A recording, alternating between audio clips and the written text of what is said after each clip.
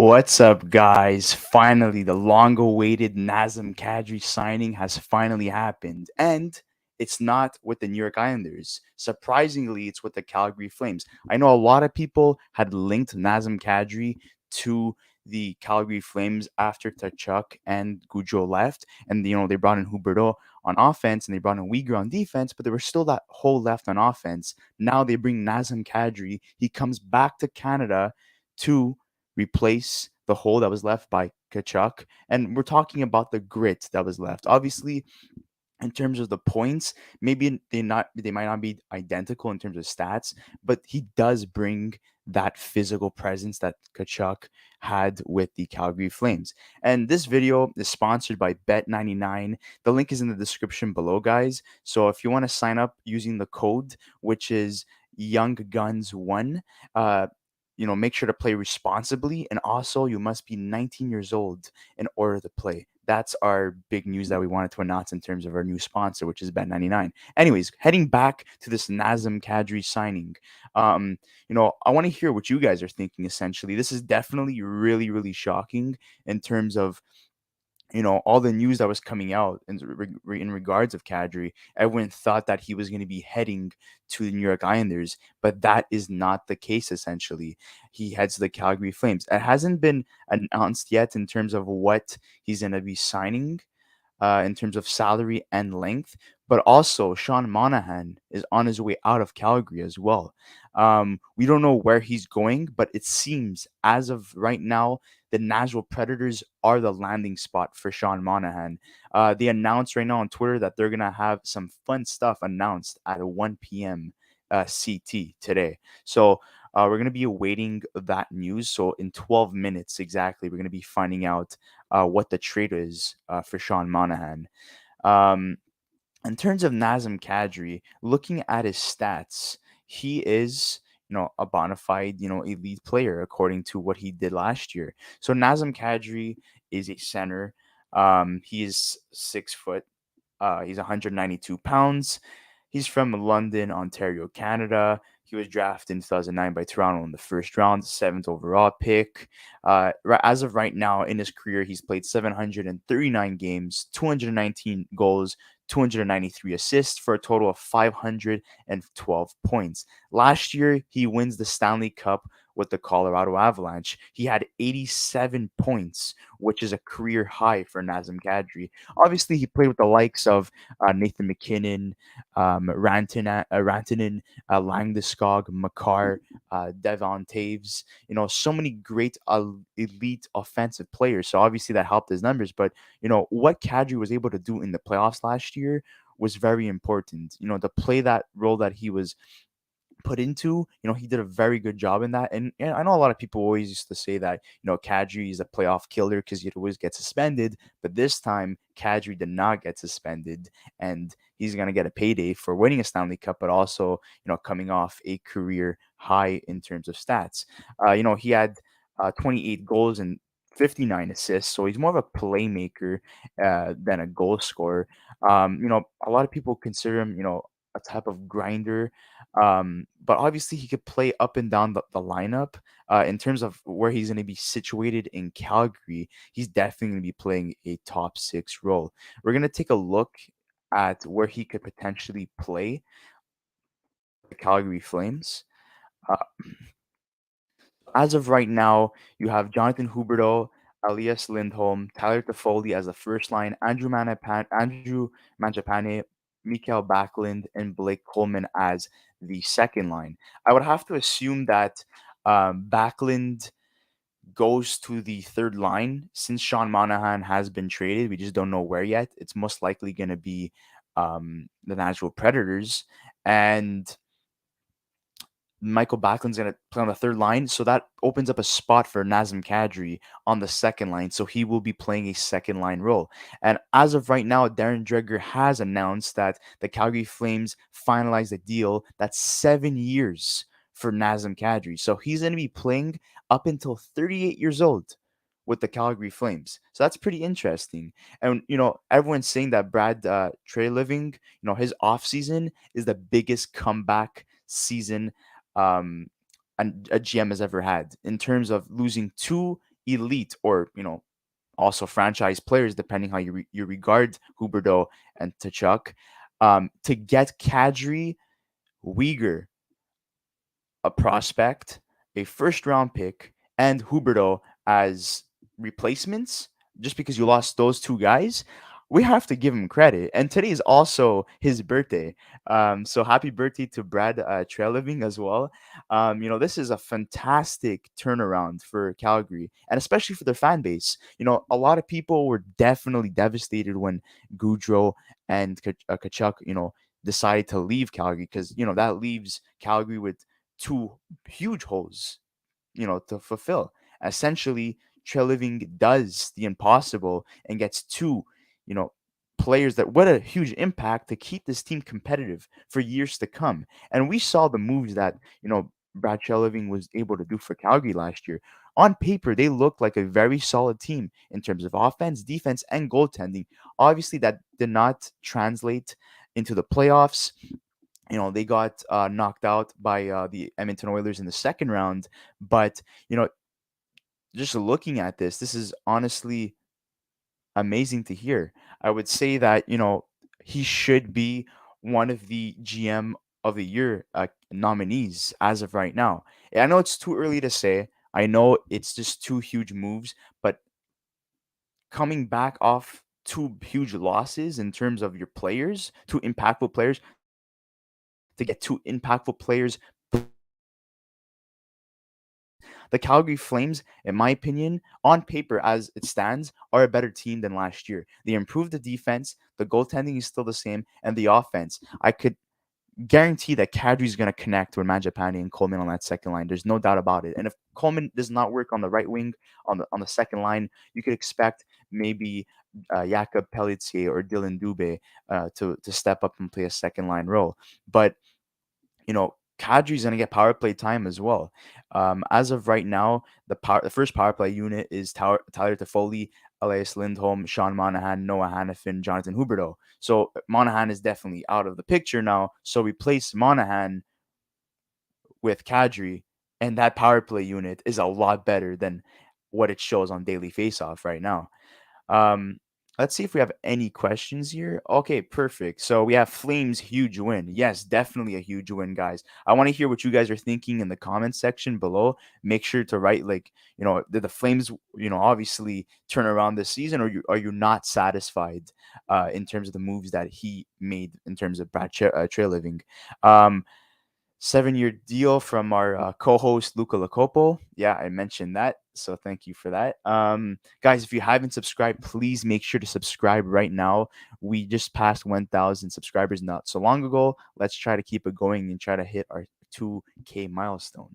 Going back to what people are saying right now in terms of the Islanders. So we have this picture that was posted by TSN Edge of Lou Lamoriello. And as it reads right now, it says Islander fans after missing out on Gujo and Kadri. Well, we all know that there was rumors by Kevin Weeks stating that Lou Lamoriello had 4 deals in the making, which could have been signings, trades, or whatever. And Kadri so happens to be not one of those trades or signings or whatever you want to consider that in terms of trying to clear up cap space. They do have to sign Dobson. They do have to re-sign Romanov. So until those dossiers are closed, they can't really do anything. There's rumors about Bavolier as well. So um, oh my God, guys. We have a bombshell from Eric Engels stating this.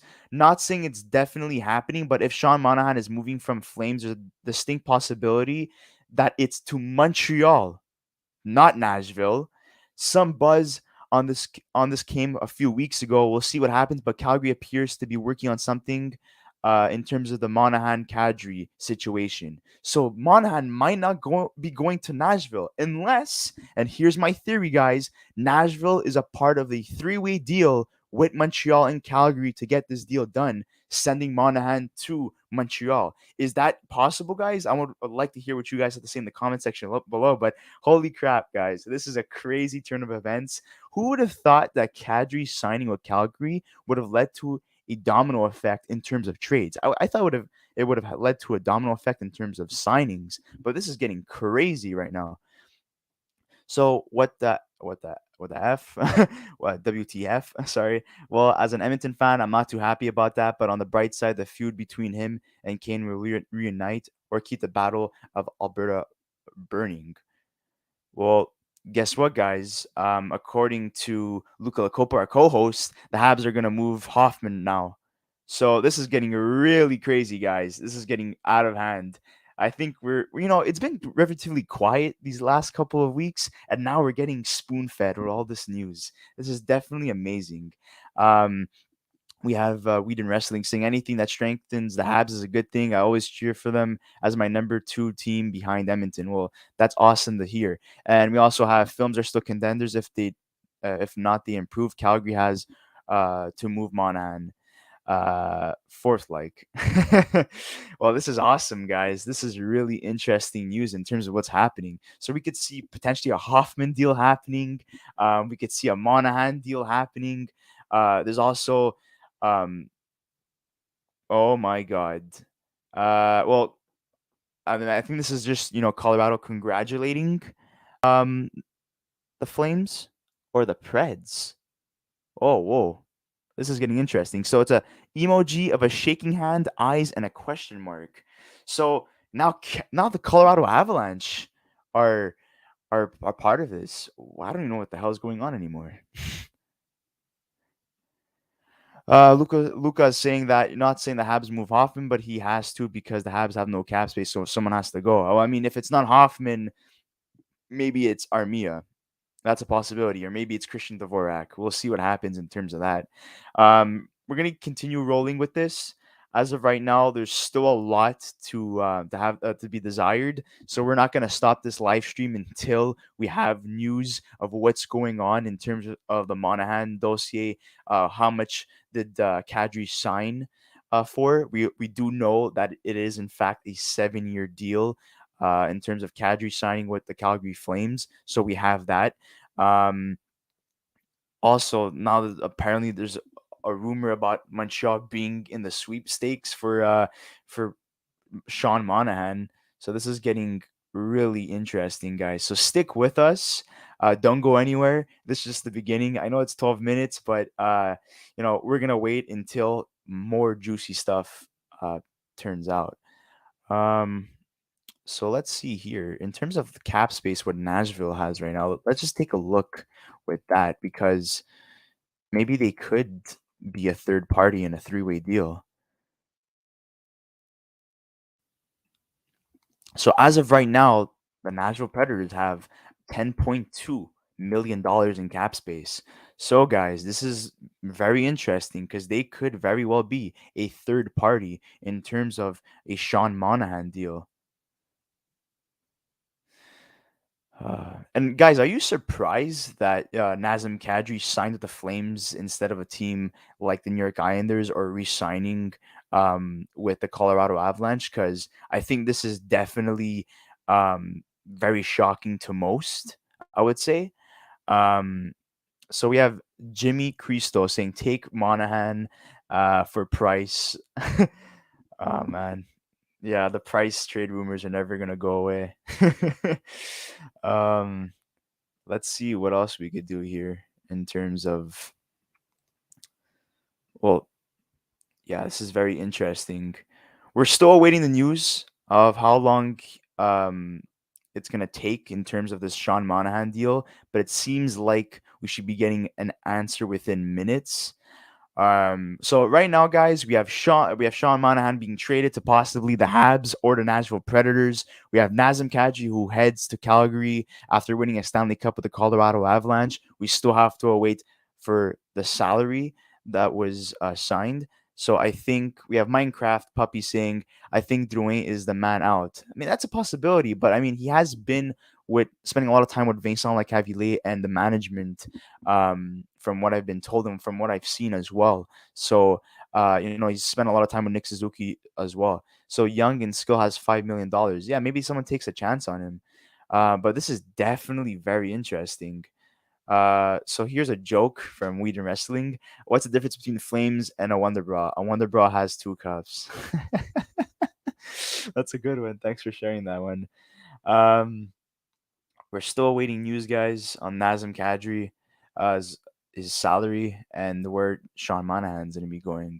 But in terms of Sean Monahan, he's been dealing with a lot of injuries recently, or at least in recent years. He hasn't been fulfilled in terms of his progression and where he was supposed to be. There's a lot yet to be desired.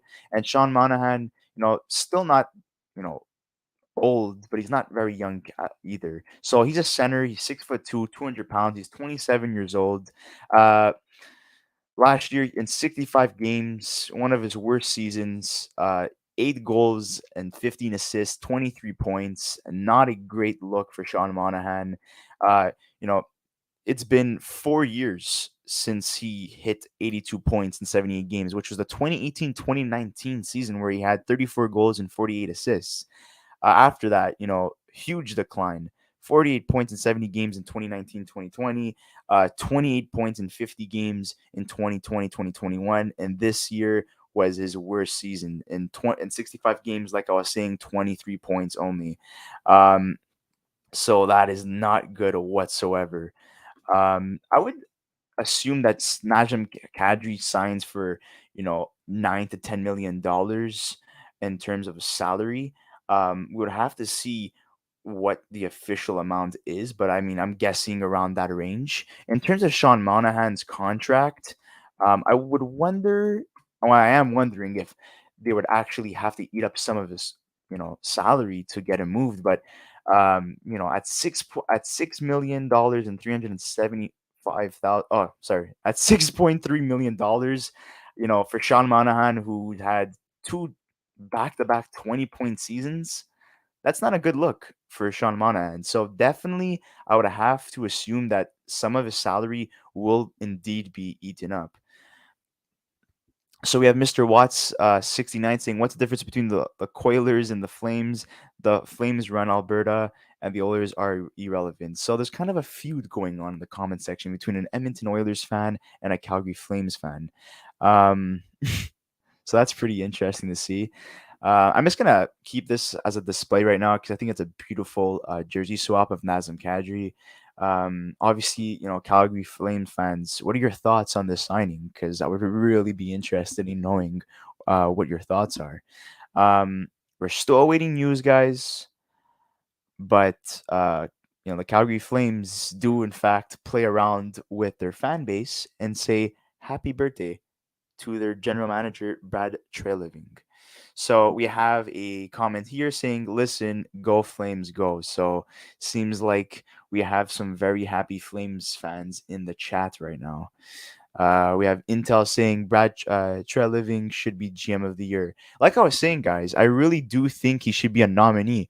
He's definitely been the most active general manager this offseason, especially of the situation that he was put in, losing two elite slash franchise players in the same offseason and losing Goudreau for nothing. Obviously, they get a crazy return for Kachuk, but you know it's still a huge blow because those two guys are huge, players in the last 5 to 7 years for the team. So I mean, they were fan favorites as well, and they were very crucial as pieces in the Flames' success last year in particular, where they were one of the best teams in the league. We also have Flames are better than they were with Johnny and Matthew. So we have some optimism from Flames fans. Now they have to find a way to keep Lucic, please. I mean, there in terms of Lucic, there has been rumors that Boston has been interested in terms of acquiring Lucic. I don't know if that's because they get Krejci back, they bring back Bergeron. I mean, Chara is still available, so maybe something happens there in terms of signing Chara and trying to trade for Lucic and bring the 2010 Stanley Cup winners back together for one last run. But that's just a pipe dream for Bruin fans. Just saw the banner. Good job, guys. It's getting big. Thank you so much. I really appreciate it, guys. And if you haven't subscribed yet, please subscribe. We've reached our milestone of 1K. We have a lot of interesting things coming on in terms of a sponsorship, in terms of guests. We have a guest this Saturday. I won't say who, but let's just say Vegas Golden Knight fans are going to be very happy. So there's that to look out to. Also, award videos. We have that to look out for too in terms of predictions of who could win some of those awards, which are the Hart Trophy, the Calder Trophy, and so on. The list goes on. Um, we also have here if Calgary trades a Luch, I will be sad. Yeah, you guys would lose a lot of grit, but I mean that contract's not pretty, but he is definitely a guy who brings a lot to a team, especially in terms of veteran presence and leadership. 2010 was Chicago. Bruins won the next year. Oh yes, thank you. Sorry about that. 2011 Stanley Cup champions. Thank you for the correction, Cameron. Krabs, who won the jersey? It was Hayden Brown that won the jersey giveaway. We still have to we still have yet to receive an answer from him, so hopefully we get back to him. Well, he gets back to us, but yeah, he was the winner essentially. Which you guys could check out our 1K special. We spoke about how we got to 1K. The guests that we thanked, the video ideas we've had in the past, and for the future, and also we did the draw for the NHL giveaway. Cameron, Mr. Watts, there's almost no way it's less than that.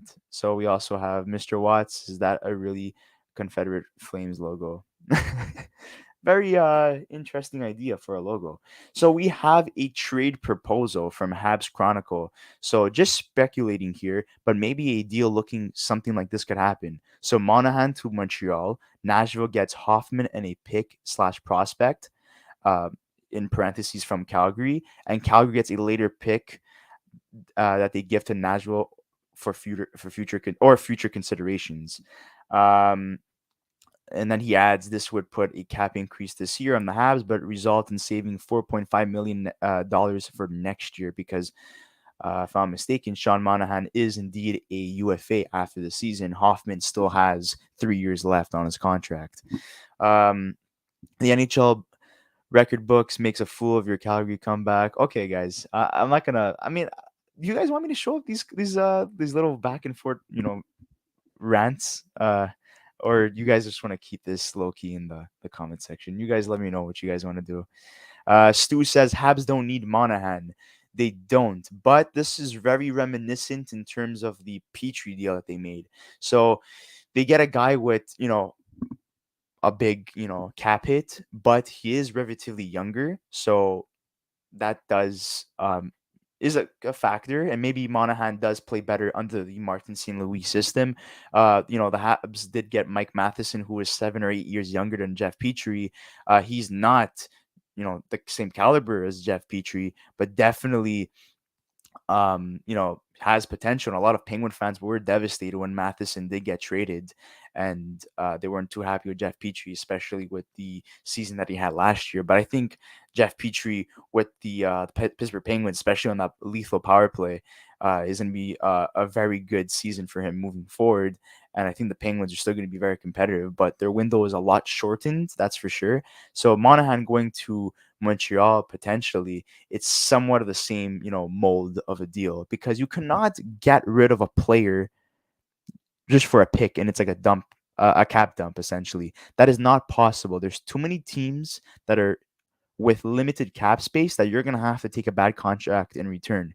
And if you're going to take a bad contract in return, it has to be someone that probably has maybe a little bit more potential, or maybe that's someone that's younger in age. So, I mean, that's just my way of thinking about it. Obviously, we have yet to await of what's going to happen, essentially, but this is just all speculation right now.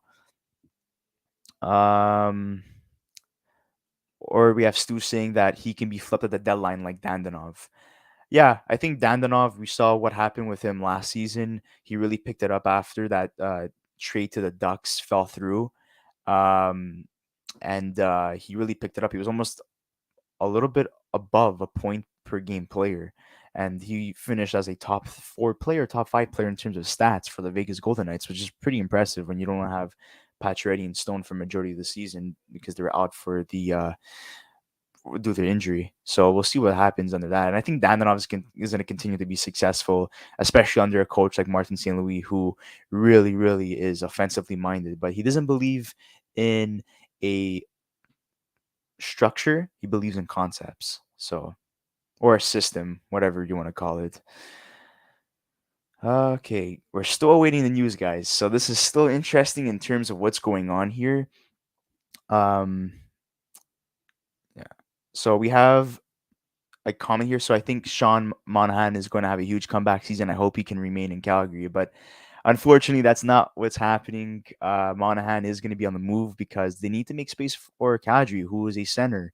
And if you're not going to trade Monahan, you're going to trade Backlund, right? So, and I think Backlund is very useful in terms of what he does. He fits perfectly in terms of a third line role, and he's very good on the penalty kill. And yes, he has some offensive upside, but he's a very good shutdown player, and that fits perfectly on the third line. So Monahan is essentially the guy that's going to be out.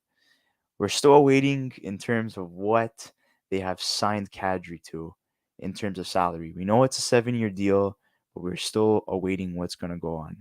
And guys in the comment section, we have the Edmonton and Calgary feud that's going on live in the Young Guns comment section. So this is going to be interesting to see heading into the 2022-2023 season. So that's going to be very fun to see. So we also have here Lucic could be moved too. Yeah, that's a possibility. Like I was saying before, there's rumors linking him back to the Bruins, trying to get that 2011 Stanley Cup champion team back together, even though majority of them have retired or yeah, I'm pretty sure most of them retired. I can only think of Lucic. I mean, Ras just recently retired. He was a backup for them. Um, I mean, Saging's still there, but they're not going to trade for him. He has one of the worst contracts, and he hasn't been the same ever since his injuries.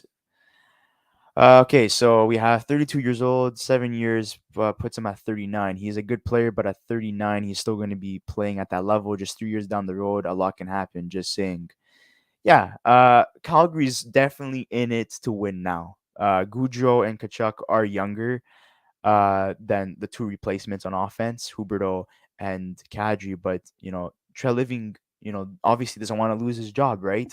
And he wants to keep this team competitive. He did so many moves last year to help this team, take the next step forward.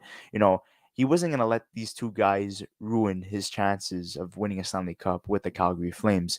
So yeah, they get two older guys, but two guys that were the two best available guys essentially, in terms of UFA, but also in terms of a trade as well. Um, we all know what happened with Florida. They got swept by um, Tampa Bay in the second round. And, there was rumors about, Florida players, not taking it seriously in the playoffs, going to strip clubs and stuff. So who knows? Maybe Huberto was one of those players that didn't take it seriously and they shipped him out because they didn't like his attitude. That's just speculation, but it is a possibility. So Walter White, well, congrats on the Better Call Saul finale. That was awesome. I have a neutral perspective since I'm an Arizona fan. We have an Arizona video coming up, by the way, guys, and that's going to be a very interesting topic to talk about. I just wanted to let you guys know from New Mexico, but I think this is a great signing for the Flames. And to settle your little argument, the Flames are much better than the Oilers. Ooh, well, let's keep this going, guys. I like this trend. Kane versus Calgary in the Battle of Alberta. Yes, please. We are definitely going to get that. We are definitely going to get that, guys. So do not think that it's going to quiet down. We already see the comment section right now, how the feud is still going on. Now this is just going to spark things up. Edmonton gets Jack Campbell as a starting goaltender. Finally, they address that goaltending issue and get a legit starting goaltender. They bring back Kane. Um, they had a good offseason too. A lot of, maybe more discreet moves, but, definitely more improved. And then Calgary, literally that core, I would say, is completely dismantled and retooled. And now we have this new core of Kadri, Huberto, Weaker. Maybe you could even throw in, Anderson as well. He's pretty, underrated in terms of a defensive player on defense. We have Luca Lucopo, our co-host. Unfortunately, couldn't make it for this episode. Neither could Chris. Both busy, so I had to take over and go solo today. Rumor is the Flames are moving a high pick with Monahan to move the pick. Wow, guys. So whoever gets Monahan is definitely is definitely gonna get a high pick in return. So that makes Monahan more appealing. And if Monahan has a bounce back season with 1 year left, he could be dealt at the deadline. That would be very interesting to see. So Flames fan here. I think the Oilers have improved dramatically in getting Campbell. I was thinking Edmonton would be a better player um, than Calgary this year, but Kadri's deal is making it pretty even. Yeah, I would say that's pretty interesting too in terms of what's going on there. Um, these moves this offseason by Edmonton and Calgary, man, the feud's going to continue going on. It doesn't matter who left or who came in, as long as, you know, the bad boys are there. That's all that matters. And I'm referring to Kanan and obviously Lucic. Player not pick, but you know what I mean. Luca's very active right now in terms of what's going on. It's as if he's with me right now. I agree. Calgary's better than Edmonton. Like Chris says, defense wins games, which Edmonton sucks at. Yes, that's a callback to our co-host Chris, who is not here right now. He is a guy who clamors for defense. He has defense ahead of offense at all times. So that's pretty interesting. Okay, guys, we have finally an answer where Sean Monahan is gonna go. So Chris Johnson has confirmed that Sean Monahan is being dealt to the Montreal Canadiens to clear cap space for Nazem Kadri signing. So Sean Monahan is a Montreal Canadian, or like Montreal Canadian fans like to call you guys, a Habs player. So that is definitely wow. Sean Monahan going to Montreal. Monahan, wow. I yo, as a Montreal Canadiens fan, this is like really really exciting to see. Because obviously there's going to be a pick attached to that. But guys, I'm representing the Calgary Flames as as I should, because it is appropriate because of what's going on. The Calgary Flames are the most active team right now, so you know, got to rep the team that's the most exciting at this moment. I feel confident in saying that Flames are better this season than last season. So also welcome Monahan. Wow, we're gonna continue going with the stream because we still have to know what the value is in terms of this Monahan deal. In terms of Kadri signing, we still need to figure out the salary. Why was Nashville teasing everyone? What's going on?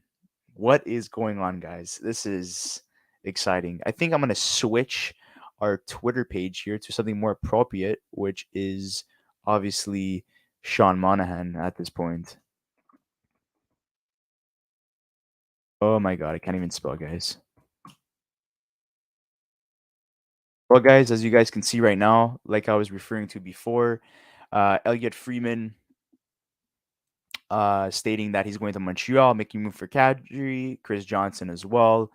As you descend down, you have Sean Monahan being traded, like I was saying before.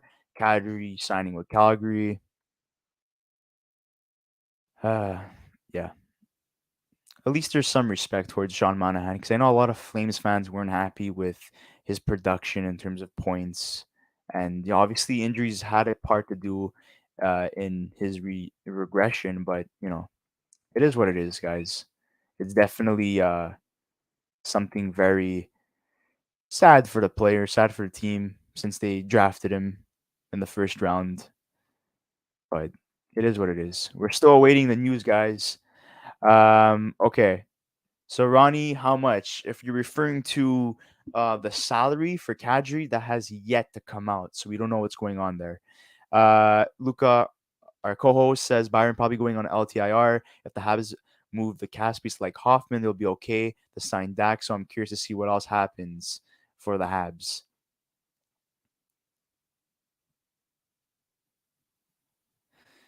Yeah. So Eric Engels is s- just announced that Sean Monahan is going to Montreal. You have Renaud Lavoie who's saying that Sean Monahan is getting traded to Montreal. Yeah, all the reports are saying that Sean Monahan is going to Montreal. RDS just post right now that Sean Monahan is indeed a Montreal Canadian. He is a Hab. So there you have it, guys. Let's see if we could pull that out here. Uh,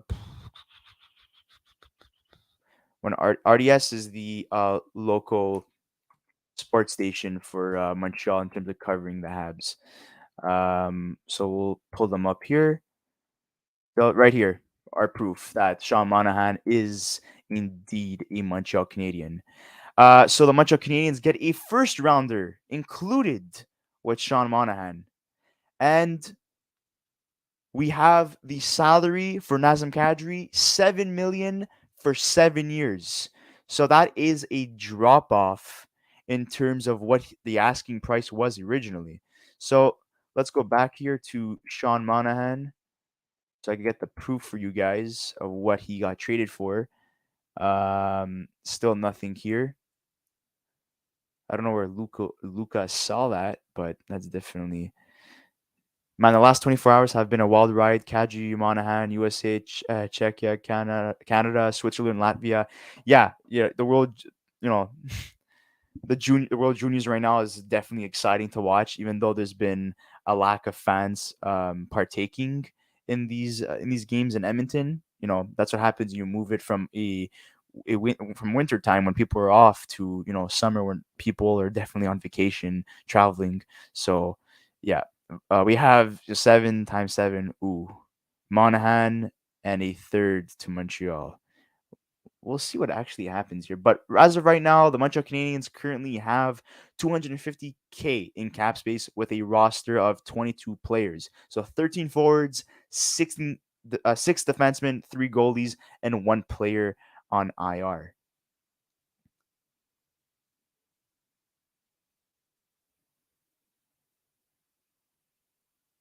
Yeah, so Nick Alberga is the one that announced that it sounds like a first rounder going to Montreal up along with Sean Monahan. I could see Flames treating Valimaki to get rid of Monahan. Well, I don't think that's the case because they're saying that it is indeed a first round pick that's being attached to Sean Monahan to head to Montreal. Yeah, I think that yeah, they didn't sign Doc yet to Montreal. We'll see what happens in terms of that. Okay. So Marc Olivier Baudin, obviously French. I'm going to translate it for you guys. Well, he says that Sean Monahan is a 27-year-old player. He was selected 6th overall in his respective draft year, and he had 2 very bad seasons. But it's very possible that he does return to his productive um, self again. So we'll see what happens if that's possible. Um, there was rumors a while ago that the Habs were interested in Sean Monahan. I don't know if it was last season or 2 years ago. I don't know when, but I do remember that there was a link between Sean Monahan and the Montreal Canadiens at one point, and now it's finally happening. So that's very interesting to see. Yeah, not sure how Montreal is gonna pull off that 7 million contract. Yeah, if I'm not mistaken, it's like 6.3 million around that range. So that's definitely interesting to see. Well, Nazem Kadri is going to be wearing number 91.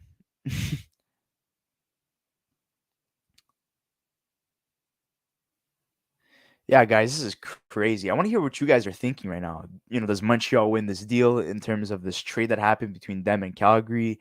Um, is it too much money for Nazem Kadri to sign a long-term deal in 7 years for $7 million? What are your thoughts on what's going on right now? Because this is a whirlwind right now of what's going on. This is really, really interesting to see. Um,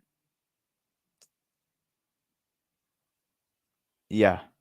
If you guys want to see a trade breakdown of what happens in terms of the Sean Monahan deal, we could definitely make that as a separate video, or we could include it within this video. It's up to you guys what you guys want to see. So it's more condensed for you guys essentially. Um, Dan Kramer says that if the Habs are really getting a first round pick with Monahan, I would wonder if it's immediately going back to clear out some other contracts with term. Huh. So what they're suggesting here is that um, Sean Monahan and a first round pick are going to Montreal, but that first round pick could go elsewhere with another bad contract coming out of Montreal. So potentially Hoffman or Armia. and then they could finally sign Kirby Doc.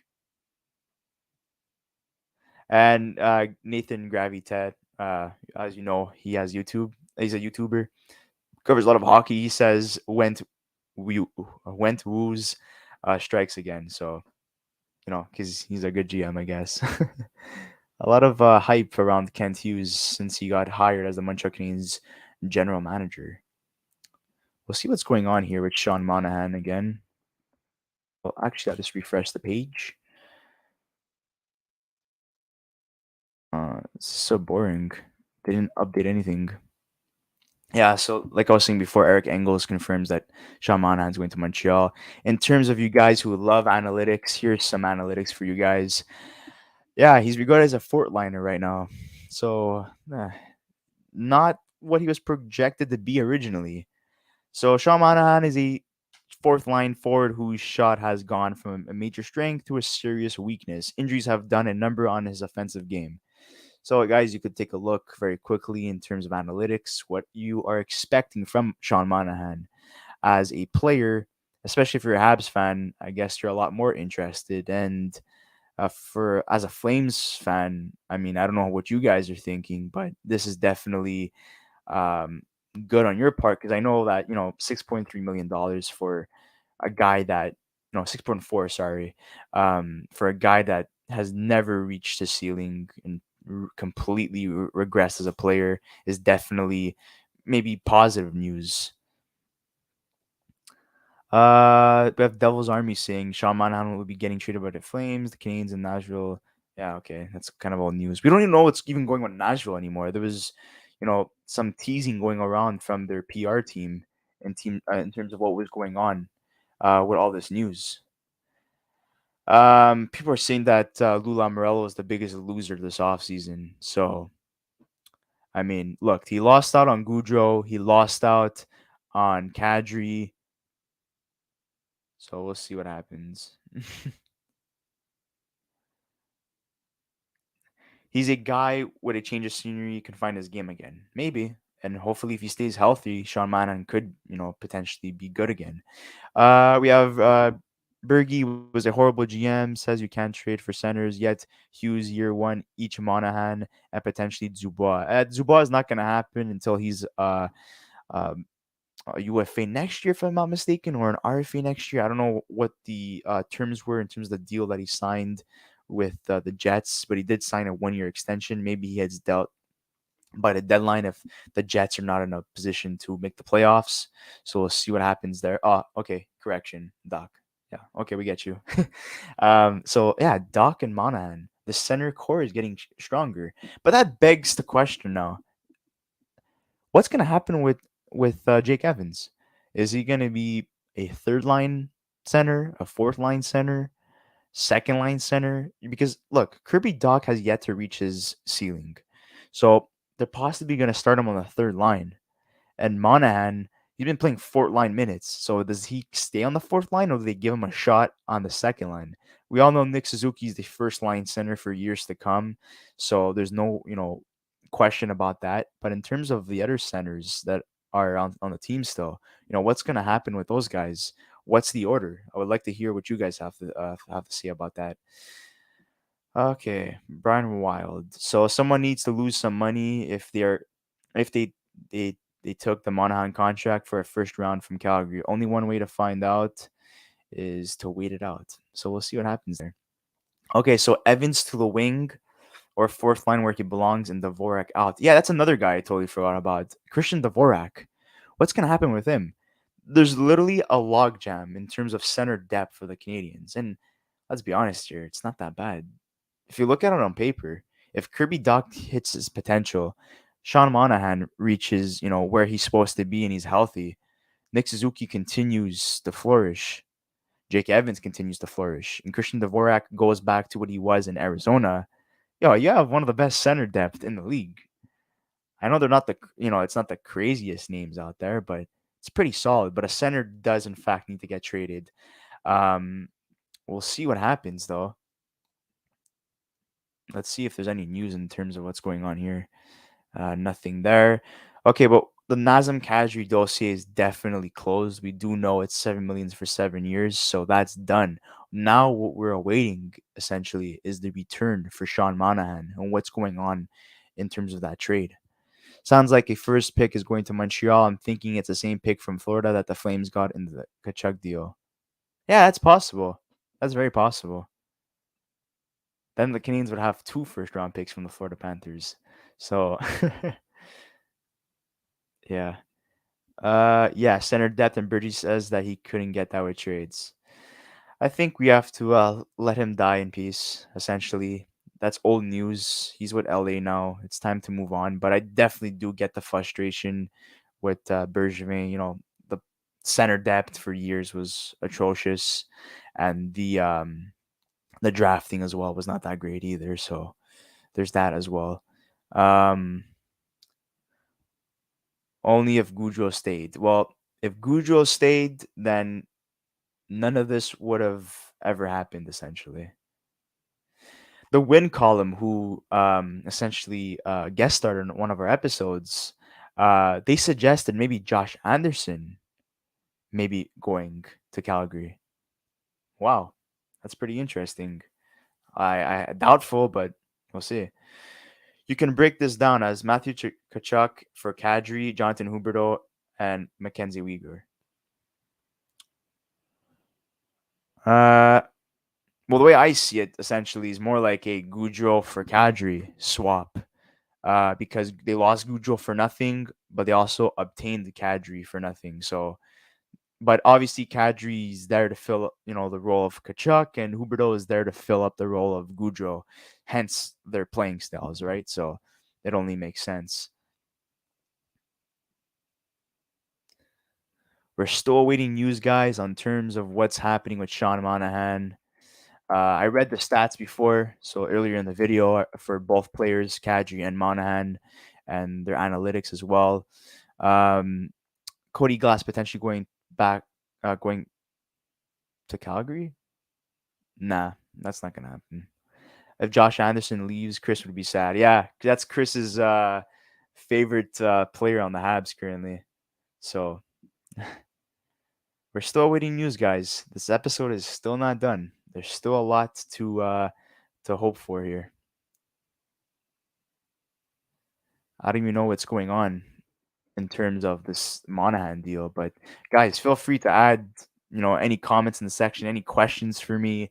I'll be more than glad to answer them. And if you haven't subscribed, please subscribe to our channel. Um, you guys are gonna like what we have in store for the upcoming weeks and for this new season. I mean, I think the Kachuk trade was an equally as good player, probably better, and another very solid play for Kachuk. And even though they lost Johnny Hockey, they gained Gadri. Yeah, essentially, Brad Treliving was able to fill in the holes and maybe even improve his team at the same time. A lot of people for years were saying, this core of Kachuk, Goudreau, at the time Giordano, Monahan, it wasn't working out. Essentially, it wasn't working out. They had to blow it up, and now look what happened. It it basically blew up in front of them, but they were able to retool very quickly within the same offseason, within weeks essentially. So that's very interesting to see it. And a lot of praise towards Brad Treliving for being able to do that. Not a lot of GMs are able to do that. When big players leave, normally they're like, you know what? Unfortunately, we're just gonna leave the team as is, and let's hope to compete. But he didn't take no for an answer. He didn't want to take those losses and have to be on essentially, you know, the hot bench or whatever you want to call it, to potentially be a candidate of potentially being traded. Traded. Sorry. Oh my god, I'm losing my mind here. The stream's going on for too long. For being fired, he didn't want to be one of those GMs on the scores list of potential candidates of being fired during the season. Instead, he finds himself on the list of potential nominees for the best general manager award. So that's very interesting to see how he was able to essentially flip the script and look at him now. Doug R says this is the best day so far this summer for the Islanders. I think the Islander fans are very, very, very upset about how things are going. Our good friend Stefan Rosner, who came on the podcast, does a lot of coverage for the Islanders. He had Kadri going to the Islanders, and I don't know what happened there. I guess Lou Lamoriello wasn't able to make it happen. Whereas Luca and Chris, they weren't able to make it. Luca has some renovations going on in his house, so he's working on that, and Chris is currently at work. So you got the Christopher show instead. I hope you guys are enjoying it though. I feel bad for Islanders fans. They lost Johnny T a couple years ago, and after thinking they had Kadri, he's in Calgary. They must hate Canadian teams. Lol.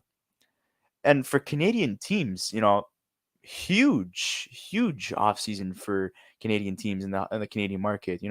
There's a lot of people saying, American players they don't want to stay in terms of um, for Canadian teams, Canadian markets. They wanted to go back to the States, especially what happened with the whole COVID situation. They couldn't see their family and so on and so forth. And obviously, the American dollar is preferred in terms of getting paid rather than the Canadian dollar. So, yeah. But again, Brad Treliving proved everyone wrong that you could get superstar players or elite players to play for your franchise in Canada. You have Patrick Lordy saying that summer vacation is definitely over for the Habs. With the team adding Monahan, don't be shocked to hear Byron and Price heading to LTIR to clear cap space, which would mean that Montembeault and Allen would be the goalie tandem for the Habs starting the season. So Calgary fans very positive and optimistic, saying that we got better playoff players, or I'm guessing that's an Edmonton Oilers fan. I'm not too sure what's going on there. Probably, you know, part of that debate that was going on in the comment section. I'm just imagining how interesting this Flames team will be to watch. They're like a whole different team now. Um, if we're, look, think about it this way, guys. If Lindholm and Huberto are able to click the way that Huberto um, clicked or Barkov, that's going to be very, very good for them. In terms of Kadri linking up with Manjapani on that second line, that's going to be a very interesting to see as well. But Kadri's played for Toronto, he's played for Colorado, and there was some great players on that team. Both those teams. He's won a cup with Colorado, who's obviously had more superstars, but with Toronto, Matthews and Nylander and Marner were on that team. Even Kessel was on that team when Kadri was there. So a lot of good forwards. So this is not this is old news for Kadri. He's able to play with elite and franchise players. And guys, if you haven't subscribed to our channel, please don't forget to click that subscribe button and like this video as well. We're still awaiting the details of the Sean Monahan deal. If you guys are tuning in right now, Kadri has signed a 7-year deal for $7 million with the Calgary Flames. Gujo is painful to watch at times. I can't lie. I love him and still do, but watching him skate away from danger was infuriating. Well, Flames fans, you don't have to deal with that anymore because that's not happening. That's not the case anymore. You have new players to look forward to, a fresh perspective. So we have Hoon, which is hi. I'm a huge fan of the Flames from South Korea. Well, this is awesome, man. Seeing that hockey is growing in Asia. That's fantastic to see. And welcome to the ynggpodcast. I can't describe my feelings during this off season. It has been a huge up and down, but I think this will be the only chance to win the cup. Let's go Flames. Yeah, the Flames are still very competitive, especially after adding Kadri, after adding Uyghur, Huberto. They're still a very good team. Still very good. And the question is, does the chemistry work with the new players being added to this roster, into this lineup? That's a question only time can tell heading into the season. Maybe we see it in the in training camp, but definitely I would assume that things will work out in Calgary in terms of chemistry. Huberto and Kadri, they've played with great talent. So coming to Calgary and playing with other players with high potential, and bona fide, superstar players, I would say to a good degree. Um, they're not strangers. If you're gonna play in the NHL, guys, you have to be ready to play with anybody at any time. Lines are shifting all the time. Um, and because due to injuries, due to trades, so you need to make sure that you can play with anybody. That's the job of a competitor essentially. And if you want to get paid, if you want to get a chance to win a Stanley Cup, if you want to see those stats go up, you're gonna have to put in 110% each and every day. So that's what it is. So Lunar Bunny, one way or another, Monahan had to go. We can't be paying him $6 million when he's injured more than he's not. Yeah, and he's been playing the fourth line for a long time. Well, long time. I mean, the most part of this past season, and I'm not too sure if he was playing four line minutes 2 years ago. But being able to only get 20 points this season and last season is not really impressive in terms of a guy who was drafted sixth overall by the Calgary Flames. Um, so we have Doug R saying, anyone interested in buying some Islander season tickets? Well, guys, if you guys are interested, make sure to contact Doug because he is down to sell his tickets. It's not looking pretty for Islanders fans, and we're so sorry that you guys couldn't get Kadri. We actually thought that Lou had some cards under his sleeve, but unfortunately, those cards have yet to be seen. Yes. So Oilers fans. So Monahan has indeed been traded. He's been traded to Montreal, but we do not know what the return is and if there's anything attached to Monahan going to Montreal. So we'll see what's going on there. Um, Doug says, I'm very happy he did not sign with the Islanders. So, okay. So, I mean, at least there's some people that are happy that Kadri did not sign with the Islanders. I'm guessing it's because of term and also salary for his age. Maybe it didn't work.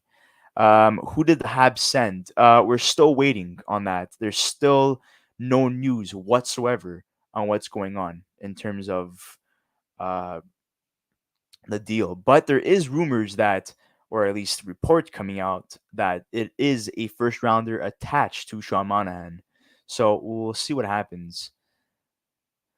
And guys, we have a lot of spectators, 105 people tuning in live. So thank you so much, guys. That's fantastic. If you have yet to subscribe, please do not forget to subscribe. I know I sound like a record, a broken record, essentially, but guys, you know how it is with a YouTube business. And we love making content for you guys. It's fantastic having to engage with you guys all the time in the comment section, having to hear what your thoughts are, maybe even your corrections sometimes because we're not perfect. We make mistakes. So thanks for correcting us at times as well. But definitely, let's keep it going, guys. This is fantastic. The wheels keep rolling, and let's see what's going on here on Twitter for you guys. So look. Montreal Gazette now reports that Canadians have acquired Calgary Flames center Sean Monahan. So, like everyone's reporting that he's going there, but we just don't know what is going on in terms of the trade. And price LTIR, that's most likely what's going to happen. And I wouldn't be surprised if they also put Paul Byron on LTIR as well. We do know that he's recovering from a hip injury or hip surgery because he had a hip injury. So he's never going to be 100% again in terms of his hip, which is very reminiscent to Nicholas Backstrom's situation, where Nicholas Backstrom was first projected not to play at all this season. Then there was hopes that he would, and now it was made official that he's not playing at all this season. So if he can't recover, then I don't think Paul Byron's going to be able to recover either. And they're both, in their mid 30s, heading up there in age. So it's unfortunate, but we'll see what happens. Yeah. So let's see what our friends at the win column are saying. So never forget that Sean Monahan played in 656 games for the Flames, scored more than 20 goals in his first seven NHL seasons, holds the franchise record for most OT winners, battled through many significant injuries, a happy and exciting day, but also a sad one. So and this is what I was referring to before in terms of Nashville. They announced that they had some fun stuff coming out at 1 p.m.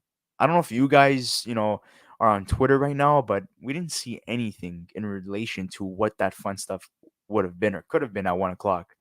So maybe they're still working on something, but I wouldn't be surprised if, like I was saying before, that they're a part of a three-way deal in terms of this whole Sean Monahan situation. It's definitely interesting to see. But yeah, we're still waiting, guys. We're still waiting to see what's going on with this Sean Monahan situation. I know I sound like a broken record, but I know everyone is waiting for that right now. Everyone is really hoping that we get a chance to see live and get a live reaction of the trade. And I know everyone's going crazy on Twitter. We have our good friend Peter Alper of Insta Canadian saying this is crazy. Montreal W. What were we? What are we thinking, guys? Monahan on a first. That's an absolute steal. So that's fantastic to see as well.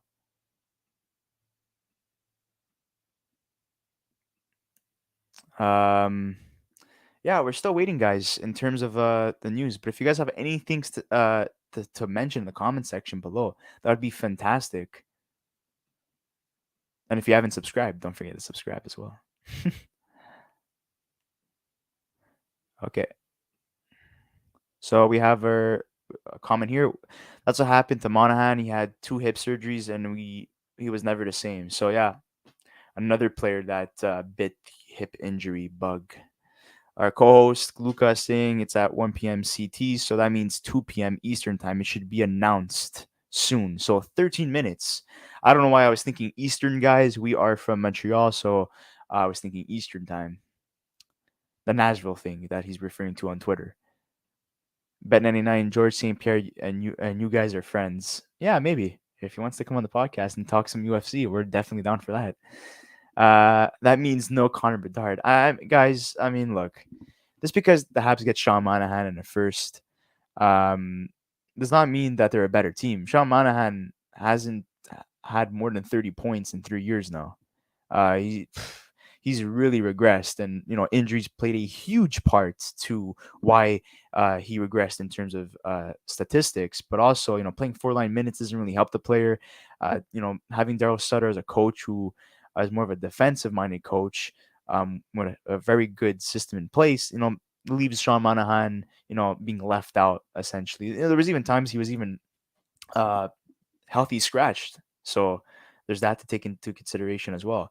This is a very good question. Thank you so much for asking this. Is anyone going to sign Sonny Milano? He had a very good connection with Trevor Zegras.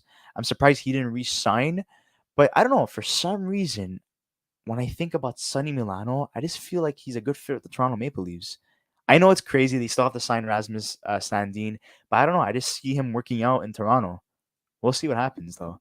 That's just my prediction. But again, do they really have the cap space? No, they still have to sign Rasmus Sandin. Mana as a fourth liner, anyways, maybe a third.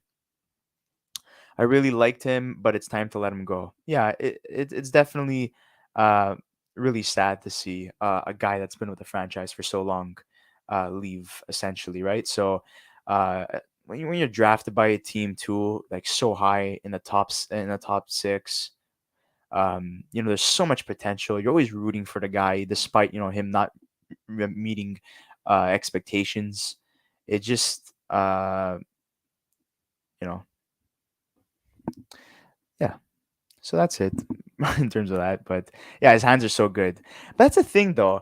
He's a very offensively minded player, but in terms of his two-way game, he's not really good at defensively. But maybe that's why he worked out so well with Trevor Zegras. But you're gonna have to put him on a good line where there's a good balance of guys that are good defensively. Yeah, we have our other co-host who has now tuned in. He's probably on his lunch break. Chris, very happy with the Habs trade, and Flames got a hell of a two-way guy. Yeah, that's in terms of the Sean Monahan deal and the Kadri signing. Same here. He was my favorite player at one point. I remember in his first couple of seasons, man, he was a Habs killer, Sean Monahan. He was a pain in the ass.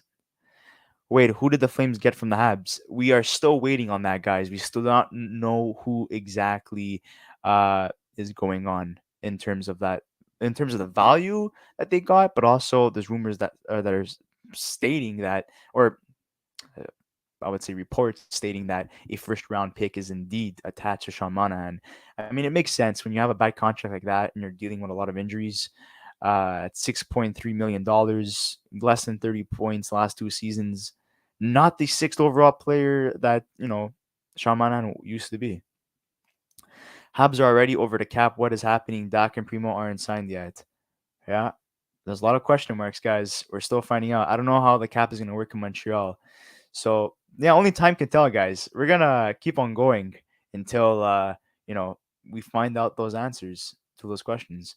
Probably Hoffman or Mia. Yeah, like I was saying before, we really had high expectations. Yeah, I don't blame you guys. When you draft a guy that high, it's only normal. We don't know yet. Okay, yeah, that's written in terms of the whole trade that was going on. I don't think we get Bedard anyways, but as a Habs fan, I'm a big fan of the Habs gaining Michkov or Fantelli. Yeah, this is going to be a very interesting draft in 2023 as the top 10 is filled with elite to franchise players, maybe even players that could be the face of the NHL one day in years to come. But we shall see. But definitely a very, very important draft. It's not like last year's draft, well, this past draft in 2022, where, you know, the first overall, position could have been up for grabs, which we saw Slavkovsky leapfrog Shane Wright, and Shane Wright fell to number 4. It's not going to be like that. Like Bedard is the consensus first overall pick, with Michkov and Fantelli probably duking it out for second and third. So we're going to see what happens there. Guys, if you haven't subscribed yet, please subscribe to our channel. We are at 1.4K. Let's try to get to 1.5K. We're getting there slowly but surely, but it's all up to you guys to give us a chance and click that subscribe button. Great trade for Montreal. It is true we get a first round pick as well. So we are still waiting on that, but hopefully it is a first round pick. And hopefully they don't flip that first round pick like they did with the whole Kirby Doc trade and Romanov trade, where the Canadians got the 13 overall pick from the Islanders when they traded Romanov, and they got a third round pick too, if I'm not mistaken, and they traded away to the Chicago Blackhawks to acquire Kirby Doc. Obviously, you want to draft a guy that probably has potential, right, and has a higher ceiling. You somewhat know what to expect from that guy in Kirby Doc, right? Um, but Kirby Doc, hopefully he pans out, because if that 13 overall pick that Chicago used, I don't know who they draft exactly. I think it was let's see. If that guy pans out, whoever they drafted 13 overall, that's a bad look for the Canadians in terms of that deal. But I think that it's going to be a good deal for both sides, the party, especially considering that Chicago is in fact um, rebuilding and completely tearing it down, because they got rid of Doc and the Brinkat, two guys who I would assume they would have built around, but they didn't. And still, they still have um, those two guys called Taves and Kane, who are most likely going to be gone by the end of the season, anyways. So, and in terms of the 13th overall pick, it was uh, Frank Nazar that was picked 13 overall by the Chicago Blackhawks. So that would have been very nice to see on the Habs, but we have Kirby Doc instead, which is not a problem whatsoever. Still, still nothing going on in terms of the Sean Monahan situation. Yeah, thank you. They drafted Frank Nazar. Thank you for that. Yeah, Brad Treliving is a goddamn wizard. When is he getting GM of the Year award? He's definitely gonna be a nominee. As of right now, he's definitely a favorite. Um, so yeah, can let's be realistic. Can anyone top what Brad Treliving did this year? The situation he was put in to overcome it and potentially make his team better? Come on, guys. Uh, the thing is, we don't have much of Michkov. He isn't in the World Juniors this year or next year. We don't have. Yeah, he's currently signed to a KHL deal, and what's going on in Russia right now, there might be a lot of teams hesitant to even draft him that high. So maybe that makes Fantelli the consensus second overall pick. Monahan in a first and a second for Gouli. Is that true? No, we did not hear that as of right now. We did not hear anything um, in terms of that. Yeah, I'm so glad Islanders didn't get him for 7 years. He'll probably be 40. Basically, we have enough old guys. Yeah. Well, in terms of Bavolier, he might be traded, and the Habs were interested in acquiring him. Does that still happen after the Sean Monahan deal and whatever is going on right now? Maybe it is quite possible, but they are old. They are really old. They need to like unload some of those old guys. It's so crazy. What average would you sign Doc for? As much as Byron? Okay, in terms of Kirby Doc, there was reports saying that he should not sign under or over $2.5 million, and I totally agree with that. You need to sign him to a bridge deal, a 2 year deal essentially, and give him around $2 to $2.5 million, and it's basically a prove it deal. Can you really prove that you're able to be the player that we hope you could be, the player that you were drafted to be, essentially, right? So we'll see what happens there, but I think under Martin St. Louis' concepts, not system, because he doesn't believe in that, they will help him become that player, or at least close to that player. It might not be a bad question, but without regarding chemistry, which roster looks better, last year or this year? Defensively, this year. Offensively, I want to say last year, but I don't know. There's something about this year. I don't know. Something about Kadri and Huberto. I just feel like it's just gonna really work out for them. But defensively, adding Mackenzie Weegar, a power play specialist, essentially, after Mark Giordano departed, he left. They weren't really able to replace that hole. I mean, they have Anderson, but he's a good complementary guy to the first or the top pairing defenseman. So, which he was paired up with Giordano for a while. So,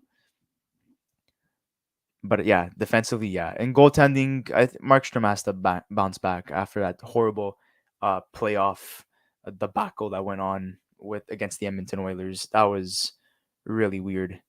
He was one of the nominees to win the Vezina, and then he played like that. He couldn't even stop a beach ball. Islanders are retirement home. I'm surprised Mike Smith doesn't live there. Hey, we'll see. Maybe they trade his contract there. Yeah, he's probably not going to play again. Too many injuries. He's on LTIR, if I'm not mistaken. They trade Gouli from Anna, and I can't watch him anymore. Guys, relax. Gouli is not being traded. Gouli will be a Montreal Canadian by the start of the season, and he's going to be a very promising top four defenseman for years to come. There's no way. The Habs want to add young guys. They don't want to trade away young guys. I don't think they trade Bo. We don't want to trade Bo, but we're trying to trade him so we can fit Kadri. Yeah, yeah. But I heard rumors about Brock Nelson potentially, Josh Bailey. You guys could check out our New York Islanders video that we did with Stefan Rosner, who covers the New York Islanders, about potential moves. Maybe even Puliarvi might be a potential candidate. He did sign a 1 year deal, even Yamamoto, but you know they would like to most likely move on from Puliarvi and keep Yamamoto. So we'll see. Monahan is just a cap dump, might go on LTIR, and then is a UFA next year. Yeah, I mean, if Monahan's not capable of playing this year because of his hip injury, it's very possible. I don't think we already read that comment. The 2021 playoffs made me break down, man. I mean, as a fellow Canadian citizen, I was rooting for the Flames, so that was pretty devastating. Crying. Gouli and Hudson are the future star of the defense. For the Habs, losing either would just feel terrible. Yeah, they're the future guys. Like I was saying, they're not gonna get moved, and then I would become an Oilers fan. I want to break the drought. Yeah. Oh, okay. Could Justin Barron be the best Habs defenseman? I mean, he was drafted with the intention of being a top four defenseman in Colorado. Obviously, when you have Devon Taves, Samuel Girard, and Kale McCarr, where does that really fit in terms of the depth chart on defense? So I mean, I would have to say that.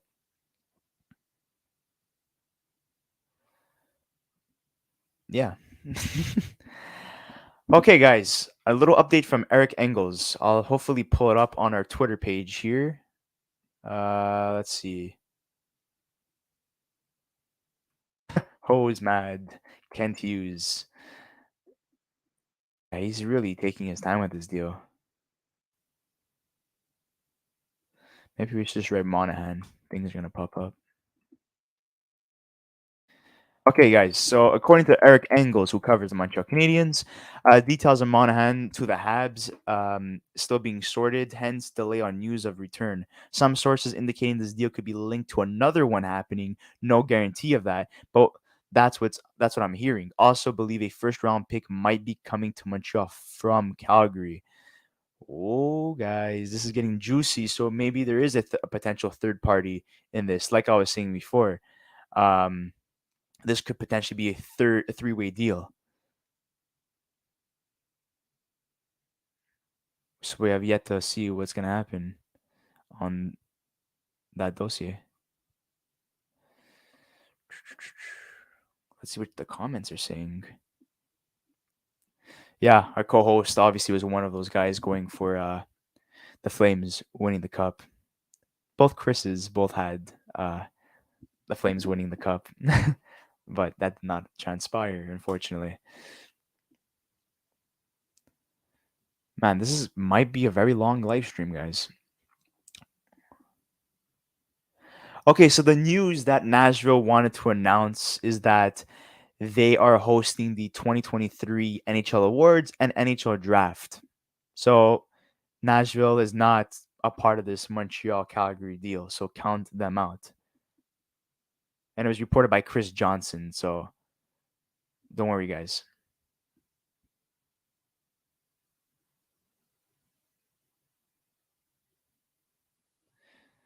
Okay. Yeah, we're still waiting on the return for Monahan. Like I was saying before, for you guys that are just tuning in right now, Eric Engels said that they're still trying to sort that deal out in terms of what they get in return, but also what they give up.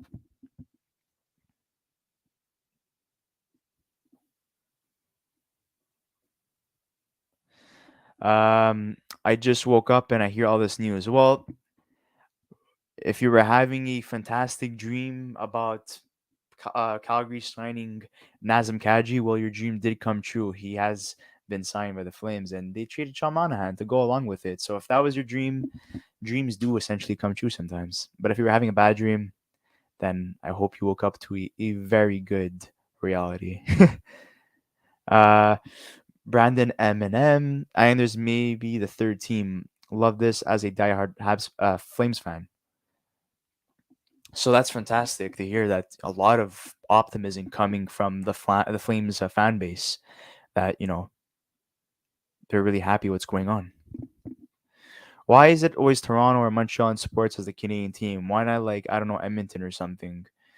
I guess because they're most mainstream and they get a lot of coverage in terms of like reporters, TV panels or sports panels, and so on. But obviously they're really big cities and I don't know cities to visit essentially very good tourist attractions in both cities, so maybe that's why I don't know. And obviously Montreal and Toronto are original six teams, right? So doesn't it makes sense why they get a lot more love in that regard. There will be probably a third team involved to make salary work. Yeah, definitely. I definitely think there's going to be a third team involved in this. We don't know what's going to happen essentially, but yeah, let's keep on refreshing, guys. There's still a lot.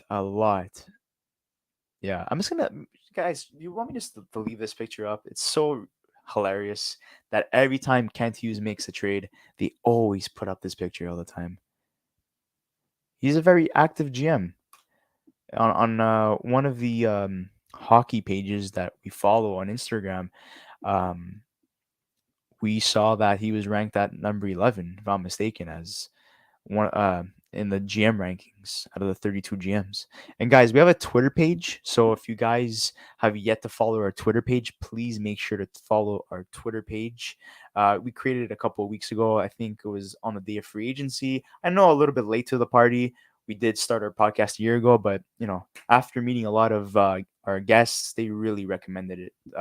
So we got it. So if you guys haven't followed our Twitter page, please make sure to follow our Twitter page. And if you haven't subscribed, please make sure to subscribe. I know I sound like a broken record, but you know how it is in the YouTube business.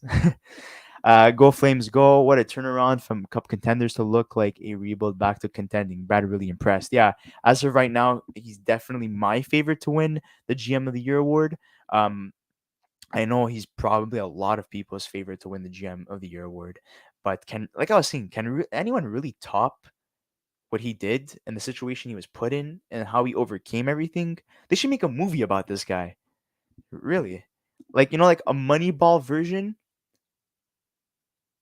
of like essentially taking a baseball story but making it into a hockey situation, and it would be so much more probable of that happening if the Calgary Flames win the cup. Imagine that. Flames win the cup, what the situation they were put in, how they overcame it, the team that they had on paper was a good team. They make the playoffs, they win the cup with a new core in place after only one season.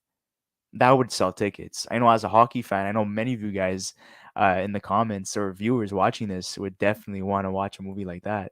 It's a it's a really good feel good story, especially for the Calgary Flames fan base and Calgary citizens or Canadian fans in general. It's good. It's a good movie for the Canadian market. Maybe more American players are going to sign after seeing that movie. What a bipolar offseason for Calgary. Yeah, definitely. Losing your two franchise or elite players and then replacing them with Huberdeau and Kadri on offense and then adding Mackenzie Weegar and so much more. Which Hughes brother is going to be the best? A lot of hype surrounding Luke Hughes at the moment, but Jack Hughes after that season that he had last year, very under the radar, but holy crap, he was really, really, really good in terms of what he was able to do with Calgary. And the team improved a lot more this season. So I wouldn't expect him to even have a better season this year and to continue trending upwards. And in terms of Quinn Hughes, his defensive game is not the best, but offensively, he is a very good player. Hopefully, with the players they've added this year on Vancouver, they are a playoff team, and we could see a lot more progression from Quinn Hughes. But all three brothers are very, very talented. Do we know the return yet? No, we do not know the return. Unfortunately, we're still waiting for that news. Eric Engel said that there's a lot of things being sorted out right now, so there might be a potential third party. I think Jack Hughes is hitting 90 to 105 points this season. It's very possible. We don't know yet, Corey. Yeah, we don't know yet. Is Logan Mayo at Montreal's training camp this year? I would have to say yes. He spent. We met up with Vincent Lecavalier the day of the pre-draft press conference, and he said he had a meeting to go to meet up with Martin St. Louis, and then we saw photos online of that meeting, and Logan Mayo was there at that bar slash restaurant, and Ken Hughes was there too. So it was definitely a meeting between Kent Hughes, Martin St. Louis, Vincent Lecavalier with Logan Mayu, probably, sorting some things out in terms of where he's at as a player, but also in his life. See that he's basically being a good kid and not making the same mistake that he made before that got him in a lot of heat. Us Islanders fans are very excited about Romanov. We thank you, Habs, for him. I always thought the Habs are cool, and I go way back. Well, we're glad that you love Romanov. We loved Romanov. We were very sad to see him go, but we understand why he was traded. The Habs have so much depth in terms of their defensive prospects, so it only makes sense. So one guy had to bite the bullet, right? So I guess Romanov was not panning out to be the player they hoped to be. So they traded him away to the Islanders. But the Islanders' defensive core is very impressive. If they could get Romanov and Dobson's re-signed, that's going to be fantastic. And you have Pellick as well and Pulak, and that's your top four on defense. Watch out. That's really impressive. I really like it. Galley going the other way. I know he's in contention to be a possible captain for the Montreal Canadiens. If it's not him, it's most likely Suzuki.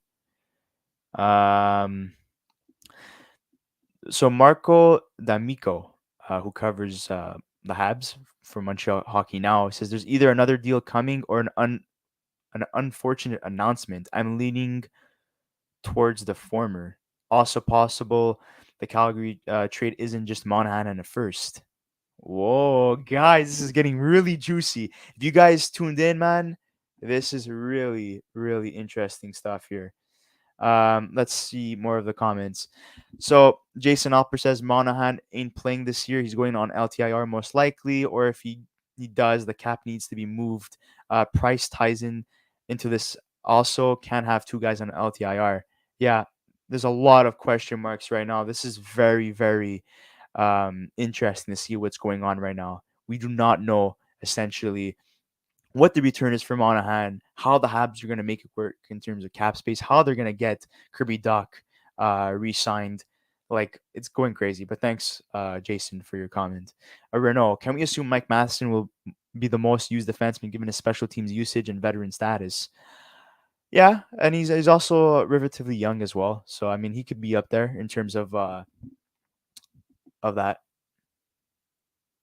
The Countdown Lames are really trying hard with these trades, eh? Goudreau, Matthew, Turtle Boy, uh, Kachuk, and Shauna Monica out for the Hoobie Dooby Scooby Doo, Nazem Abu Bakar. Oh man, so I would assume that you're an Edmonton Oilers fan.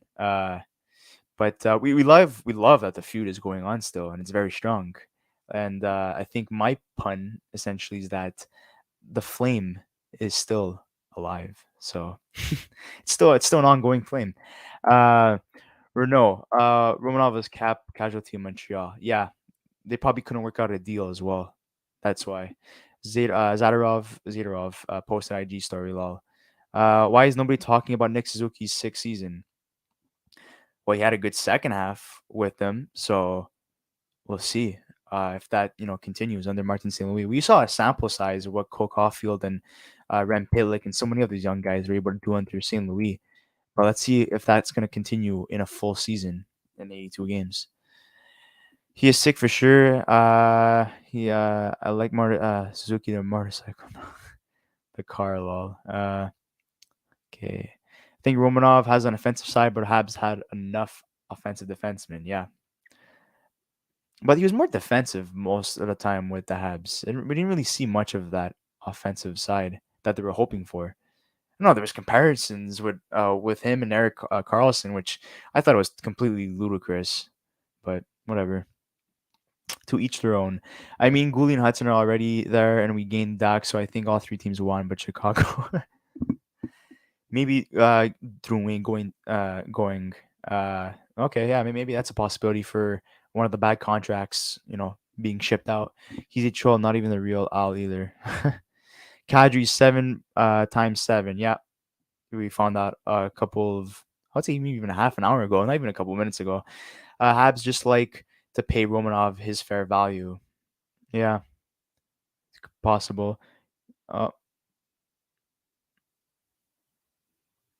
it seems like that owl guy was uh, a bot or a troll, but whatever. What's your best guess on what's going back to Calgary in the Monahan trade? Hmm, that's a really good question.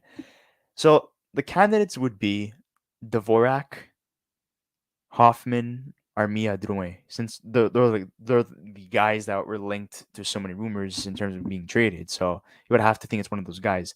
Dvorak, no, I don't think so. He would get value. He wouldn't be a cap dump. Um, so I'd have to see Armia or Hoffman or Drouin, one of those three guys. What else could be included? I have no clue to be honest. But if we are getting the first round pick and Monahan attached, that means that we're taking on more crap. So I don't think we're gonna be giving up that much. Could the trade fall through? At this point, no. I mean, everyone's announcing it. I don't. There's too much steam, you know, going on surrounding this trade. There's no way in hell that this deal is gonna fall apart. Drouin is worth less than my gluten-free Oreos. Allen, does Calgary really need another goalie? They have Markstrom as a starter. Allen as say confident backup, yeah, I mean that could work. But if Price is going to be retiring, which could be a possibility, if they put him on LTIR, I would have to assume that Allen and Montembeault is the goalie tandem heading into the season. Jonathan Taves is a cap nightmare. He really felt the last few seasons. Well, he could be traded by the deadline because it is his last season with the Chicago Blackhawks. He probably wants out. He's not really happy, him and Kane, with this whole rebuild situation. They've been vocal about it. So he could be potentially traded. I could see that happening. I could also see him just walking as a UFA at the end of the season. Maybe he goes back to his hometown team in Winnipeg. They will be in need of a center eventually, but he is up there in age and dealing with certain things.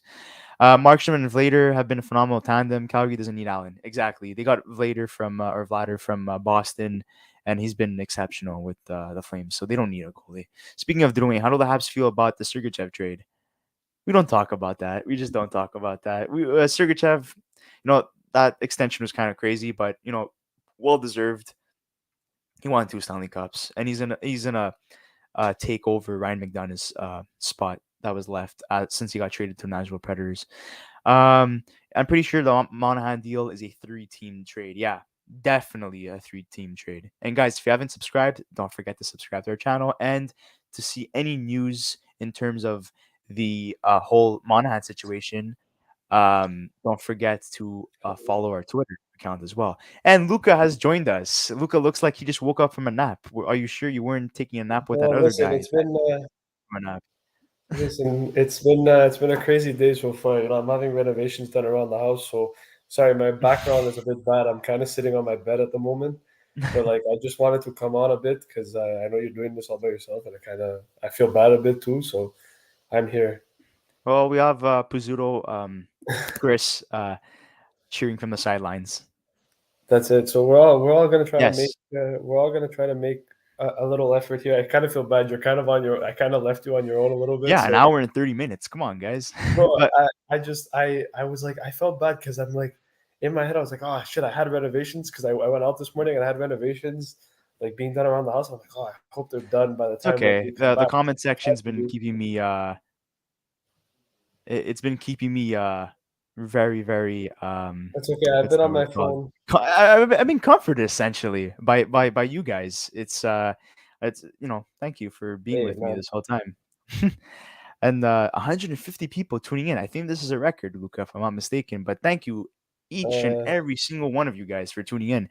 It really means a lot to us. Can we take the time and thank the fans for getting us Bet 99 and making all this possible? Love you. Yeah, that's our co-host Chris is thanking you guys. We uh, do have a new sponsor, which is Bet 99, and potentially more to come. And we are currently at we're gonna 1.05K. we're So gonna put guys, thank you we're so gonna put much the for that link as in the well. description, right? We're gonna put the link of the I Ben think it already link. is. I think Okay. Chris already did that, if I'm not mistaken. Okay, because it's just because so if anyone wants to sign up, and obviously gamble responsibly. Don't be stupid with your money. Uh, Luca, do you mind doing us a favor and logging into your Twitter account or the Younguns Twitter account so we have all the analysts? my Because Twitter I can pull up. Yeah, the yeah, Young Guns Twitter I don't have it on my laptop, and like getting on it's gonna be a pain in the ass. But I'll pull up my own personal one for the moment. for now Uh, we'll look at this Kent Hughes photo. you want me to share the screen? Yeah, yeah, definitely. I'm gonna remove mine. Uh, hold on, hold on. Do you see it? Do you see it? Yes, we do. Like, Thank you so much, Ben. We really appreciate it. But Luca, what are your yeah, thoughts on what's going on? Because you just joined us I love how the not so Habs are long just ago. tweeting random stuff as things are going on. What? Sorry. What are your thoughts on this whole Kadri signing, Um, I the mean, whole Sean Monahan trade? I kind of tweeted it on Twitter on our Young Guns account before, but I think the Kadri deal in terms of like the term that he has, I think it's a bit too much. He's a guy who's 31. He's going to be 38 when his contract expires. It's a risky deal in a term wise. I think the money is okay. 7 million is kind of what we expected from him, but I think the term's a bit high. But you know what? Calgary get themselves a top six forward who essentially, is going to help them out for the next couple of years. And I think what's good about that is, they bolstered their center core a bit. They've got Lindholm and now Kadri. They had Huberto from the Kachuk trade as well. They've got Uyghur as well. So Calgary's looking in the right direction, and it looks for me like Calgary's really going for it. And so, you know what? Good for them, man. I think Tree Living's done a really good job this offseason in terms of addressing needs and just kind of, putting his stamp on the team and saying, you know what, just because we lost Goudreau and Kachuk doesn't mean we're out of it, right? And so I kind of like the moves that he did. And look, he got him on. He's making trades on his birthday. It's kind of funny too. Brad Tree Living's birthday today, and he's just kind of like, you know what, gonna make some hockey trades and spice things up. So it's kind of funny too. But you know what? Good for Calgary. I think it's a good move, especially since they moved on from Sean Monahan as well. Now, obviously, we'll wait to see what more of the return it's going to be on for him. But I think just in terms of that, you've got a player who struggled in Calgary the last couple of years, and it looks like is going to get a change of scenery, and so we'll see what happens. But yeah, it's going to be very, very exciting. So just a tweet here that pulled up from Patrick Lordy. He says, not reporting, just thinking out loud. I wonder if a rumored second Go Habs Go trade could involve the Isles and Beauvillier. Now that Lamorello struck out on Kadri, maybe he has eyes on another center. And We were about to make a video about that, Luca, yeah, today. But then we heard this whole Kadri situation, then it led to the whole Sean Monahan, situation as well. So we were about to post our thoughts on the whole Beauvillier situation, where there's rumors linking him to the Habs, and now if that's a part of this video, it looks like we did not only one video idea but multiple video yeah, ideas and in I the think video. what's really interesting too, right? And obviously we talk about Monahan, and apparently the rumored return so far for Monahan seems like it's going to be a first round pick as well. Um, I'm curious to see what Montreal does here, because there's a lot of reports going around that this team has kind of put themselves in a little bit of a cap situation. Paul Byron looks like he's going to start the year on LTIR. We kind of knew that going into it. There's no real confirmation on Carey Price, but I think with this trade, we may get more confirmation on what's going on with Carey Price. I personally believe it's probably done for him in his Yeah. career, but I think we'll see what happens moving forward here. But in terms of that, I think Montreal's going to be a very interesting team to watch, and not only just Montreal, the Islanders too.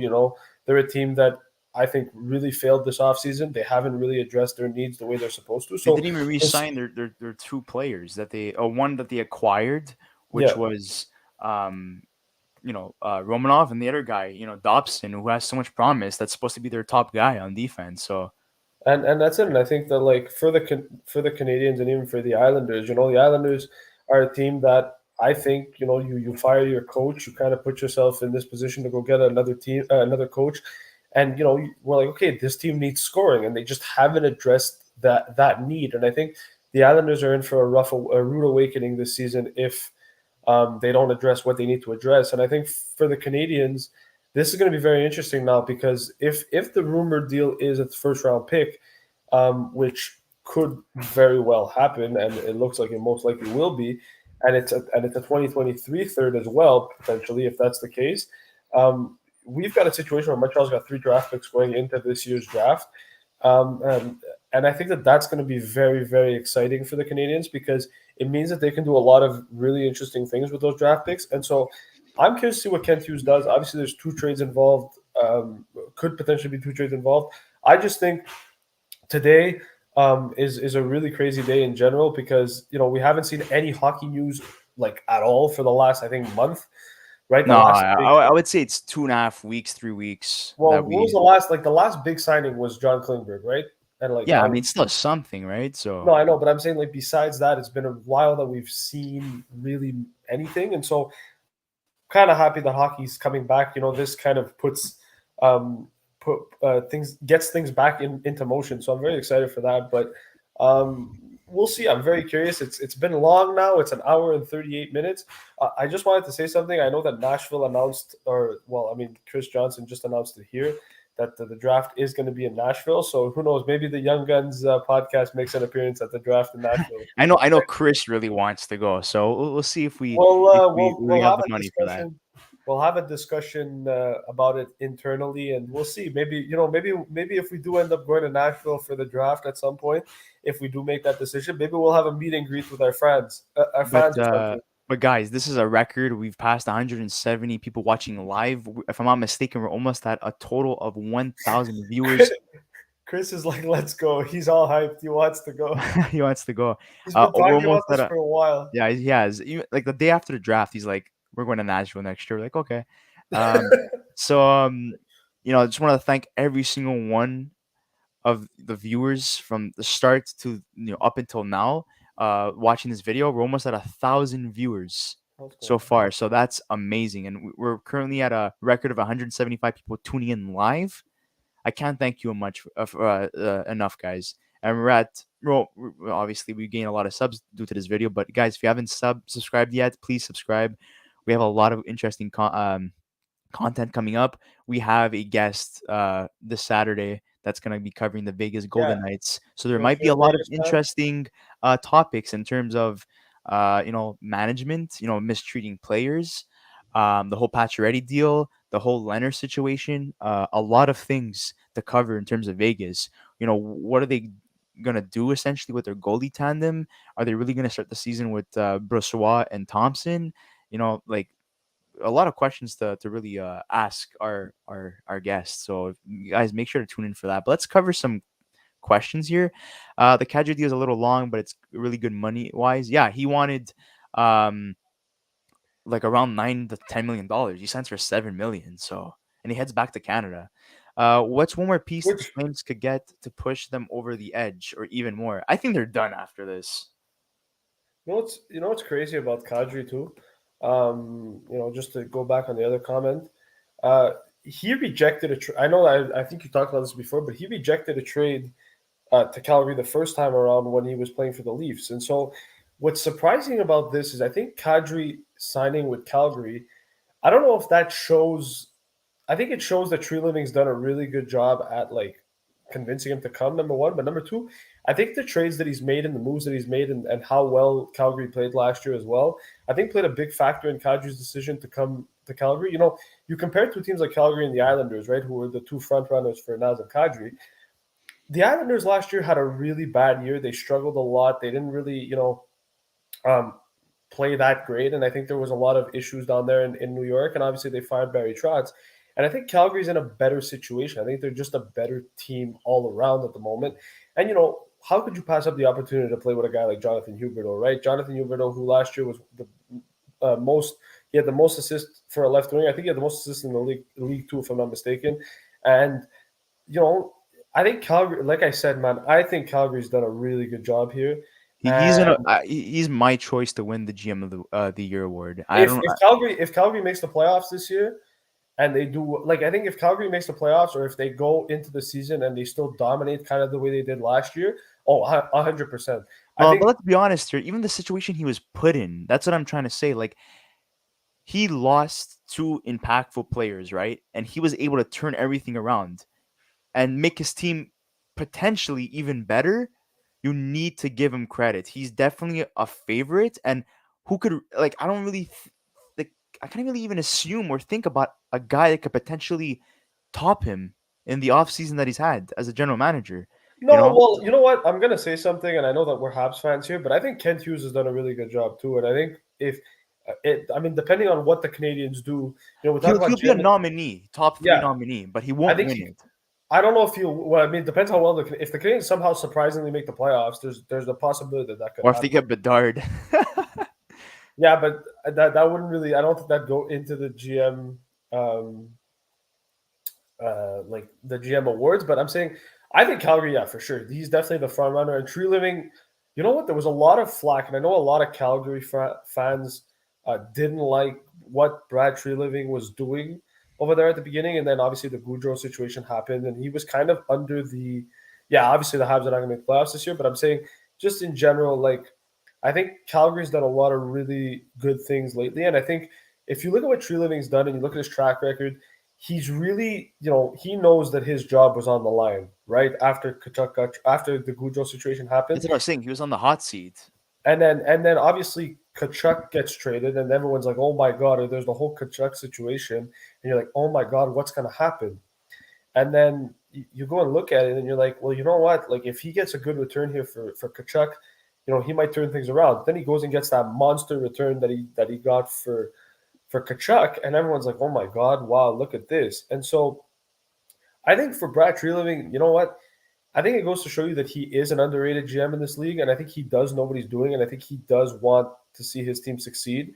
And he's made some fantastic moves. Yes, the contracts are a bit long, but if this team wins a Stanley Cup, it doesn't really matter. And I think they have the team to do it. They have the coach to do it. They have the roster to do it. So I think Calgary is a team that's going to be very interesting to watch out for. And they're my dark horse right now to I'm going to say it. I think they're my dark horse to win the Stanley Cup early on. I know it's still early, If but the chemistry if the they're my chemistry is there, then they're there's my a very good favorites. chance that happens. But in terms of Sean Monahan's status, because we do know that he had a right hip surgery this past spring, he also had a hip surgery done last year as well. So that's two hip surgeries Yeah, within a year.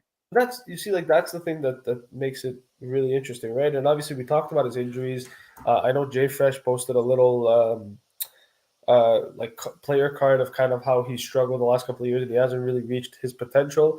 I'm going to say something about Sean Monahan. I know he's not the same player he was, and I'm not expecting this guy to come in and be a point a game player for the Canadians. But if he can come in, play third line role, get himself 40 points, 45 points, that's a guy that I think has value. And I think for Sean Monahan, a change of scenery helps too. Two injuries, has didn't really fit in the role under Daryl Sutter when he was there.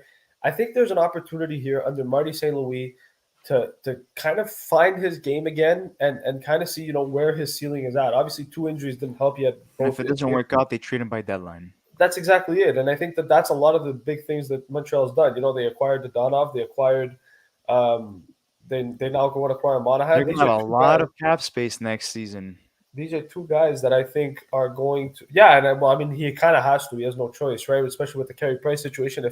If Price retires, which could happen, if Carey Price does retire, then the Canadians are really good cap wise, and then it's going to be really interesting to see what Yeah, happens moving forward. definitely. But Montreal, right now, Kent Hughes came in at the beginning and said we're building for the future, and that's exactly what he's been doing so far. And I'm very, very impressed with the work that he's done so far.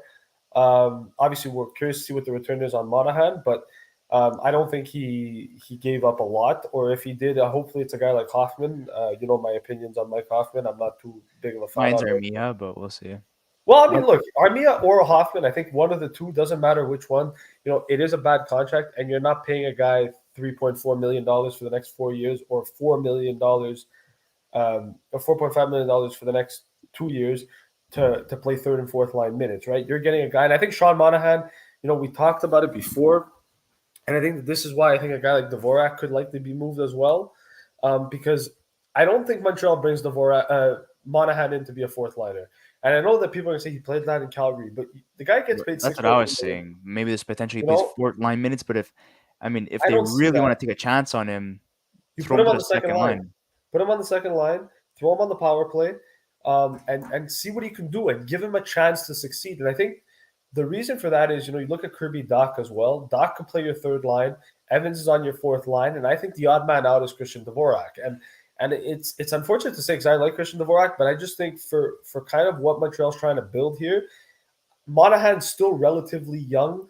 That he's a guy that at 27 years old, if he finds his game, could be a guy that could help you for a longer term. So there's definitely a curious point here. You mentioned Jake Evans. I don't think Jake Evans goes anywhere. You had mentioned him before, but he just recently signed a 3-year deal with the Canadiens, so I don't think he goes anywhere. And obviously Kirby Doc, I think, is part of the Canadiens' plans for the future, and he's probably your future second line center. So if you have him as your future second line center and Monahan as your third, that's a pretty good center core for the future potentially. So But let me add something to that, okay? Is it funny how Kent Hughes is able to add two former top 10 draft picks that so happen to be centers in less than 3 months? what? Sorry. Is it funny how Kent Hughes is able to add two former top 10 projected players, well, yeah, in their respective draft years, who so happen to be centers in less than 3 months? I mean, it's pretty crazy, but I think what's interesting too is, we go back to kind of what Bergevin did, right? And I know that a lot of people were talking about it before. This is the difference between Marc Bergevin and Kent Hughes. Marc Bergevin, when the Canadians, first of all, when they were drafting, but also when he was making trades, didn't necessarily put the Canadians in a good position to succeed. And the reason I say that is because you look at the moves that Kent Hughes has made, right? Marc Bergevin never got this type of return for cap dumps. He never really approached these types of deals. He never made these types of deals. And I think that for Kent Hughes, he's kind of not afraid to do that. And obviously, he's a new GM. He's trying to explore different options. But just in terms of that, I think, we talk about a guy like, look, you went to go get Kirby Doc, you went to go get Sean Monahan. Like you said, they're two top 10 picks in their respective drafts. But like I said, in the end, you got to find a way to find these guys, and you got to give up assets to do it sometimes. And sometimes you have to make moves that you don't necessarily want to make. And that's what I like what Kent Hughes has done. He's been very transparent from the beginning. He said he was going to move Jeff Petrie. He did. He said he was going to, build this team for the future, and he has so far, and he's continuing to do that. I think there's a new era in Montreal here, and I think it's an era that everyone's excited for. And I think you can compare Bergevin's tenure and say whatever you want, and obviously we know Chris's opinion on it. But just in terms of that, I Not think, me, Chris. Other Chris. yeah, the one that's in the comments writing stuff. But just to say, like, I think it's a little bit interesting to kind of see the approach, because as Habs fans, obviously we're not used to this. We're used to kind of not necessarily winning trades, Poor but drafting, more drafting and whatever. winning trades, but individual trades, but trades that would not really help the team mesh well in terms of chemistry moving forward. So it, So, well, just to kind of confirm here, because Marco D'Amico just tweeted it. Montreal Hockey Now has a well-placed source confirming that this deal is close to being finalized. Hinted at more to come. So, guys, we are about to announce the trade return essentially soon. But before we do that, let's catch up with the comments because I know there's a lot of people with a lot of Okay, we'll show questions. Chris's. Well, did you show So, Chris's what do comment? the Islanders have now to keep the Barzal? Well, let's see what Lou is up to. Another question here. Why did Kadri agree to 7 years when Gally makes 6.5 and others who are less good at hockey? That's a very good question. What are your Yeah. thoughts on that, Luca? Well, I think um, you know you're going into different you're going into a different end of the spectrum here. To agrees to seven when Galley makes 6.5, others who are less good at hockey. I mean, listen, in the end, money is I don't think money is everything. I think for Kadri, he knows he has an opportunity to win. I think he probably could have gotten more money. That's definitely for sure. You look at a guy like Brendan Gallagher. Yes, he makes $6.5 million. It's probably a little bit overpaid. It's a bit rich for sure. But I think in terms of Kadri, $7 million is kind of around his range. He's a guy that never really hit a point a game until last year with Colorado. And so I think $7 million is a reasonable deal for Kadri. It Yes, is. It's just the term that's a little bit that's it. scary It's, because he it's will be just the term. 38 or 39 years old by the time the contract is That's up. it. And And I think same thing I on think Huberto. yeah, and I think with Gallagher, you mentioned Galley's contract. Galley got paid for what he did in the But not past, for what and he was not going to necessarily. do. That's it. And I think Kadri's kind of going to get that as well. I think Kadri's getting paid for what he's done lately and not what he's going to do in the future.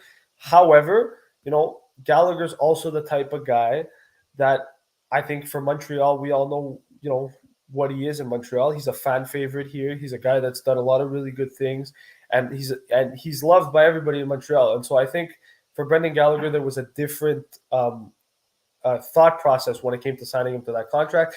Do I think he's worth 6.5 million right now? No, I think at the time he was. Right now, probably not. But you know what?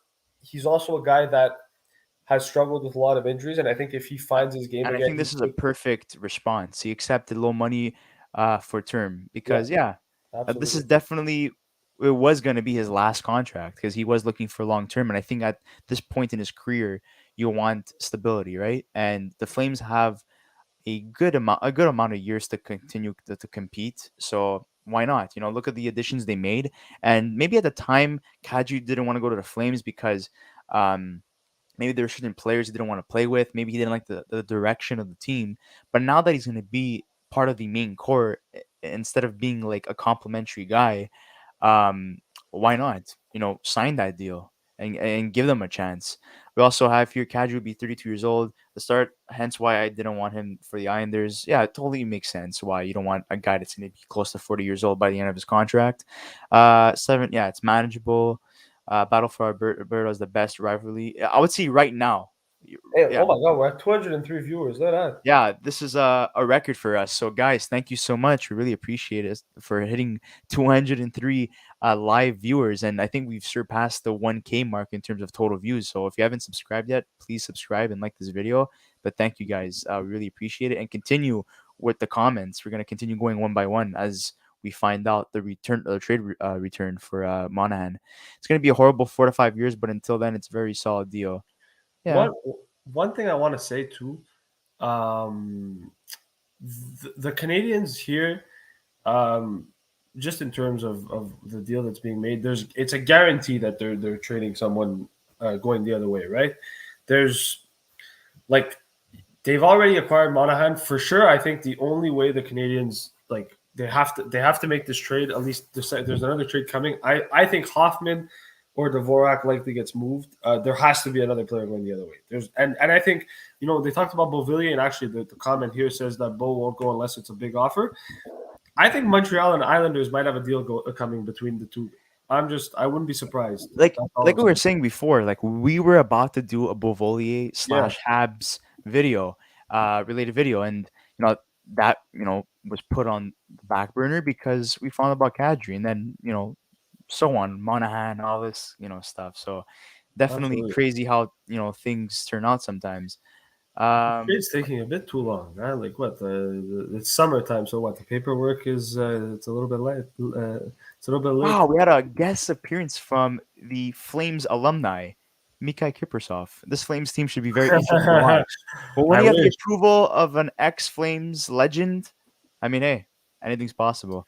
I hope so. Flames are much better than the Oilers. So that's a trend in the comment section, Luca. From since the start of this video, a lot of Flames and Oilers banter.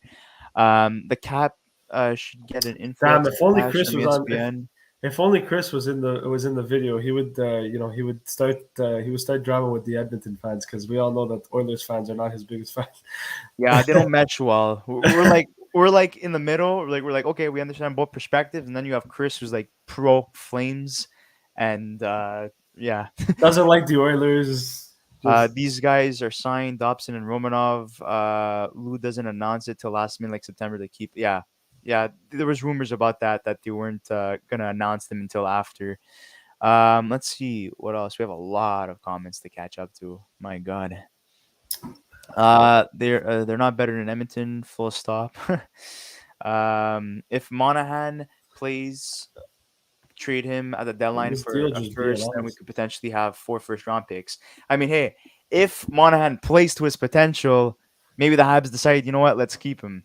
Because he is still young. He is 27. But if they could get a haul for Monahan, then yeah, why not Chris, trade is him this for? the longest stream like just regular stream that we've done? Obviously, I'm talking about in terms of like the fact that we had obviously draft and free agency. But I'm saying just like for a trade video, this is probably Yeah, the yeah, this is longest. definitely the This is longest probably the one. longest stream we've done, which is absolutely nuts. Well, I, guys, like we have three videos in. This is basically four videos in one. I So know we took a like kind of a hiatus this week, just yes, relaxing because last week we got a lot of guests, but this makes up for this vacation week. Uh, Either Young Fan Barzell Washstrom, yeah, they have a lot of good promising players and stuff coming up, but they're still relatively old, and we'll see how Lambert does as a coach there. But Islanders need to start getting the wheels kicking a little bit because for they have sure, to man. improve. They missed the playoffs last year, and right now they're still pretty much the same team that they were last year. Probably even worse because one of the best coaches in the NHL is not coaching them anymore. So, how good is the Islanders' new home arena? I wouldn't know because we haven't visited, but I think it's pretty nice. We should go. We should go visit. We should Yeah, we definitely like should. take a trip and go. Uh, this means boss price is going on LTIR. Yeah, most likely. Yeah, another confirmation. Well, Tigers are way better team than last year. However, long term, like 3 years plus, I don't know, scary. So that's Chris's should perspective on the whole flame situation. let's ask the viewers actually. Would you guys want to see us potentially go to like? Well, I mean, obviously we talked about the draft before about us potentially going there, but would you guys want to see us go to potentially a different city and like watch a hockey game and kind of live stream our experience, like going to a different city other than Montreal to watch a hockey game? I think if you guys would love to see that, I know that uh, we it's been talked about internally between us, but if you guys are definitely interested in that, we could potentially look into doing something like that at some point because that's something that I've always wanted to do. So I think as a podcast together, it could be pretty cool. So Ian says, please stop with the price retiring angle. Nobody leaves $43 million dollars on the table. Yeah, I mean that's a good point as well. everyone Yeah. said, Yeah, look at this. He's not a dumb guy. He's gonna be, in Vancouver with his family, relaxing until he's fully paid off. Edmonton fans so hate me. so Yeah, bro, yeah, we spoke about that, Chris. Chris, I think we're gonna have to do it. Because look, Alesso Mash said yes, you should. Then you have Voltsy Habs who says yes. Asriel also says for sure that would be cool. Make a whole video about like the meetup, food, accommodations, games, etc. If the fans want it, man, we may have to do it. Yeah, maybe. We could have won the cup in 2014 if Come Kreider to didn't Newark, injure Price. Come to New. Oh wow, yeah, we're getting an invite bro. We're to go going to to. New Jersey. We can go to New Jersey. We can Well, definitely go to New. actually, I just came back from Boston. That's why you guys must have seen the picture posted of Bobby Orr's the goal celebration statue. Yes. It was really, going to visit the TD Garden. As a Habs fan, I always had respect for Boston and their fan base. So it was very beautiful to see, to be honest. And also, I got a chance to pay tribute to Bill Russell's memorial. There's a statue in the city of Boston that I went to go visit as well. So rest in peace to that legend as well. But very kind people, very beautiful city, and Boston Bruin fans must be excited with the signing of Krejci and Bergeron. So we'll see where that goes this year. Yeah, and Uh, actually, you know what? I know that we're not really talking about the Bruins in this video, but you know what? You mentioned Boston, so let's talk about it a little bit because we didn't really talk about it on the Wait, do you podcast. want to answer these questions first? We have a lot of people that answered questions. Well, I mean, we could, but I mean, like Come it's all the on, same. It's all the same thing. come on, we're the champion for other people. Don't change. I want Bedard next season, next summer. Yeah, I think we all want Bedard. Uh, here, could Monahan at Nah, I don't 650 want plus Bedard. It's games okay. I'm joking. played be on his way out the league given his stats the last 2 seasons or bottom six? Would you like to answer that question, Luca? Monahan, that's his played his way out of the league, given his stats the last 2 seasons are bottom six. Yeah, I think he could. I think he could potentially play his way out of the league. I think the problem becomes whether he's able to perform or not at the same level. He's still a good player. I think he's still useful. I know his stats haven't really shown, but I think if he makes $6 million for 1 year, it's not the end of the world. I think even if he struggles next year, teams are going to give him a chance. He's a guy that he's shown he's capable of doing it at the NHL level, clearly. So I don't know if he's necessarily going to play his way out of the league yet. He may at some point. I just don't know if it's going to be right away. So that's my opinion on it a little bit. But I know his stats haven't been the best, but it's also like a change of scenery is Poor different. Kadri. Not really. Kadri's gonna Flames get are out. loaded on forward, yeah. And another team that we Why covered is recently. Jonathan Drouin is trending in Canada? That's funny. He's always when is he not trending in Canada, especially in Montreal? Yeah, Flames are loaded on forwards, but another Canadian team that's loaded on forwards are the Vancouver Canucks. We covered them with Matthew Zader. You guys could check out that video. They're Oh my god, from fourth line to first line, they have a lot of forwards, and I wouldn't be surprised if one of them get traded.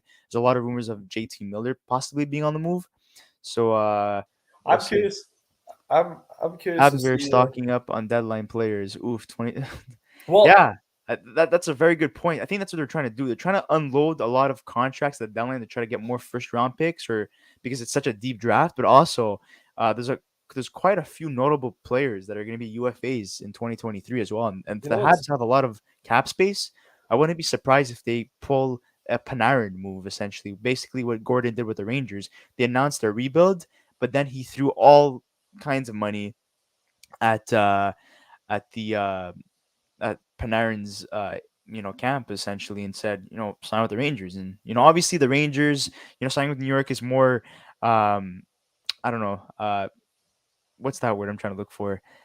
uh it's more, I guess, like, appealing, since it's New York, right? And like, Montreal, the taxes and the language barrier as well, and in the cold as well, the weather. So I mean, those are kind of like cons. And even playing in Canada for some Russian and American players, that's not really ideal.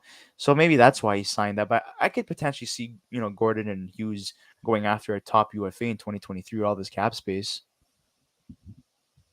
yeah.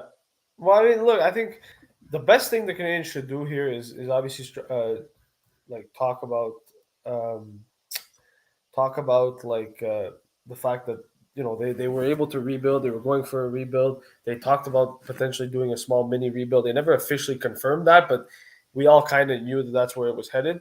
And I think that this is a team that's looking at the 2023 draft class and saying to themselves, if we stock up on this and we're able to capitalize on this draft, we're going to be a playoff team as of next year. And I personally believe that. I think Montreal is not far off. I know that last year was a bad year, but if you look at the team on paper, I think the only thing they really, obviously they need defense, but I'm saying, like, if they can get themselves a couple of more defensemen, obviously they've got some guys coming up as well. This is a team that in 2-3 years can definitely, or at least 1 to 2 years, depending on 2023 draft class, could be back in the playoff spot. So that's something that's going to be exciting for sure. So yeah. Well, guys, we're at 1,059 subs. Come on, let's get us to 1,060. Guys, That if we would can be get to awesome. if we can get to 1,100 by the end of the stream, that'd be cool. I don't know if it's gonna happen, but Yeah, I mean, we appreciate all your support. To be watching us. It's totally this awesome. deal is. I'm frustrated now, because they're not announcing anything, and like I want to just react to the trade, and it's just nothing. Man. Let's answer some questions here. Um, so we have Rory, who's saying that to say Price didn't play to his contract at all is a bit harsh, but his contract is killing us now for sure. Yeah, essentially, yeah, for Price deserves the contract for literally having the Canadians franchise on his back for over a decade. He deserves every single penny, but unfortunately, he's not playing right now, and it's hurting us. So it's well deserved money for him, but it's hurting the franchise and it's hurting the team's success. So something's got to give, something's got to happen. Um, we've been seeing some chat going on in the comment section about Bovoli for Dvorak. Is that It's something that's because going on? there was a fake tweet going around on Twitter um, that Montreal traded Dvorak for Bavilion, but it's not true. At least from the it's a fake tweet. It's not a real reporter that's reporting We that. So, have Brandon D. Laxton saying, "What's up, boys? Just tuning in. Has the Monahan trade details have been finalized?" I'm asking the folks, same the question podcast would too, be over if Brandon. it did. We're asking the same question too. I think everyone is.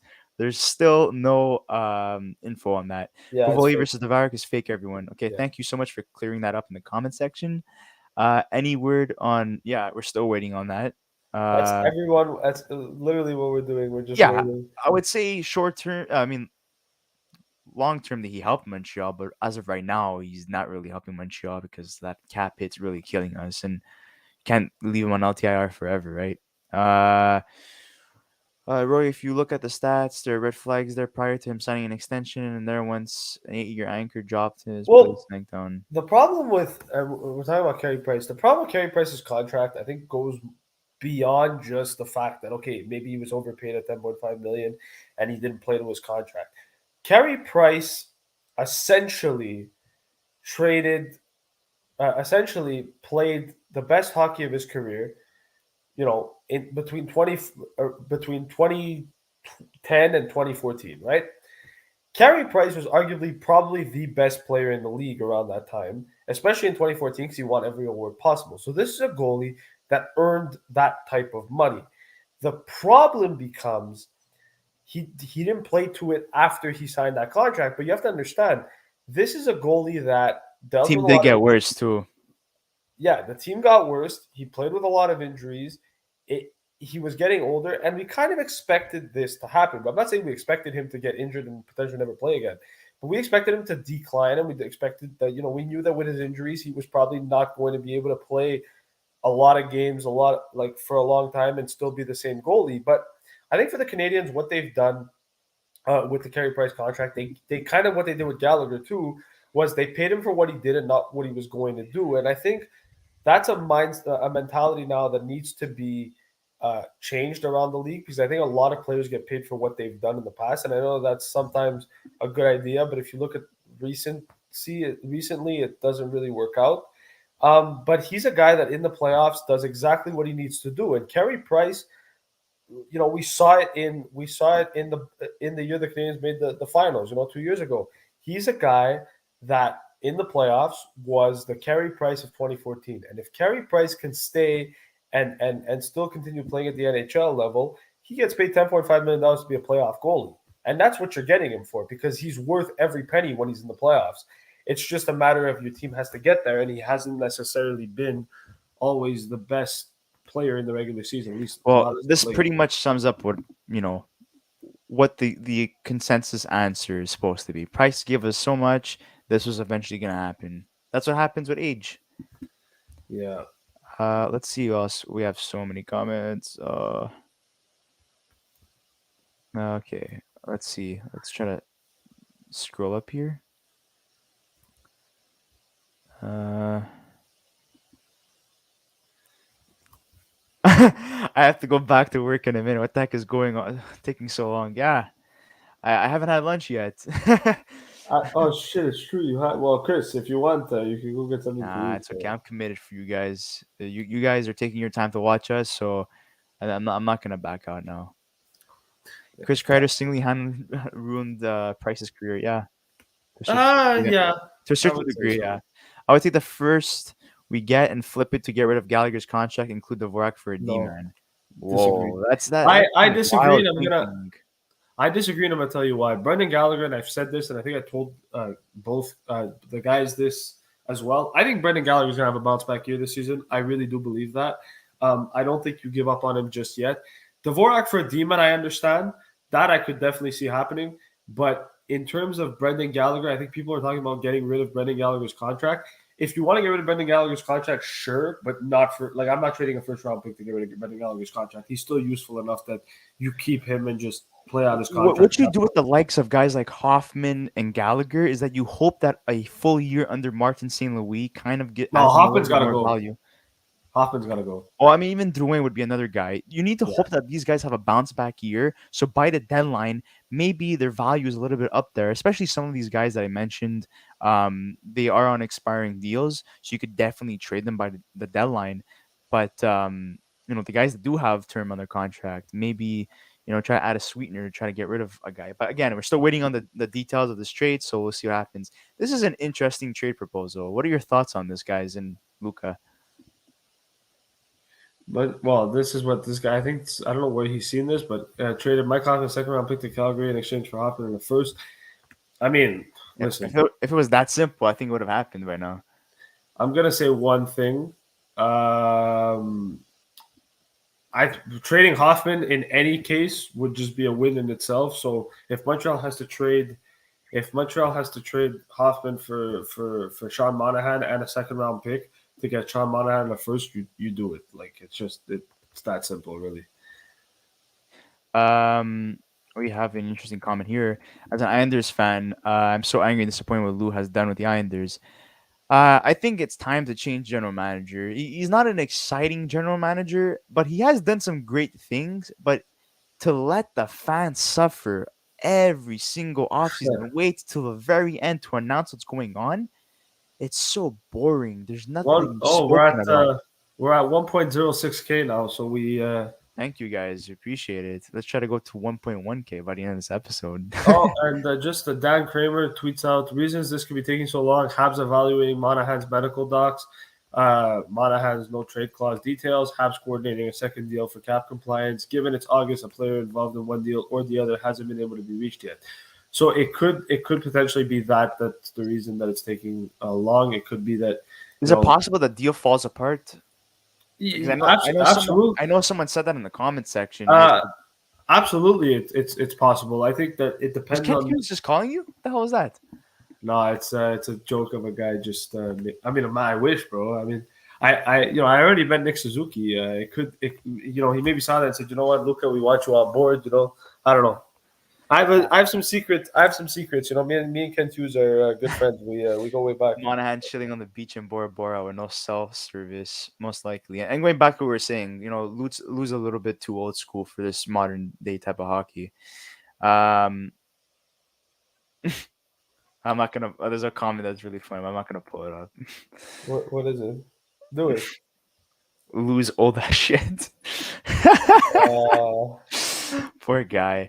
I mean, he is a Stanley Cup champion, right? He built the dynasty of the New Jersey Devils in the late '90s, early 2000s with Marty Brodeur. So fantastic team. So you got to give him credit. And he kind of helped, the Toronto Maple Leafs at a certain point until Dubas took over. We're not gonna get into that. yeah, we're not talking about the Leafs today. Unless the Leafs are involved in a trade, bro, we shouldn't talk about the Leafs. So, like we were saying before, my prediction of the trade falling through might be actually coming into reality. So he was the guy that mentioned it in the comment section below. Well, I don't think it's falling through. I think that there's a lot more to this because you have to understand too. Montreal acquires a guy like Sean Monahan. There's got to be another deal in place, right? Potentially. And I think I don't necessarily think it's a situation of like, oh, the deal's falling through and like this deal's not going to happen. It definitely could be the case, but I just think that they're trying to finalize that second deal too. And I think knowing Montreal, they like to do things where they announce things all at once. So maybe Montreal's like, you know what, we're gonna announce everything once everything is all finalized. So maybe that's why it's taking a little bit longer. I just hope this doesn't drag on for like another 3 hours because then like we have things to do, right? Places to Well, be. I mean, look, I know Edmonton fans are probably happy too because Cal Turris retired. So, I mean, that's True, off he the did. books. It's true, he did. And they bet on him, and it didn't work out. Essentially, he wasn't the same Cal Turris from Ottawa, so that's unfortunate. But yeah, that's your Oilers news for today. Yeah, I'm just waiting. I'm waiting and waiting, and it just doesn't seem to be anything. Yeah, we're all waiting. Everyone's sleeping right now. Monahan. We should. Anyone have Sean Monahan's number? We'll call him right now on live on air. I know Kent Hughes was trying to call you before, so maybe we could get an extension through him. That's it. That's what I'll do. I'll call Kent right now, and we'll get a deal done. Guys, we are not ending this video until we get an answer. And I know you guys are all waiting in anticipation. You guys have things to do as well. But yeah, we're not stopping until we get confirmation of what this deal is. And if it falls through, wow, that was very underwhelming in terms of this wait. Yeah, yeah, yeah. I just I I mean, underwhelming. I mean, it's good. It's nice, and it's fun to just interact with people as well. So I wouldn't say it's necessarily that bad if it does fall around. No, I'm saying for them. They're like, Oh "Oh my yeah, god, we're spending your whole day with these two guys." that's it. It's like who cares about the young guns spot? I'm joking, but Well, Giovanni is very optimistic. He's like, "Bro, I'm at work and I don't care. I need well, answers." Giovanni, We love that. We love that attitude. all I'm gonna say, Giovanni, is if you get fired, it's not our response. It's not our fault. Okay, that's the only thing I'm gonna say. It's okay. We'll give you a position. We'll give you a At the end position. of the podcast. You'll be a market. You'll be our marketer. You can go around and market us. This is an interesting comment here. We have Monahan isn't a bust. He's hurt. What do you think about that? Isn't a bust and he's hurt. He isn't a bust. He's just hurt. I mean, that's why he regressed. That's Well, why he's not up to I mean, up I to mean, what at he's that supposed to be point, playing. I mean, at that point, like he's been. Well, I mean, I think he's been playing injured for a while too, because I know that he's had hip issues. Um, Bust. I mean, listen, he's played over 650 50 650 over 650 NHL games. Like that's not but that's not a bust in the NHL. It doesn't matter whether he's 27 or not and hasn't lived up to the expectation. I think in the end, he's a guy that just not didn't live up to his potential, but dealt with a lot of injuries and regressed a little bit. But he's not a bust. I don't think people calling him a bust, I mean, don't really understand the definition of it because he's played 650 NHL games. You're not a bust if you've played that many games in Yeah. the NHL, General right? just stated the trade won't fall apart since Kadri already signed. It's just literally working details, and I think Monahan is already a Montreal Canadian. That's not going to change. But what is going to happen after that trade? Is there going to be another trade to follow that? I think that's what the big question is in terms of details. Um, I think they should trade Nick Suzuki. No kidding. Price season over. Yeah, I mean, look, based off what we've been seeing in terms of like what he's been doing this off season, there's not much training going on. It seems like there's more recovery and spending time with his family. I think he's come to terms that he's done as a Hab, and he's just gonna be put on LTIR for the rest of his career. I don't think he's gonna retire. Like again, there's so much money on the table. Um, yeah, I think Monahan and Gujo were great for many years, and imagine Kent Hughes just made the trade and then like closed his phone and just went to go make it like just took a nap and forgot to tell people what the return was. That'd be kind of funny. yeah, this is interesting. A non-Flames fan saying that but Huberto, Kadri, Uyghur is better than Kachuk and Goudreau. Just saying. So I mean, when you're hearing it from other fan bases, that's when you know you had a good offseason.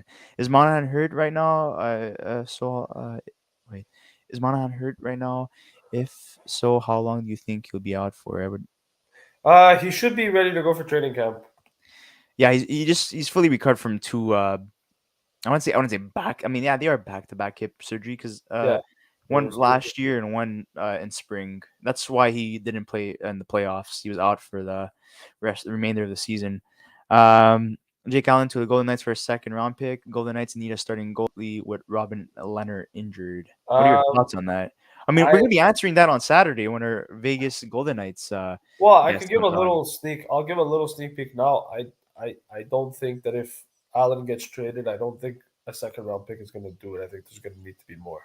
That's just because of the fact that Montreal has leverage and they don't need to trade Jake Allen. So that's. But anyways, we'll talk more about it on Saturday when we get the Vegas guest on. Um, Yeah, he's gonna can recover, we say his man. name or do you want to keep it quiet until Saturday? I will keep it a surprise. I think Okay. we've been giving out a little bit too much in this episode. Yeah, we already announced our sponsor. I think that was more than enough. Yeah. Uh Guys, if you haven't subscribed yet, please don't forget to subscribe. I know I sound like a broken record. I know. I don't want to sound like a beggar. Whoa, 35 tweets.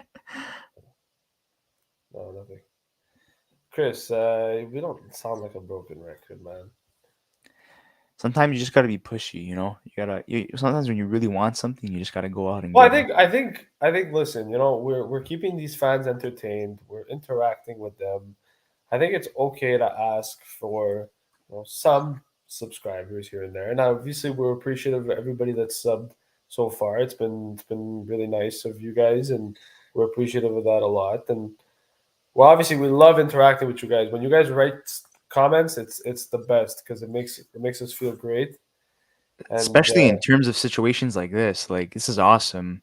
Going on for 2 hours and 23 minutes, having 150 people still watching live, just with okay. anticipation. Wait. Let's give Chris some love. He feels ignored. Let's give him some love. Let's give him some love. Chris, you see, look, we're giving you some love. Okay, we love you, Chris. We hope you could have been with us today on the podcast, but obviously you're at work. Luigi is getting pissed off over here. He needs news, man. I think we all need You news. see, and it's funny. His name is funny too, right? Wake up, buddy. We're telling maybe Ken, like I said before, Kent Hughes might be sleeping. So There's a lot of Italians in the chat today, so just want to say hi to the Italian community. We really appreciate for showing up. leave it The at Knights that. are so hooped. Worst asset management in the league, running the team like a WHL team. clown show. Yeah, we're gonna be talking about the whole management situation this Saturday. Hoffman can be a solid player, 29 goals with the Panthers in 2019-2020 season and in the 2017 playoffs of the Senators. But is he still that player? That's the question. Yep, subscribed and a while ago. I never mind being asked to subscribe. Thank you so much. Sometimes it's a little bit difficult asking. We don't want to sound like we're begging or anything, but it is just a click of the button at the end of the day. And if you don't want to hear us all the time in terms of like videos and stuff, you could just silence the notifications. But every single subscriber counts, and especially if you're a diehard Young Guns podcast fan and you're always like catching up on our content, or you're there every single time we're going live, we really appreciate that. Like we said in our 1K video, we would have never thought we would have been able to reach where we are right now. A lot of doubters, a lot of Oh, people that's a that funny supported comment. us as well. But you know, our 1 year anniversary passed on the 15th, 3 years, 3 days ago. So 3 years ago, imagine. 3 years ago, oh my God, it would have Hopefully, been we really could say that in 3 years. yeah. But yeah, we really appreciate it. We really break our heads sometimes. We go, we have some ludicrous ideas sometimes, and like it doesn't work out. But at the end of the day, we just try to cater to you guys. What you guys want to watch, is what we try to get out as You content. But know, obviously sometimes we try, you know pulling a twist on you guys and trying to go with something that we hold very dearly to us. And sometimes it doesn't work, sometimes it does. But we really appreciate every single viewer that takes the opportunity to view us. JT Miller to the Islanders, perhaps. Yeah, he was linked to the Islanders at one point. So we'll see what happens with that. He's a guy, like I was saying before, Vancouver's loaded with offensive players. They need to part ways with somebody and try to get someone on defense, because their goalie tandem is great, their offense is great, but their defense needs some work. So I wouldn't be surprised if JT is on his way out. I try to join as many streams as I can. When I'm free. Yeah, we really appreciate it. Whatever, if you could always make the time, we really really appreciate it. Um, it's out. would you rather RHP or Pizzetta on the roster opening night? Ryan, yeah, I rather have RHP. He has a lot more upside.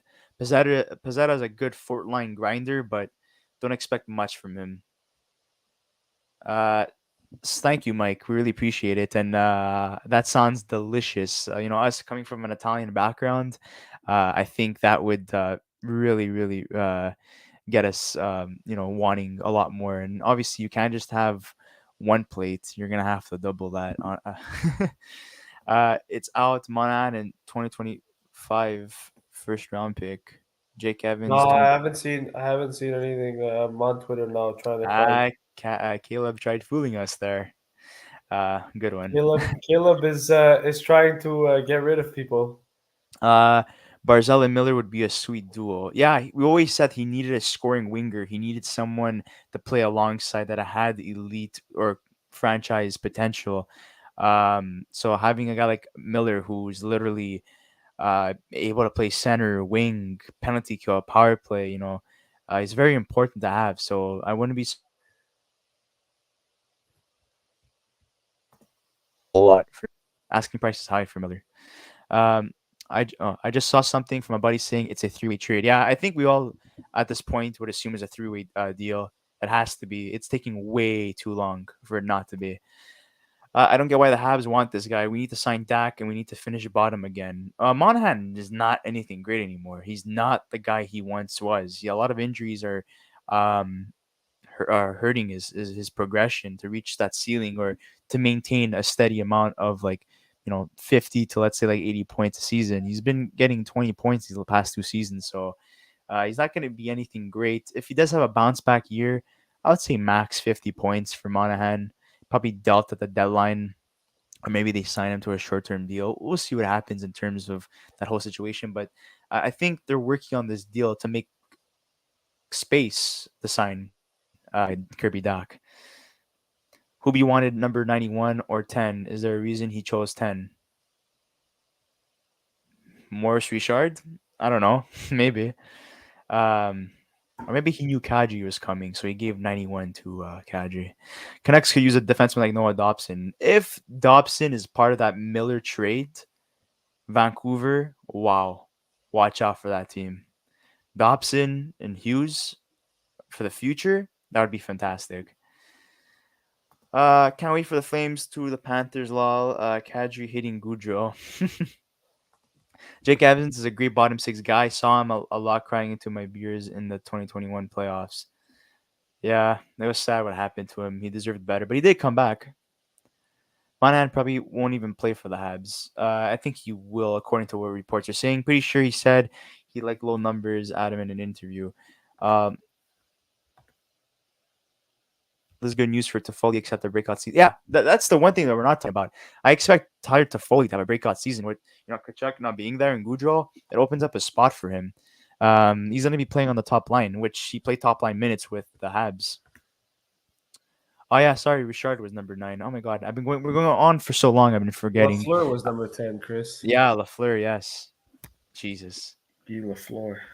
I'm a Habs fan and can remember the Yikes, bro. simple information. How you he's disrespecting a legend like that, bro? You can't No, do you that. know. Can't disrespect. Everyone's waiting. Everyone's just Yeah, waiting for. Everyone's literally waiting. no chance on Dobson. Yeah, when Drouin comes off No, LTIR, Habs will be minus there's 5 in cap space, million in cap space without Doc under contract. So what other moves do they do?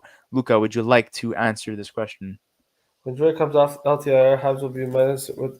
Well, first of all, one of the things they will do. Well, first of all, for sure guaranteed is Paul Byron starts the year on LTIR. That was pretty much confirmed before the season starts because he is currently dealing with hip injury and will only be back mid-December, early January at the latest. So he's not going to start the year uh, at training camp. So he goes on LTIR, which means 3.4 million heads on LTIR. And then it's about trying to figure out if anybody else gets moved. Likely a guy like Hoffman, Armia, or Dvorak potentially get moved in that situation as well. Drouin comes off LTIR. There's also rumors going around that maybe Monahan, if he's not ready to go, goes on LTIR. But if that was the case, then Calgary would have just kept him and thrown him on LTIR. So I don't necessarily know if there's any truth to that.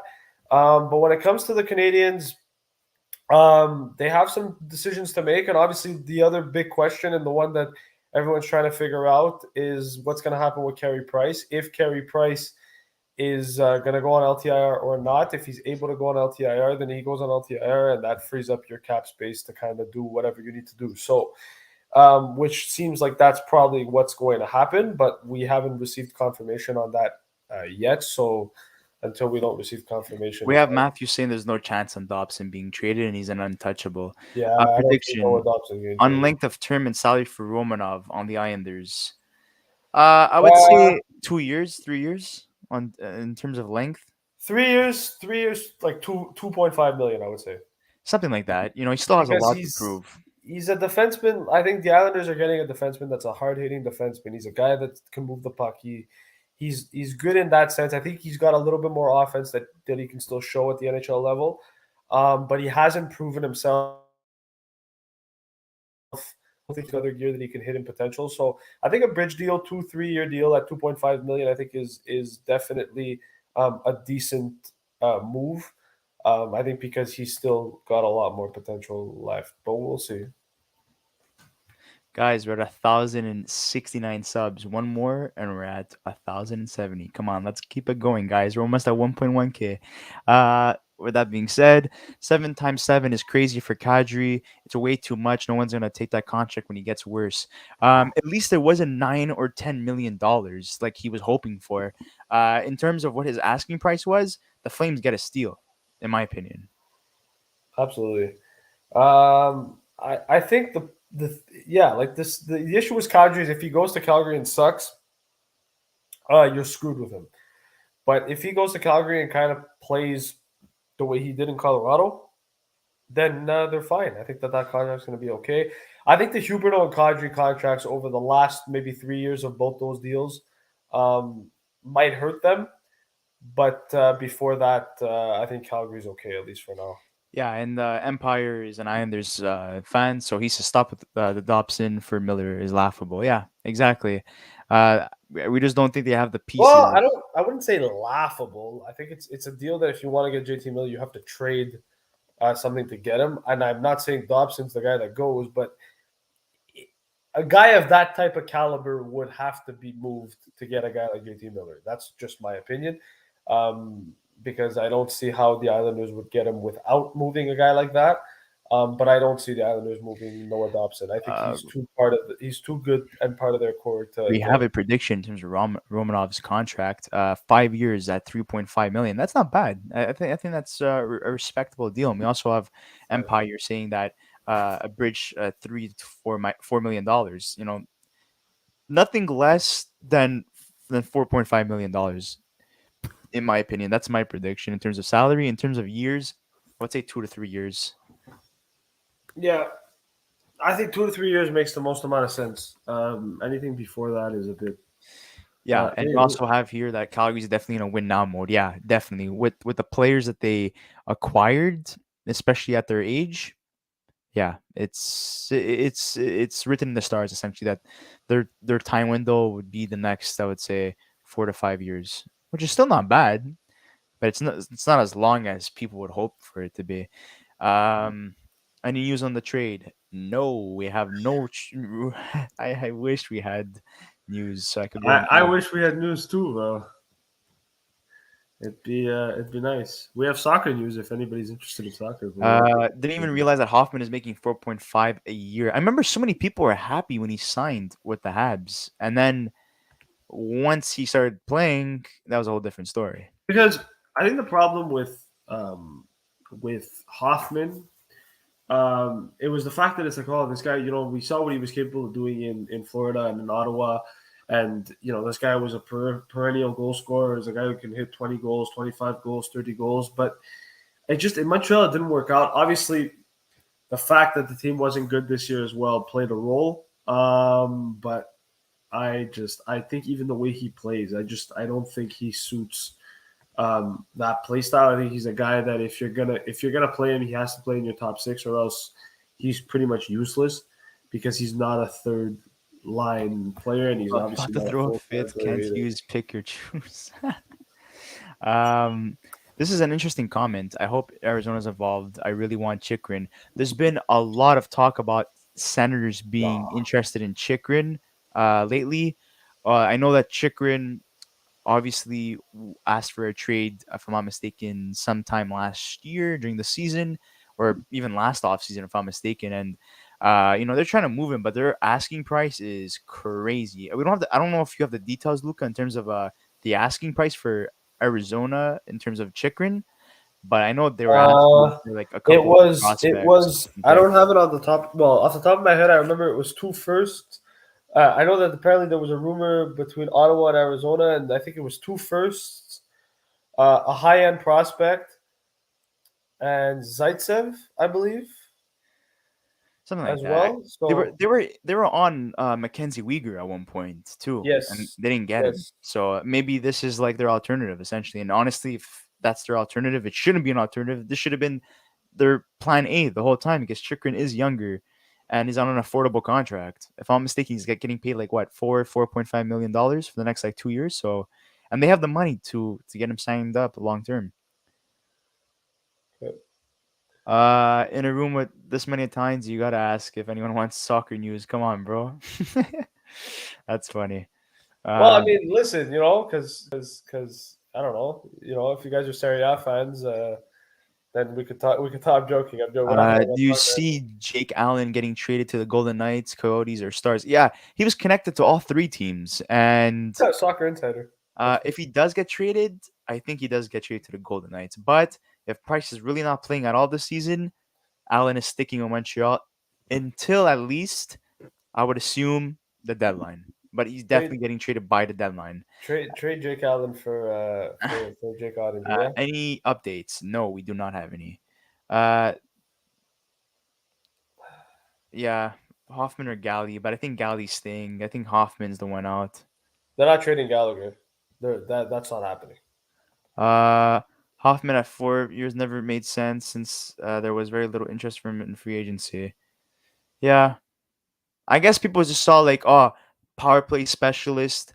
an offensive forward, that was able to get a lot of goals, and he was just a sniper. And Montreal didn't really have any snipers until Cole Caulfield. So I mean, yeah, 246 points combined.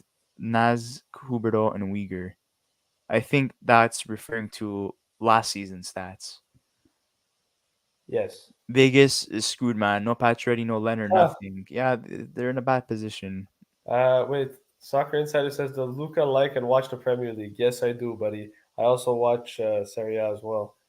So if anyone was curious, Was really hope. Oh yeah, man, go. I was really hoping Edmonton would make a move for a solid top four defenseman. To be honest, hey, I mean that's not done. I know there's been rumors that they've been trying to get rid of Tyson Barry, so maybe they get a defenseman in return that's younger or something. We'll see. Armia 4 years. Yeah, he still has a lot of years left. Do you see Josh Anderson getting traded at some point with a fair return or value for him in the trade? Look, it's gonna take a lot for the Habs to trade Josh Anderson. He's a power forward that you don't really see often in the league right now in modern hockey. We know Boston really wanted him before he got traded to the Habs, and they were actually really mad they didn't get him. Instead, they settled for Craig Smith, who's also involved in trade rumors right now. But yeah, it's gonna take a lot to trade Josh Anderson, so we'll see. But he's definitely a Hab for now, and we got to follow up here. He won't get traded. The longer he's a Hab, the longer they stay in for Bedard and Mitchkov. I, So I think people, he asked before what was a realistic trade for Anderson. It depends on what teams value him at, and I think that it's hard to really predict that because I think some teams look at him as this top, power forward who can score 20, 25 goals and be a really good playoff guy. And I think a lot of teams look at him and say he's very inconsistent. I think Josh Anderson's a guy that he's probably worth, you know, I would say a first round pick and maybe a prospect and something else. I don't really know what the value would be on him because I don't know how teams look at him. But I think he's a guy that if he goes on a cup contender, he would, thrive and do really well. So yeah, it really depends on the player as well. just a correction in terms of Hoffman's contract. It is 3 years, not four. So thank you for Yeah. that correction. It's Armia that's four. I got both of them mixed up. Okay. What's next in the comments? Josh Anderson would be a great addition to the Flames. Yeah, I mean they're interested in him at a point. So Yes, they were. Uh, we had an interesting comment before. I just here. This is Uh, the one I really wanted. why is Why Dubois is trending Dubois on trending Twitter? on Twitter? Let's check. Let's check Dubois. Let's check why he's trending on Twitter. Oh, because everyone's just He's enjoying not it. getting traded, guys. Maybe It's next just Habs. It's offseason. just Habs fans being He's an crazy. RFA next season again, right? Once his contract is done. Yes, Yeah, yes. so maybe then they trade him. Oh well, But there's Pittsburgh news. They've promoted Todd Reardon to associate coach. yeah, look, Renault says Hoffman can't play defense like Drouin. They can't both be a top six. Yeah, that's Which right. was the comment? One Where of, was? one of them is gonna go, Drouin or Hoffman. I think that's what's going on right now. Uh, Is Carolina done after Patches being on LTIR or try to get another goal scorer? I mean, there has been rumors, and I can't really confirm if it's going to happen or not, but they could get Phil Kessel as a replacement. yep. That's something that I could definitely see happening. Where's the comment that I wanted? Oh, this one from Giovanni. He says, "What do you think of Florida? For me, I think they have issues on D. I see that pick we got being a lot higher than anticipated. Kachuk is great, but I think Goudreau is a big reason he got points. Um, they're an interesting team because if they miss the playoffs for whatever reason, that benefits Montreal. Pretty much anything that happens with Florida is going to be interesting and involving Montreal. So I personally think they're a team that's going to make the playoffs. I think a lot of people that are saying that they aren't are just not delusional, but I think it's unrealistic. I think they're probably one of the better teams in the Atlantic, and I just think that adding Kachuk makes them better. But they have lost a lot of pieces, so it could be that they miss it. I just don't see that. I like this actually. We've never really covered anything Sabres related, which we're hoping that they're more active this year. But yeah, we could definitely do an upcoming season preview like we did with Toronto, Columbus, and some other teams we did, and hopefully we could get a guest for that. I think that's the plan if we do that because essentially when we cover these teams, obviously we're not as knowledgeable with every single team that we cover, so we want to have someone that knows what they're talking about, and it's also a thank you gift for the fan base that we're covering Well, as well to get someone that they know and they follow on Twitter or on TV as well. So I mean, Sabres would be a definitely interesting idea we're to gonna cover. we're gonna make it. Well, we have an Arizona video that should be coming up soon, hopefully, and we're gonna look into Buffalo as well. I think we're gonna look into kind of doing one of each team because I think it's good to do that as well. We've addressed the Islanders a little bit, the Devils we talked about as well. But we've got some teams that we want to talk about. I actually want to talk about Buffalo too. So that's definitely a video I think They're I'd a like to team that surprised a lot of people. You know, they progressed pretty well last year, and I think this year they're going to be a lot better. Peyton Krebs, Alex Tuck were good additions in that Eichel deal. And also, you're having Okposo and Skinner having bounce back seasons last year. That was pretty impressive too. Tage Thompson, what a monster that guy is. Um, their goalie situation is a little bit, weird, but they have Devin Levi coming up soon, and Craig Anderson was pretty impressive. They had a lot of injuries in nets last year, but they were not horrible by any means. They were pretty good. Obviously there were a lot of points away from the closest wild card spot, but this year I could see them competing a lot more. Will they make the playoffs? Maybe we'll see because a lot of teams in the Atlantic and Metropolitan improved. So we'll see what happens. But Buffalo's trending upwards, and there's one guy that's available as a UFA in 2023 that's from Buffalo, and he will sign there, and that's Patrick Kane. So look out for that. Um, Chris has insider information. He went to Boston, so spoke to a few Americans, and then he yeah, got. like Giovanni was saying, Buffalo's a very sneaky team. Power and Darlene, yeah, Power is joining the team this year because he didn't play with them last year. He went back to school, which is Yeah. good for the kid. Um, Yeah, Soccer Insider says we have one of the best prospect pools in NHL. Levi, Quinn, uh, Peterka, Savoie, yeah, Luke, Pekka, Lukanen, yeah, Power, Yeah. Osland, and Coolidge. Yeah, Guys, they as had a you really know, good draft here this year too. Chris struggles to pronounce names properly, Yeah, so I have to do. bear I with try my him. best, guys. But he tries. At least he tries, right? The best you can do with that is at least try, and he has. But it's funny when he That's names part them. of the show, guys.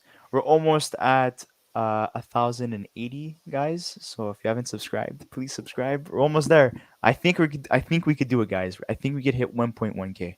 I think it's possible.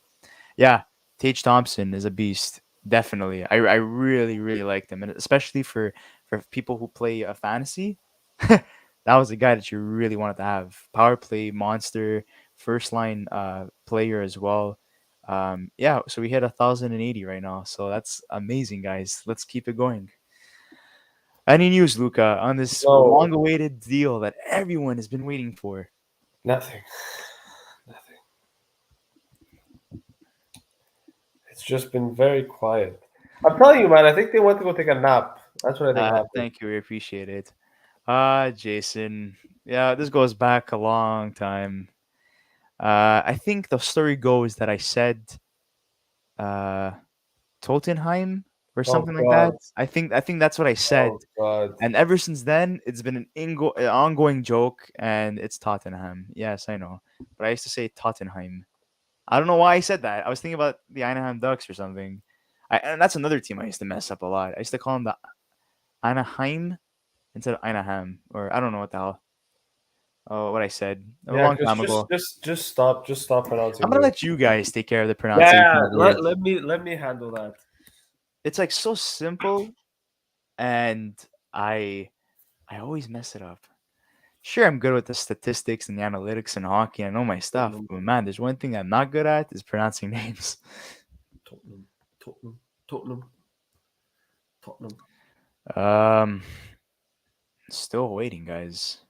If you have Uh, any questions, if there's anything else you would like to talk about in terms of other teams, ask away. Like we're okay. here, and we're not going Um, anywhere until we get confirmation of what this deal is.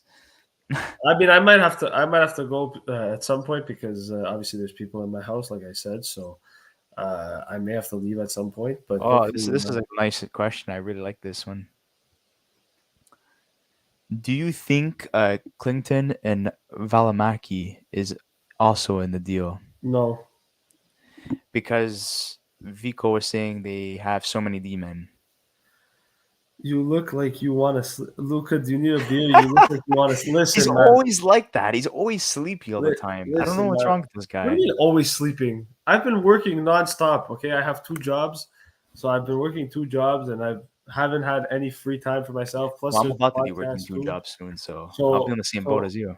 so yes, I'm tired, but no, I'm okay. I'm hanging in there. I So, mean, assuming Caulfield has a 45 to 60 point season, what type of contract does he get? I'm Definitely 8 years. I think that's what gonna move. So everyone wants. Um, but salary wise, I would say 8 times 8. That's my prediction. I think it would be $8 million for 8 years. Well, per year. Sorry. What's your prediction, Luca, on the Cole Caulfield extension? I think 8 years, probably what 8 years at like 7 million. I don't know. I'd have to. It's too early to tell. I think for Caulfield, Hmm. but yeah, we'll see. I don't know. He gets. I don't know if he gets more than Suzuki or less than No. Suzuki. I would say it really depends on if he gets like 50 goals or not, or 40 goals or whatever. It's gonna literally be dependent on that. So yeah. Yeah, some people are like kind of in the same ballpark as me. 7.5. We have one person who's in disagreement, which is he's gonna get 5 times 6, which No way, is Constantine got 5 times. I mean, if he gets 5 times 6 and he scores 40 goals, I'm be happy with yeah, that. that's a steal. It reminds me of that Pacioretty deal. Remember where he was getting close to was it 40 goals or 50 goals? And like he was signed for what $4.5 million for like what 6 years. That was Yeah, crazy. yeah, that was pretty. That was pretty nuts. Look at the last Brandon Kelly tweet about Monahan. Oh Let's yeah, go find that. Let's go I find have that. it. I Thank have you, it. Sicky NHL. I think was it Brendan Kelly? I think I don't know. Wait, how do I spell it? I haven't heard that name in a long time. I don't know. I don't know his Twitter username though. That's the problem. Does anyone have his Twitter username? Because I don't. I don't know what it is. Brendan Okay, Kelly. we'll move on to the next one. Which teams improved the I'll find it. most? I'll try to find it. Senators, Detroit, Flames. If this team could put it together in terms of chemistry, Oh, Oilers. is it? They made some good moves. Um, Kelly. I don't know, to be honest. Thank you so much for tuning in. We appreciate it. Hopefully, you tune back in if we have any news, or you'll find out later. Brandon Kelly got ripped on Marinaro. Yeah, Oh, what are your guys' thoughts on Marinaro leaving TSN and making his own podcast? I think that's amazing for him. He gets a lot of good guests, and he's very knowledgeable. He was working on TSN for many years, so really happy to see him grow individually.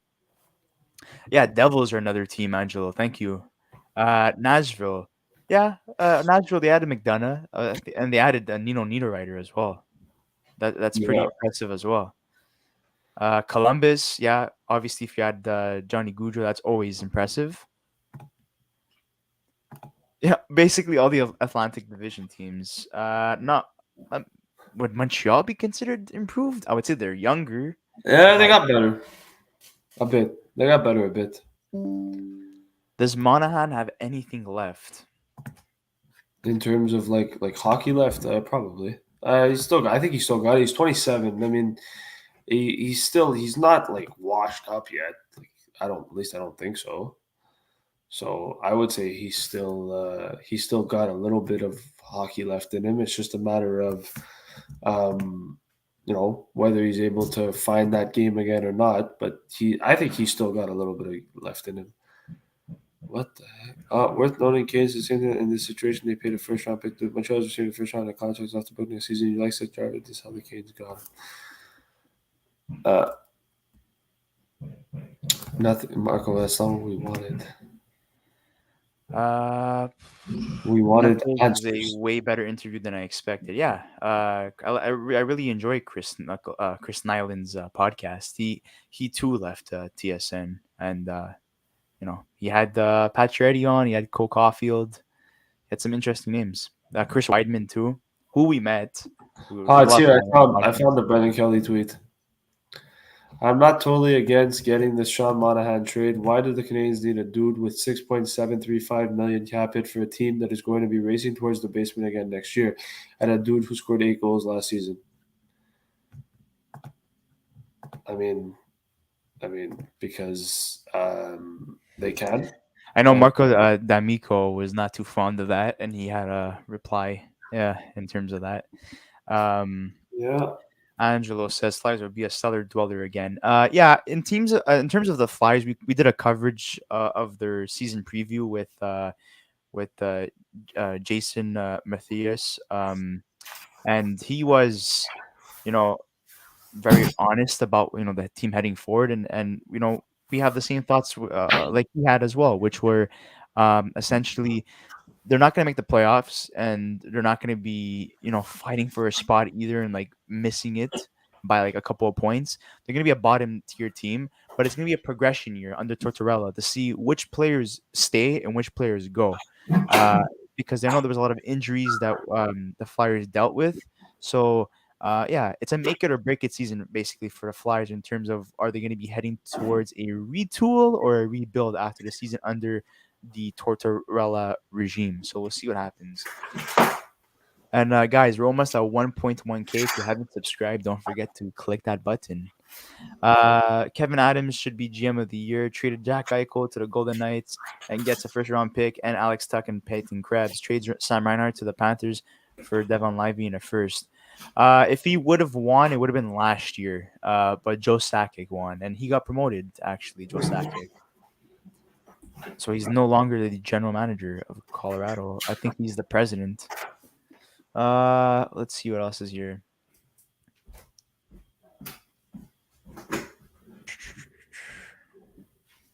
Montreal exchange who we still don't know yet. We're still all waiting. That's why we're all here still.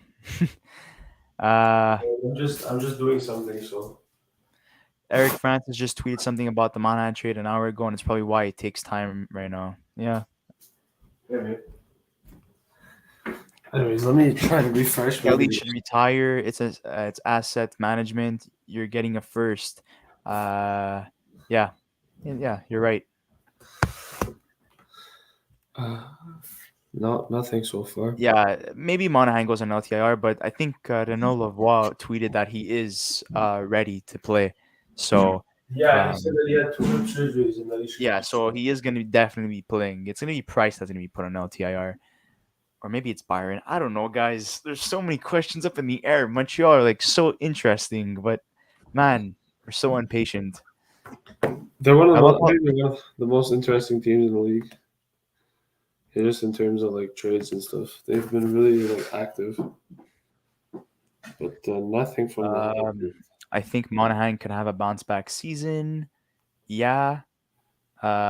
Canes will have to dump some salaries. Yeah, like we mentioned, Drouin, Armia, Hoffman. Those are guys to look out for. Yep. Yeah, I think Monahan could have a bounce back season if he's playing under Martin St. Louis, offensive minded coach. And also, if he's healthy. Could be. Oh man, it's so tiring. It's I'm almost starting to 3 hours. I'm starting to get sleepy, bro. Maybe I should follow. I should follow his advice and go to bed. Follow Gio's advice and go to bed. You know, we'll Maybe. see. All right, guys, I'll go to bed. No, I'm kidding. I'm staying. I'm staying. At least for now. Oh man, what the heck happened? Like they just decided not to. They just took a lunch break together. Like, yeah, you know what? Let's just take a lunch break and They then went for we'll. lunch. That's it. They all went for lunch, and they're like, ah, screw everybody else. That's one thing with Kent Hughes, though. I find is like his trades get announced like later. Like even the Petrie trade, it got announced like 2 hours after Yeah, they but knew. it's all cap, you know, gymnastics at this point. Every penny counts, especially with the limited cap space that many teams have. You have no choice. No, exactly. Yeah, I don't know, man. It's a bit weird. I honestly think Arizona's involved. Only team that can take a significant contract. Luca, get a beer, bro. Uh, I mean, I don't know. Everyone wants to There's get a kids. There's kids watching. I don't know if I should be drinking a beer yeah. on on live. I don't wanna get demonetized either for promoting alcohol. So, but yeah, there's just like what's going on. I'm actually getting impatient now with this trade. Like, wow, it got announced at 12 and it's 3:45. TSN Edge posted a very funny picture how were the two guys, for their franchise, and now these are the two go-to guys in the franchise. We'll see. Oh, Chris Johnston, man. Like, this guy, I love this guy. He comes, he tweets being dealt to the Canadians. They did, technically speaking, the Kadri like deal hasn't even been announced by Calgary yet either. So that's pretty funny. Well, we do know it's 7 Yeah, million yeah, we know it's for like 7 years. we know it's 7 million 7 years. It's just surprising that Calgary hasn't tweeted it out yet. We're But getting there. we'll see. I Damn, damn. think I'm gonna have to go get a snack very quickly in about So like 2 minutes. go do what you gotta do, man. Look, Sean Horkoff says I'm a chucho. Nice, thanks, chucho. Sean I Horkoff. appreciate it. So many legends in this chat. Edmonton Oilers legends, Calgary Flame legends. It's crazy. If only I knew who if only I knew who Sean Horkoff was. Like if I ever met him, that'd be cool.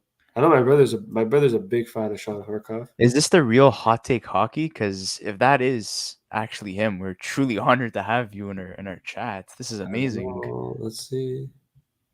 Actually, I'm actually gonna check. That's awesome. Having a fellow YouTuber checking us out. That really means a lot to us. Yeah, it is. Wow. Well, thank you so much. I mean, I think so. I would. If that's really you, we really appreciate it. Like, that's awesome to have you. Wow. Thank you.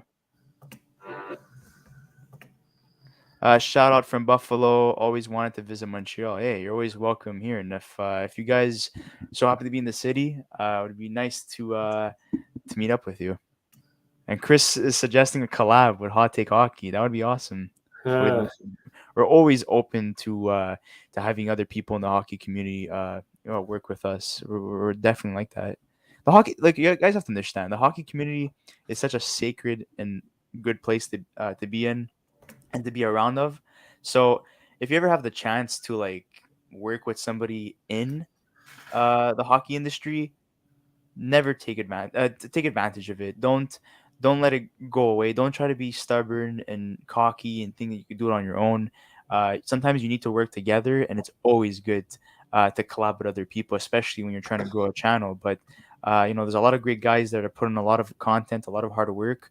So we know how it feels. But that would be honestly awesome. I want to address this comment.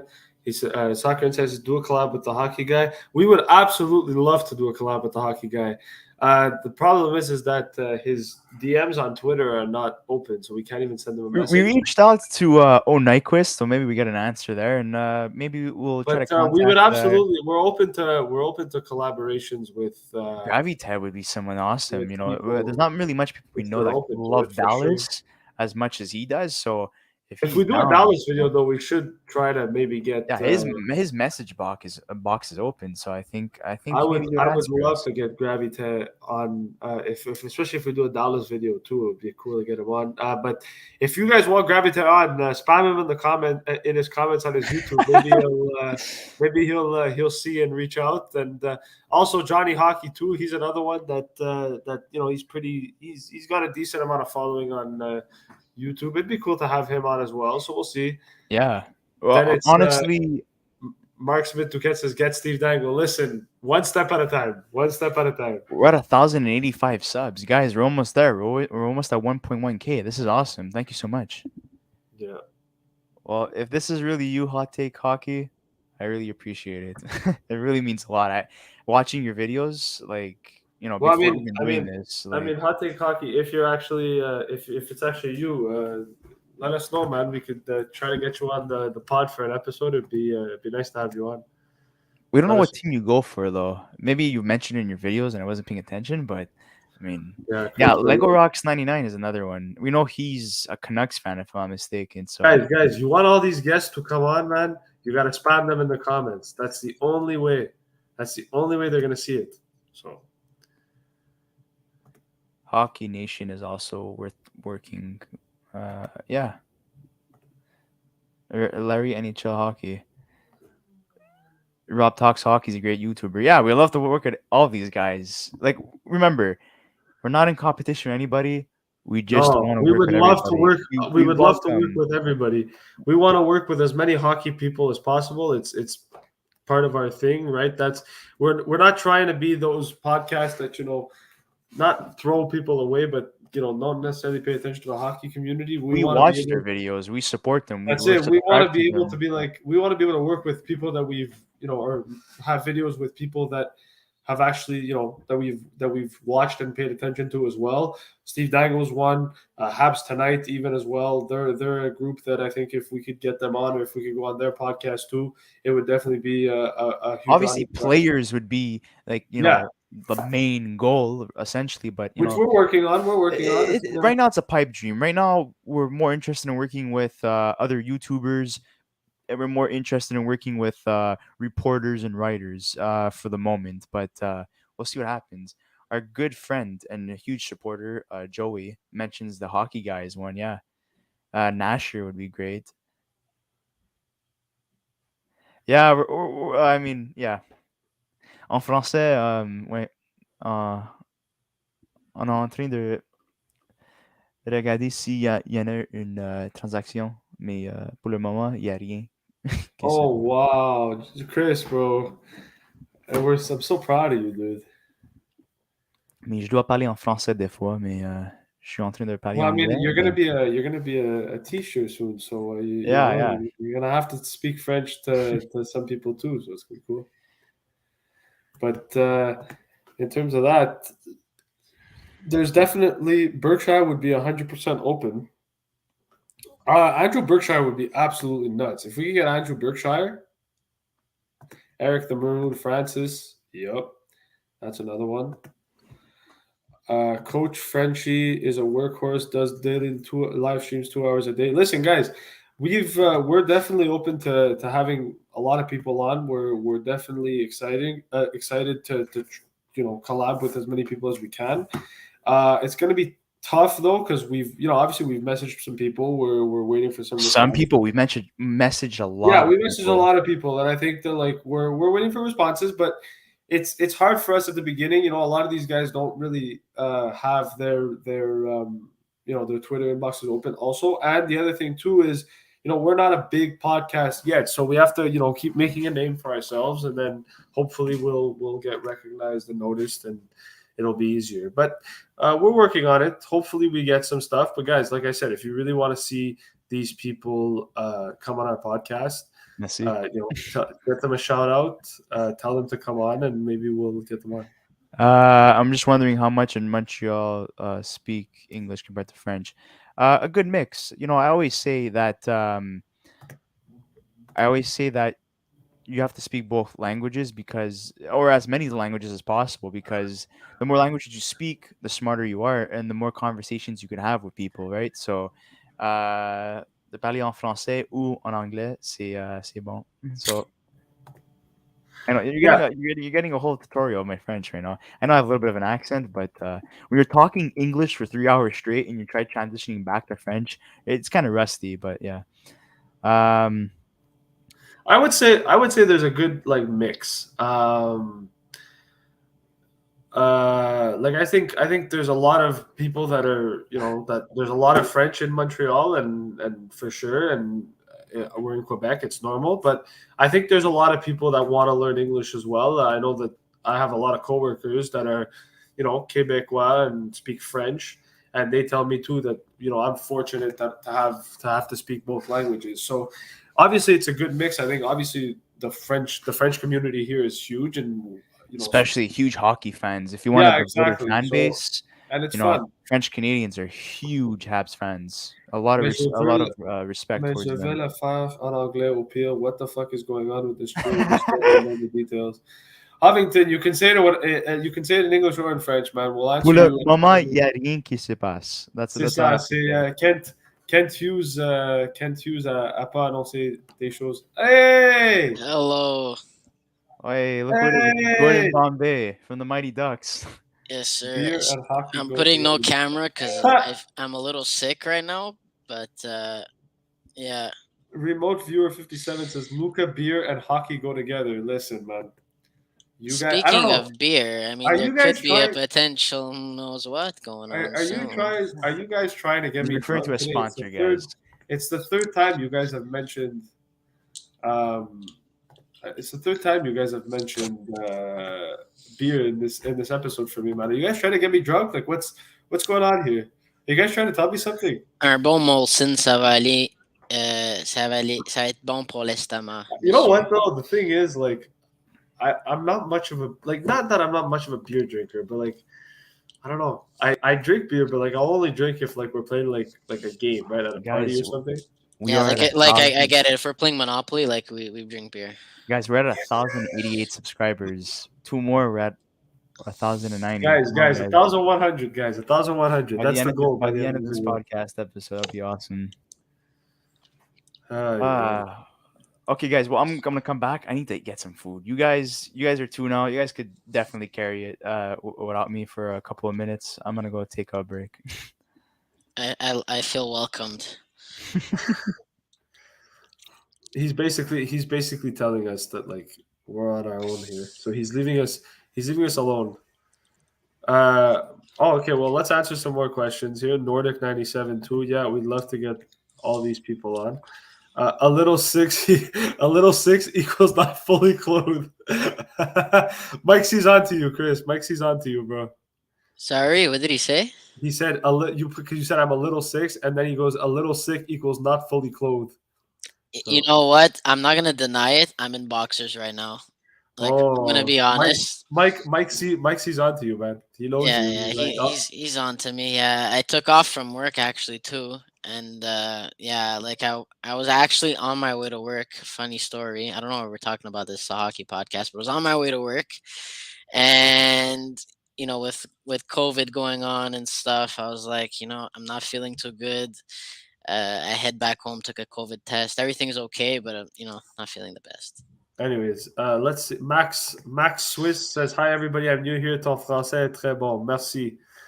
Merci beaucoup. Et on est allé à l'école française.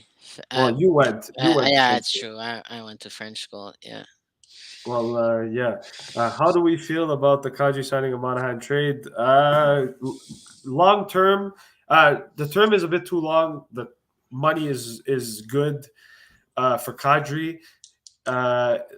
Obviously, but if Calgary wins the cup, it doesn't really matter. And the Monahan trade, we're waiting on details to see what the Habs gave up, but it's still good, I think, no matter what. So just looking at that. I am a YouTube creator tool. Have a great day. Okay. It's Français. Lol. Hey, he's a creator. Maybe we should collab with him too. We're open to collab with everyone. Listen. Oh, you're a creator too. Well, I mean, listen. If you're a hockey fan, if you love the sport of hockey, especially, We'd love to have you on, but for us, for sure, we're definitely open to it. It's Maybe we can make that a giveaway. We have a fan come on the podcast, we're discuss gonna give the whatever fan. We're topic gonna they give. want. We'll give away the fan. So like they'll come on and then we'll just give them away. Yeah, we'll just give them away. Like, hey, what's up? What's your name, Jeff? Okay, Jeff, you're gonna go live with this person now. That's it. We're gonna get the guest on and then we're gonna give them away. So, guys, if you guys want to see us give away a guest, let us know. No, I'm kidding. But I mean, we could do that if a lot of people want. I'm sure we can find some. We could give Chris away. That's it. We'll give guys if we get to 1,200 subs by the end of the video, 1,200, not 1,100. He's always give you guys leaving a to go challenge. get snacks. 1,200 subs, we'll give Chris away. Yeah, he just text messaged me. He's like, "Thank you." Guys, Yeah. so tell your friends if you guys want to see us give away Chris, you have to. If you want a 5'5" Italian kid with a mustache and beard, we got you. I'll give it away at the next podcast. This is a nice. Actually, let's go up with all def collab. I don't know if his girlfriend would be too happy about that, but yeah. Chris, there might be girls in the chat, man. You can't tell me as a girlfriend. Sorry. And then Elor Tap, why would Habs give up anything to Calgary for doing them a favor? Well, it's just to see because they said that there's going to be more, so we're curious to see what that's going to be, right? Azriel says, I honestly don't think Monahan will stay in Montreal. It's a three-way deal. It doesn't make sense to have Dvorak, Dak, Monahan, all three fighting for the same spot, more or less. I have a feeling Dvorak gets moved if they bring Monahan in. Just my personal opinion. Hot take is where I heard. Hot take is where I heard this news first. Oh, cool. Hot take hockey. That's nice. Shout out to him. Who is your favorite all-time hockey announcer? I mean, obviously, because we're from Montreal, I watch hockey on LDS a lot, and I would say for me, I think Pierre is a really good. Yeah, 100%. I watch hockey solely in French. Yeah, and I watch it in French, and I watch it because of Pierre. So I would say Pierre has to be the guy that if I had to say best hockey announcer, it'd have to be him, just because I've watched him the most. Giovanni Giovannitti says that's me, so we could give Giovanni away too. But I hear that they offer Sportsnet in Punjabi, so I'm actually curious to know. I've watched it. I've actually watched it. It's kind of funny. I'm actually curious to see what that's all about. What else is there? 50. Mike C says 5'5" Italian hairy guy. That could be any of us. True. That's very true. I'm obviously 6. I'm 6'1", so I'm not in that category. True. Yeah, I'm 5'4". Like I'm very. So there small. you go. So Chris is considered. Canadians love their hockey. Americans love hockey too. Absolutely. You guys have a big fan base over there. Obviously, you guys are obviously not just hockey. You guys have basketball, you have football, you have baseball as well too. But we love to see that you guys love hockey too. It's hard for us to really say our favorite hockey announcers because again, we don't really watch the American version of hockey, like American TV channels, right? So we're having more of the Canadian channels, so that's why. What's your reaction? How do reaction Sean Monahan trade cap space? I mean, I hope we'll see. We'll see. I don't know how the Canadians are going to have the cap space to do it. We're going to be interesting to see. Bob Cole was a classic for me. Bob Cole was great. Bob Cole, when he did a lot of games, when he did a lot of commentary, he was fantastic. Especially those Habs Leafs games, they were really fun to watch when he was around. He's a legend, so definitely Bob Cole as well. He's a guy that all time, especially, he could be put on that list for sure. So yeah, hard pass on Felix again. Yep, 100%. If you're a hockey fan, 100% watch LDS over TVA. In my opinion, I just think, if you want to watch it in French, I think LDS is a lot. TVA, and it's not just I don't want to hate on them just because they just started coming into the hockey game and they stole a bit of things from RDS and the days and whatnot. But I have to say, there was this one time I was listening, and me and my brother, I wish I still had this video. We were dying. The guy says, I think they were talking about. It's a player that no longer plays with the Habs. He was a bottom line guy. Luca, maybe you can help me out with this. He only played for a couple of games. It could literally be anybody, bro.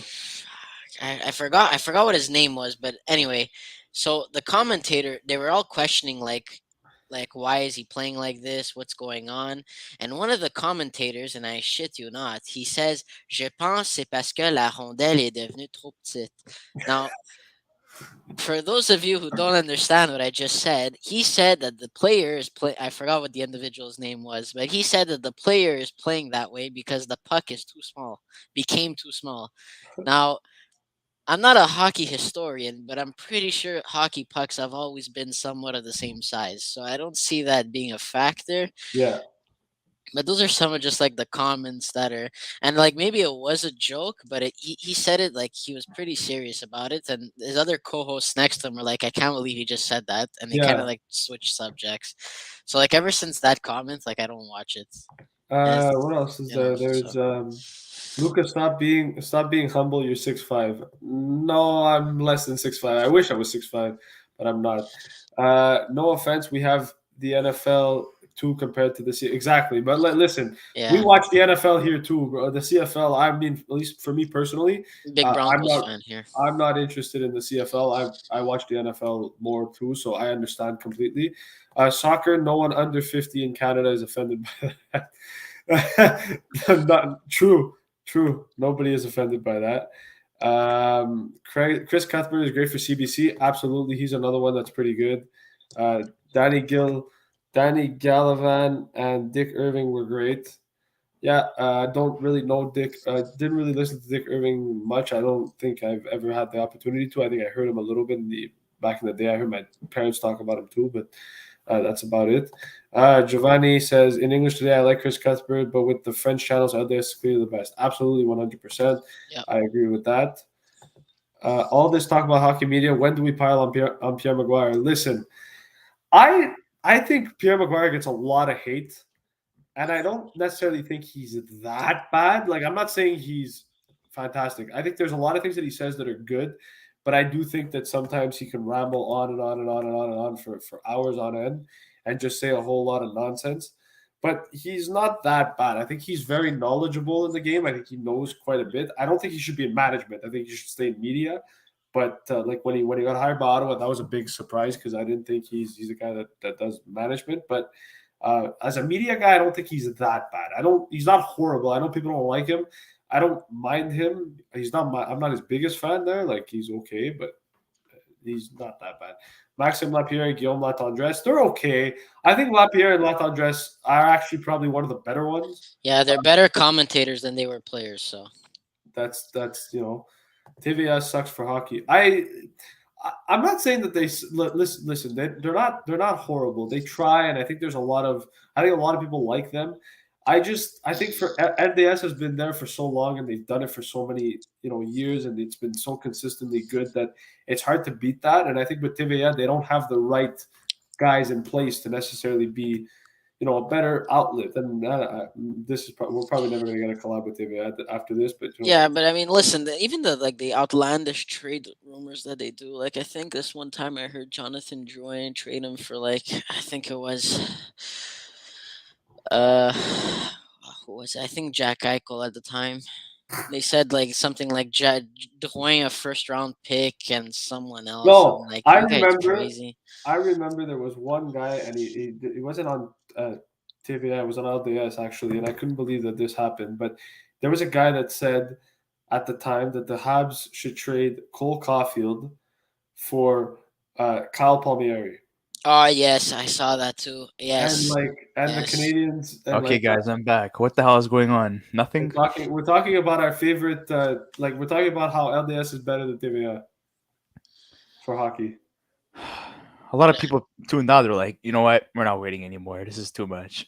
Listen, man, you know what? We still have 100 people in this thing. That's pretty surprising. Anyways, I'll be back. I'm going to leave the chat now because I have to go do something. But Are you coming back at all?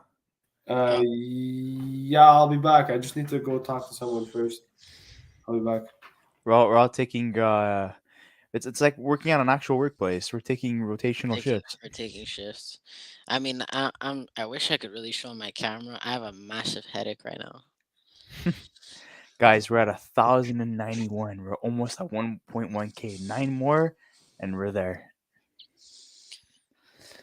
Listen, let's spice up some stuff up. Let's talk about ourselves, Chris. Huh?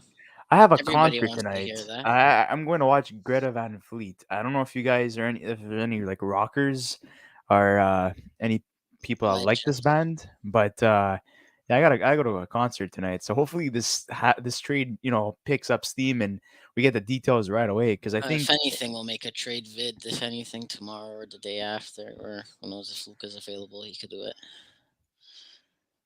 But maybe you guys could do it tonight. let's spice things up. Chris, who's your all-time favorite player? Let's share it with the people.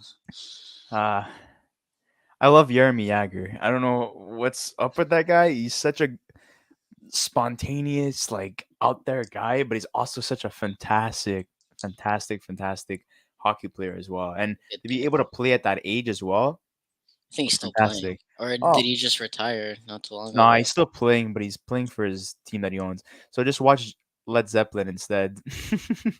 Yeah, they're very reminiscent to Greta Van Fleet, and we also have someone saying that they're my favorite rock band of all time. A favorite rock band. Have a great time. Thank you. I appreciate it. It's my first concert actually. What? I've never been to a concert before. That's crazy. Yeah. You want to know? I actually want to know who my first concert was. This is gonna be very embarrassing, but it's for YouTube. Whatever. It's gonna be here Let me forever. guess. Selena Gomez. No, I wish Selena Gomez is amazing. It's the Jonas Brothers. Why? That's not embarrassing. Well, at the time, because now they're good, but when they were like in their camp rock phase, like that's what I went to. I went to watch a camp rock concert. Oh God. Yeah, yeah. You see, so it's pretty. It's not embarrassing. Like they're good, but they're good now. I mean, before they had like what one song. Uh, And this is another thing why I really like the Slavkovsky draft, um, because there's been a lot of comparisons between him and Jagger, and also people even threw in Marian Hossa as another comparison. Um, so yeah, very possible. They all have the same size. Uh, very hard to get off the puck. Um, Power forwards. That's a big one. But yeah, we'll see. If we get a Jagger type of player in Slavkovsky or Marian Hossa, whoa, the Habs are in business. Number 4, Bobby Orr. Actually, we just posted a uh, a picture of the statue of the goal that he scored in 1970 to help the Bruins win the Stanley Cup. Or I just came back from Boston. That's why. Uh, my first concert was Blue Oyster called in 1976. Wow. I wish. And imagine being in the 70s and the 80s, maybe even the 60s and seeing all these crazy bands at their peak. That's amazing. I wish. I wish I could get to see Metallica. Kiss 1989. Yeah. That's where they ditched the makeup when they went for that hairdo. Classic 80s hairdo.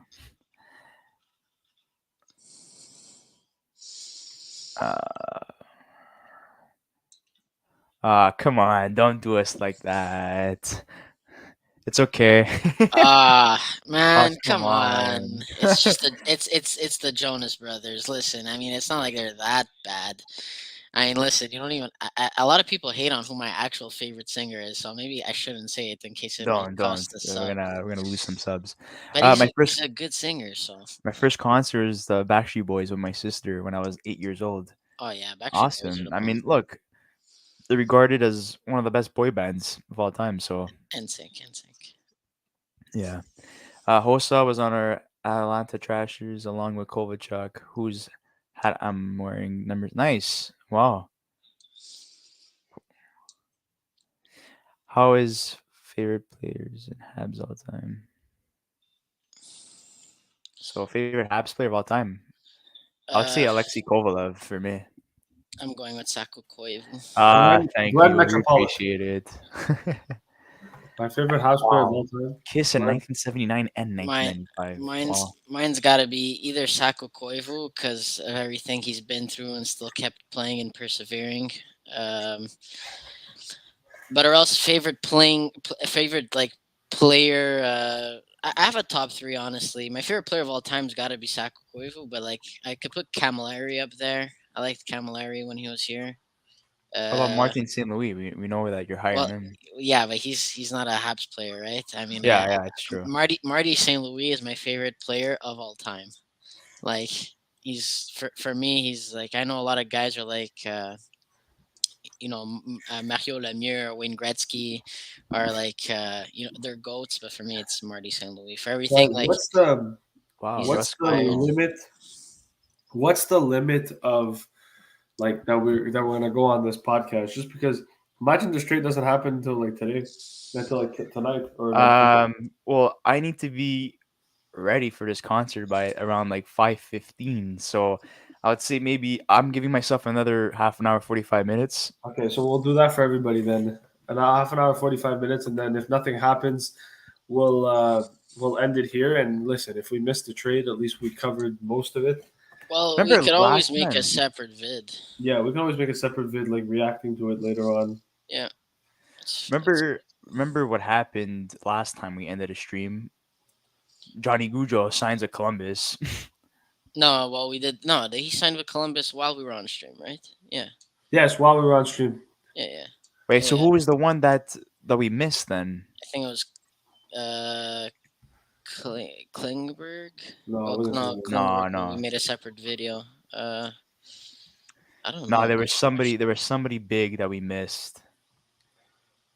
I don't know who it was. Burakovsky. No, Burakovsky signed during the day. Who cares? Whatever. It is what it is.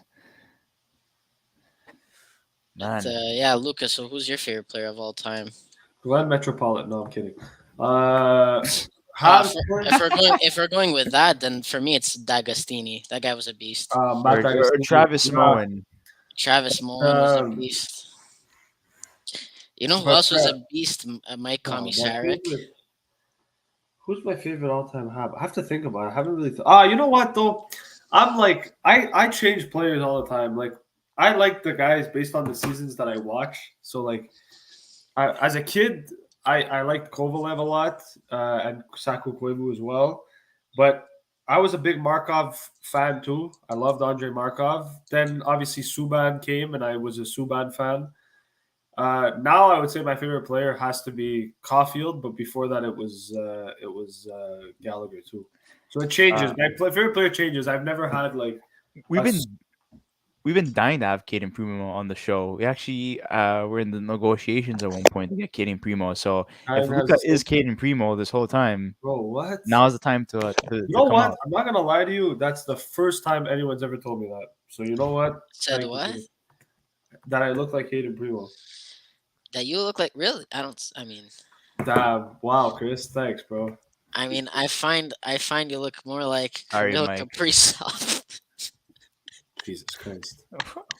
I'll take that. No. Random Who Hab, does? Who? Dennis Subris. Actually, I have a good friend of mine. Oh, His Richard Zednik too was a Hab. Richard Yeah. Zednik.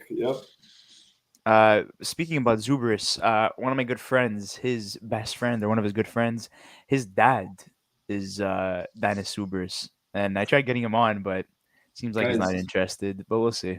guys, you know what's Who's your favorite canceled Hab? Mine's Mike Ribeiro. I'm not gonna get into that. Favorite Habs prospect, Caden Gooley, 100%. That guy's literally a man. He's ready for the Sean NHL. Farrell. Sean When the stream ends, raid Isles Girl 3. She's live now. We rated her streams a few months ago when she had under 1K subs. Oh, Now she's wow. almost at 4K. Nice. Oh, wow. Okay, well, definitely raid everyone. She everyone. actually came on our podcast when we had Stefan Rosner. She was very impactful in terms of the comments. She was really mentioning a lot of things. So I mean, it's awesome that she was a part. We didn't even know about that. Thanks for letting us know. Subban in his prime was so electrifying. He Luca, was. more of a Malkin looking guy. Wow. Guys, Guys, you know what, man? It's okay. Okay. I Listen, find he looks like a little bit like Patty Kane too. you know what, guys? It's okay. No, I our can friend I Vince looks understand. like Patty Kane. No, Vince. Yeah, Our friend Vince looks yeah. more like Zibanejad. Yeah. Oh, No, I see Or what. no, sorry, Panarin. Panarin. Sorry, Yeah. yeah. What am I Yeah. saying? Yeah, it looks more like Panarin. Well, I think I may have a little bit of news. I don't know if you guys follow Incarcerated Bob, but still believe Habs are on track for another major move before or during the first month of the season. Just a vibe I get from certain people in the know. So, Sheldon Surrey too was a beast. Now that I'm thinking of it, sorry, That's I a guy don't. we contacted that we're still waiting for. He's at the beach. Yeah, he's a model now, I think, or something like that. So. He's living retirement. no, you look like no, but listen, guys, listen. I look. You guys are telling me that I look like hockey players, like I look like Malkin, I look like whatever. You know what, guys? I appreciate that because it means they have money and they're rich, and that's good. I don't know. It's not all about money. That's what you said. I'm quoting you. It's true. You're right. You're right. You're right. That's true. That's true. But they don't have to know that. Don't tell them that. Stop. Ah, man. I think we're all losing our minds at this point in the live Well, stream. I think we all are losing our minds I at mean, this myself, point. like 2 sandwiches. I was like starving. I have We're a actually headache. we're actually at 1,900 views right now. So we're almost at 2K views total. That's Oh my awesome. god. So next year the draft is going to be on June 28th to 29th in Nashville, and then free agency is supposed to be July 1st. So I think it's only going to be like what 2 days of like We're going to what Nashville. Yeah, we were oh, saying that before. we We're could. You know what though? We really could. we're going to Nashville. It's not we could. We're going to I Nashville. love this. I was just joking. Malkin looks like the dude from the Goonies. Hey, you guys! I love that guy. The Oh Goonies. my god, that's a movie I would check out. Luca, I'll give you the Nicholas Deloria look. Oh, bro, you know what? If you could give me the Nicholas Delorier look. Ah, Giovanni, are you a hairdresser, bro? You could do my hair, bro. If you want. I don't think this is the Kadri and Monahan episode. I think this is the poking the Let's all bear make fun of. You know what, video in guys? terms of Listen. Luca's You know what, looks. man? I'm okay with it. I'm okay with it. What was I gonna say? I totally forgot. Yeah, we're at 1,095 subs, guys. 5 more away from a 5 more thousand. away and we sell Chris. I mean, Luca has the A physique of thousand. Milan Lucic. 1,001. If we get to 1,001, we sell Chris. Live on air. Which Chris? It's up to the Christopher. viewers. They pick what they want to do. No. We get rid of Christopher because me and Pizzuro have a deal that if we get to a certain amount, we have to sell you. So Chris, get ready. You're gonna be put on Kijiji and yeah, Or eBay or or Amazon. We'll eBay. put you on all Oh, platforms. you know to what get we'll the do actually maximum. since we're live, we'll make everybody bet on you. So like the highest winner. My God. How? My head. I like this line, guys. What are your thoughts on this? Anderson, Doc, and Who's Slavkovsky. Slakov? Who's Slakov? Hey, That's a beefy ass line, though. I don't want Anderson to leave. He's your favorite player. We've spoken about that on many occasions.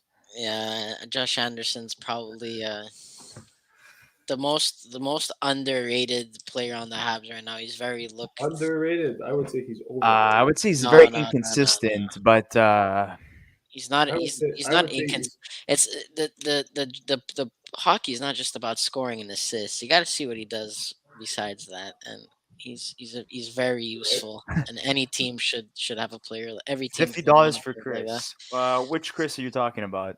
He spelled it with an H, so I'm assuming it's you. Oh, Chris, Uh, bro, you've already got a $50 bet on you, man. Imagine that. It's a lot add, of money. add that to the super chat, guys. We're monetized.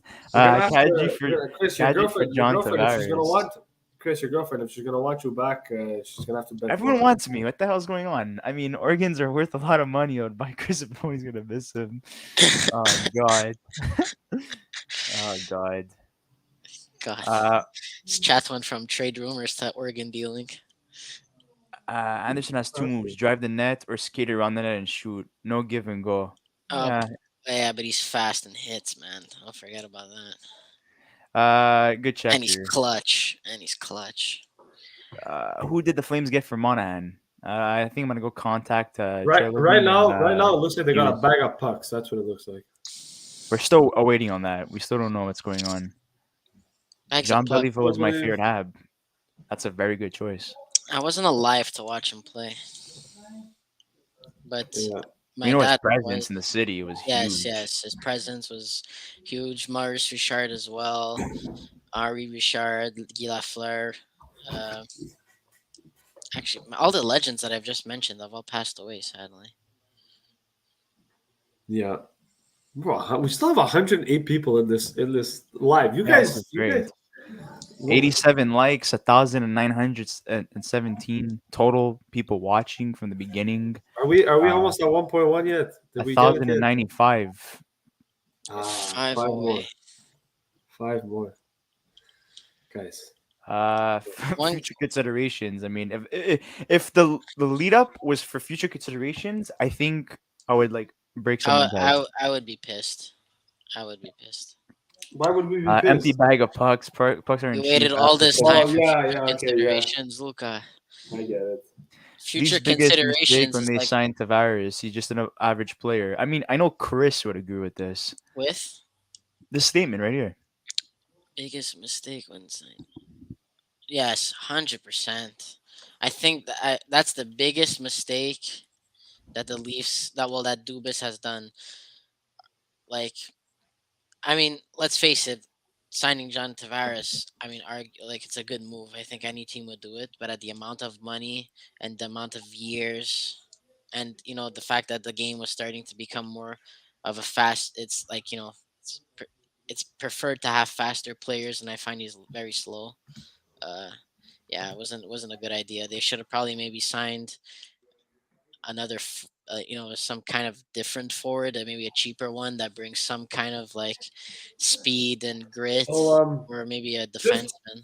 just to keep the things going a little bit, there's this guy Adrian who apparently knows Sean Monahan's mother and said she was a former teacher of him, and he texted her earlier about the training. He said, "Hey, I just saw Sean got traded to the Habs. I'm so excited to see him. My favorite team, been waiting for years." And he goes, "Hi, Adrian. So excited for Sean to start fresh and healthy. I'm happy to be a Montreal fan too." So it looks like even his mom is aware. So Sean Monahan is aware that he's being traded to Montreal, which is good. And I think she's excited. About that as well, so that's fun. Obviously, if that text is real, but I don't think he would lie about that either. Bro, at this point, I took the day off. Work is done, LMAO. Listen, Giovanni, bro, I get it. I understand, 100%. I understand. If future considerations will be worse than the Matheson video Habs released when they said that he had big news, it's true. I remember that. That was the day that was also the day that Kachuk got traded.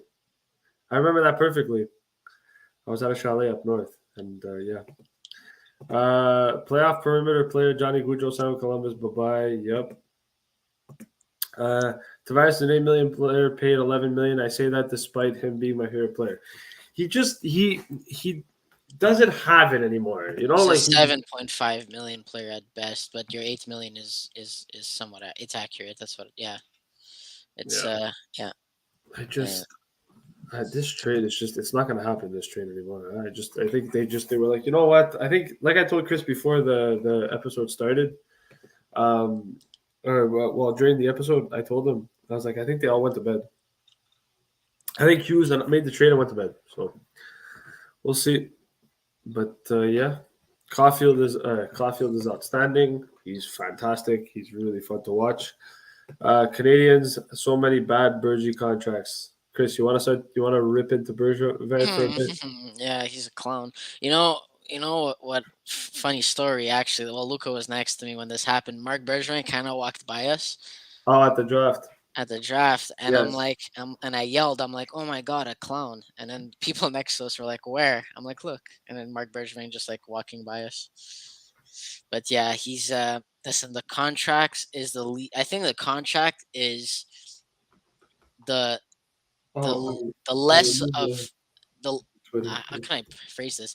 It's not as bad as the rest of the What he's stuff he's trying to done. say is it's the least of Montreal's problems during that time, Yes, thank you for yeah. I'm lost a little except bit on Alsner that. and Drouin, but I it's got fine. a headache. But Dwayne was a trade. I would say some of his trades Yeah, but were his extension was not that great. yeah, well that too. But then again, Dwayne was kind of worth 4 or 5 million at the time. Just I want to answer Marco Laraby's comment. He says, "What's the theory though for why it's taking so long? Three-way deal, movement clauses, medical review. I think a little bit of everything. I think Monahan wants to come here. I think they're looking maybe at his medical reviews to make sure that he's able to play. Maybe they're looking at a three-way deal with another team. Obviously, Montreal needs to clear some cap space as well. So there's some moving parts that I think need to be done. Some people are saying that it should be done soon. Other people are saying that it may not be done right away. This can go on for a little bit longer, but hey, it's been 4 hours that we've been doing this, almost 4 hours that we've been doing this now, and we haven't heard much. So we'll see. It's been a waiting game, but I know that we keep saying be patient, but that's about the only thing we can do at the moment is just keep being patient, and that's it. Unless anyone knows Elliot Friedman and wants to call him right away and ask him. We're 60 views away from getting 2K views on this video, which is crazy for a live stream, and we're at 1,097 subs, so three more away from 1.1K, which is honestly amazing. This is such a milestone for us, and like we're very, like really really thankful for like everything. Yeah, And I why mean is my face covered by the sun? we gained 70 subs in one day. That's amazing.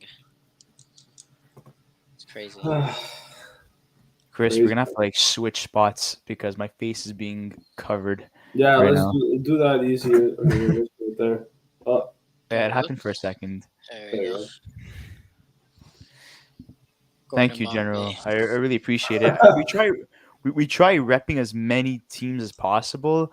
Obviously, it costs money to buy all these T-shirts and jerseys, but in terms of what I have in for teams, I have Washington, Montreal, Boston, Calgary. What else do I have? Don't you have Edmonton? Chicago. I have Edmonton. Yeah, the Yeah, Yeah, Ducks. that I got you for the your birthday. Ducks and the Habs. Yeah, I appreciate it. Nice Connor McDavid shirt. Yeah, Um, but that's it. But I don't really have much. I think I just have Canadians for the most part. I think everything's Habs for me. I was looking at some T-shirts in Boston, but everything's The so face overpriced there. face So IDs covered. I have only Ducks, Minnesota, and Habs. My we three should favorite invest more in teams. that. And we have our Young Guns podcast T-shirts. That's true. Oh yeah, it's true. We do. If you guys want some, like obviously we're gonna need a huge like order and a huge demand essentially to order a lot. But if you guys are interested in any Young Guns T-shirts and stuff, we could get that done for you and we could send it your way if you like. Merchandise. You guys would. Obviously, it's gonna cost you We something, would but need a lot of people to be interested though for us to do it. We're not just gonna like give. like 50 people, like a good 40, 50 people. Yeah, but we can. Do we have? No one's wearing it. I would. I'm not gonna go wear it. I wore it the other day to work, so it's in the wash. Mm. Plus, right now, I'm just Guys, my laying. hair is all messed up, man. I don't know. I woke up like this and I just never fixed Yeah, it. you woke up with that other guest of ours that just woke up and saw the news happening all at once. Ay, ay. Well, hey, it was good to at least come for the end of the video. Yeah, the problem is that Good luck on the YouTube panel. I got invited on a YouTube panel. Okay, cool, nice. That's fun. 90 view. We still have 90 people in here, man. I can't believe there's Because 90 everyone is people. waiting. We, Well, we I know, pretty but much it's kind of cool covered that there's just, everything. bro. How do like I don't know, like it's cool that like 90 people are just listening to us talk. And that's 95 now. Yeah. Like that's Because like everyone is anticipating news and like we covered everything, guys, from like statistics, where these guys could be playing, other rumors concerning these two teams, other teams as well that haven't really done much. We've done it all. Like we spoke about our channel. Like what's going on? what more could we do? The one thing that our biggest regret, I would say, if we have one, would be the night that Matthew Tkachuk got traded to Florida because only Chris was available that night. Luca and I were not available, and we would have loved to go a good hour or 2 hours talking to you guys, breaking down the deal. But essentially, poor Chris, Oh, there's only so much you can talk about, being alone and having so many questions and stuff going on. But like that was one moment we were like, damn, man, we've been waiting for this. We even spoke about it with our guest from the win column, and it happened when we were all busy. That one night that none of us were really free. And that would be our biggest regret. But like we still got a lot of people tuning in that Yeah, video, we and we really got appreciate one it. point something K. Yeah, it was pretty good. Yeah, so I really appreciate that. But man, that's one night that we really hope Christ, for the all street three of us to question be comes. together. But apart from that, we've been very fortunate for everything else that's happened to us. So we took one L, or even it's a small L. We took multiple W's. So and we appreciate it. Whoa, Chris, bro, be humble a bit. I am humbled. That's what I said. There's more good things to look at. We're not. I'm not ending. We're not ending the video until we get 1.1k subs. I'm joking. Oh, What come are we? on, What no. are we at? We're only gonna end it when we get the news, guys, because that's what That's everyone's waiting for. Well, I mean, it's gonna take a while. Bro, imagine we're here we're, till like midnight, bro. We're just like sleeping. It's like, oh, the we're deal two happened. we're Th- two There's still subs there's still 100 people tuning in. we're two That's it. Like, subs away from a thousand 1.1 we're how many subs away? 2. Oh, Wow. let's. So it's possible. I'll be back for. I'll be back for you guys long. I think it's only a matter of time. Team Canada lines at practice. Waugh, McTavish, Dufour, Johnson, Stankoven, Forster, Cooley, Gaucher, Bedard, Othman, Ostapchuk, Denoyer, Kidney, injured Ridley Gregg. Oh my God, Bedard got brought down to the third line. That's surprising. I know he's Hey struggled a guys, lot. he's not the first overall pick anymore. That's it, guys. I think the Habs should go with Matvey Michkov first round. Did it happen? We're still waiting in news, though. Still waiting, man. I don't think the Habs should draft Michkov if they get first. Bedard is the consensus number. Let's face it. There hasn't been as much hype around him since I think Connor McDavid. McDavid. Yeah, actually, well, Lafreniere, there was a few talks about him being a generational talent, but I don't think. Monahan's still trending. Crazy. Wake up, buddy. Any news? Nope. We're still here. McCrag was right again. Grant McCag. We can. We should we have him on the podcast? I wanted him. I wanted him to like. I feel like basically it get him would on. be. I'll be honest. I feel like it would be a lot of controversies. I know a lot of Habs fans are not too. Yeah, I wanted him just to give him the opportunity to explain how he felt like during the process of him like clamoring for for Shane Wright to not go number one and for him to inevitably be right at the end, like to see like what he was feeling before, during, and after, and what his thoughts are based off what happened, what went down. I think that would have been fantastic to have, but I know Luca got blocked by him, naughty boy. So that never happened. But Okay. Naughty Listen. boy. Listen, I got blocked by him because he didn't agree with something that I said when I answered him on Twitter, and he blocked me. I mean, Grant, if you're gonna watch this, unblock me on Twitter, please, so I can roast you even more. No, I'm kidding. But it's Very just childish of him, though. no. But it's what do you know? listen. He had made a That's you? comment about Slavkovsky. I didn't agree, and I kind of poked a joke at him, and I think he got upset, and that's it. Oh my God, Johnny Hockey is in the chat, boys. Hey, Johnny Hockey. Wow. Oh my God. Great stuff on the pod today, boys. You guys Been have been grinding grinding for for hours. hours. Wow. Oh my God, Man, this is Johnny Hockey. awesome, man. Collab Johnny soon, Hockey. collab. Hot take hockey. Johnny, we'd love to collab with you on an episode soon. Yeah, that would be awesome. 100%. Let's So go. let us know if Wow. you're down. Yo, Johnny Hockey tuned in. Hot take hockey as well. Pretty soon we're gonna get Gravitat, Lego Rocks 99, the whole shebang. Steve Daigel's gonna get up on the podcast. Wow, man, we really appreciate it. Thank you Steve so Dangle's much. gonna come. Why do you guys hate the Leafs? We'll get on. We'll make him do an LFR live from our podcast.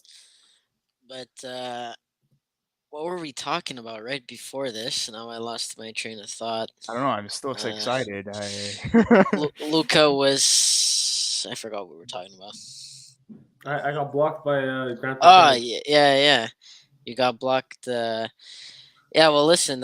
Why was he on? He was on the Shane Wright not going first overall like me, right? Yeah, He was in the same he was boat. on that bandwagon. He like kept tweeting out that like he didn't like Shane Ryder for whatever reason, and so that's kind of why. Yeah, I think you know what I think it is. I think it's I think the attitude or the interview that happened probably. Yeah, Yeah, we were that's about to why. actually make a video on why um they did not go to right and why they went to Slavkovsky. And Habs tonight ended up doing it like 2 or 3 days after we thought of it, and they got like a crap ton of views. And we're like, man, it's great that someone came up with that idea, but man, imagine if it was us first. That would have been awesome to be able to do that. But it's okay, guys. You win some and you lose some, but we're glad their video was awesome. We We really don't enjoyed it. lose. We don't lose. So, I'm joking. Most hated Habs online personality, McCag or Habs Vixen. Listen, we're not going to talk bad about everybody on Twitter. Everybody's entitled to their own opinions, and I think that in the end, you know, you got to respect everybody's opinions, even if you don't necessarily agree with it. But you know, that's just kind of how I see it. Who is the most hated Hab? I would say McCag is probably pretty hated around the community in terms of not hated. I would say he's probably disliked because I think a lot of people don't agree with his takes, at least for the Habs community. I don't know about in general. I like this. My guess, three-way trade: Calgary, Montreal, New York Islanders. Lamorello will keep us waiting to the start of the season to announce it. Imagine! Bro, Wow, that would be could you horrible. imagine? Could you imagine from like the GM shoes though? Like we're here as fans waiting. Okay, imagine like Kent Hughes. He must be like on the couch or something. Like probably like waiting around for like answers or something. Like I wonder what he's probably feeling. You know, we don't really see that. Well, I mean, look, they're probably like doing other things, like eating, talking to other people. It's not. Probably living normal lives while we're on a podcast waiting for them to announce a trade. It's okay. We got to meet so many awesome people and communicate with so many of our subscribers and new subscribers and general viewers as well. So I To mean, be What's a the fly longest in a that trade? room. Does anyone know how long a trade has like gone before like being announced? Like I feel like this is like a record now. We're almost at four. Like I yeah, was about to say 4 hours. I 4 mean, look, million. like we were saying before, we took like almost a week off. We only did our 1K special episode, which was like what 17 minutes, and we did a lot of guest appearance Oh, episodes last week, are we and are we just are we break. at one? Are we at 1.1K yet? Let's see. We're Not at yet. 1,099, so one more away, Ah, guys. one more, guys. One Come on, more. guys, let's keep the trend going. One more. We need one more so we can get rid of Chris and we can start the bidding. I'm joking. So Uh, I guess the video we had planned today is gonna be on another day. Oh yes, yeah, yes. we spoke about it before. Well, yeah. Well, we have a guest coming on Saturday, I believe. Yeah. So, Yeah, we have him coming on Saturday, and then we have that's it. we have conservative lawyers saying that. Oh wait, sorry. I heard that they gave up Hoffman in a second. I think that's just speculation and rumors. And thank you for being our 1.1K follower. We're We at appreciate we're it. at 1.101. There we go. Nice. Congratulations. Thank you, everybody. Okay, so guys, we're gonna start the bidding at $5. No. Someone already offered 50. Okay, You we'll gotta start start it at at 50. 50. $50. So for Christopher over here, he's a And beautiful five Mike foot with a five very Italian male. dirty-minded joke. One more. That's what she said.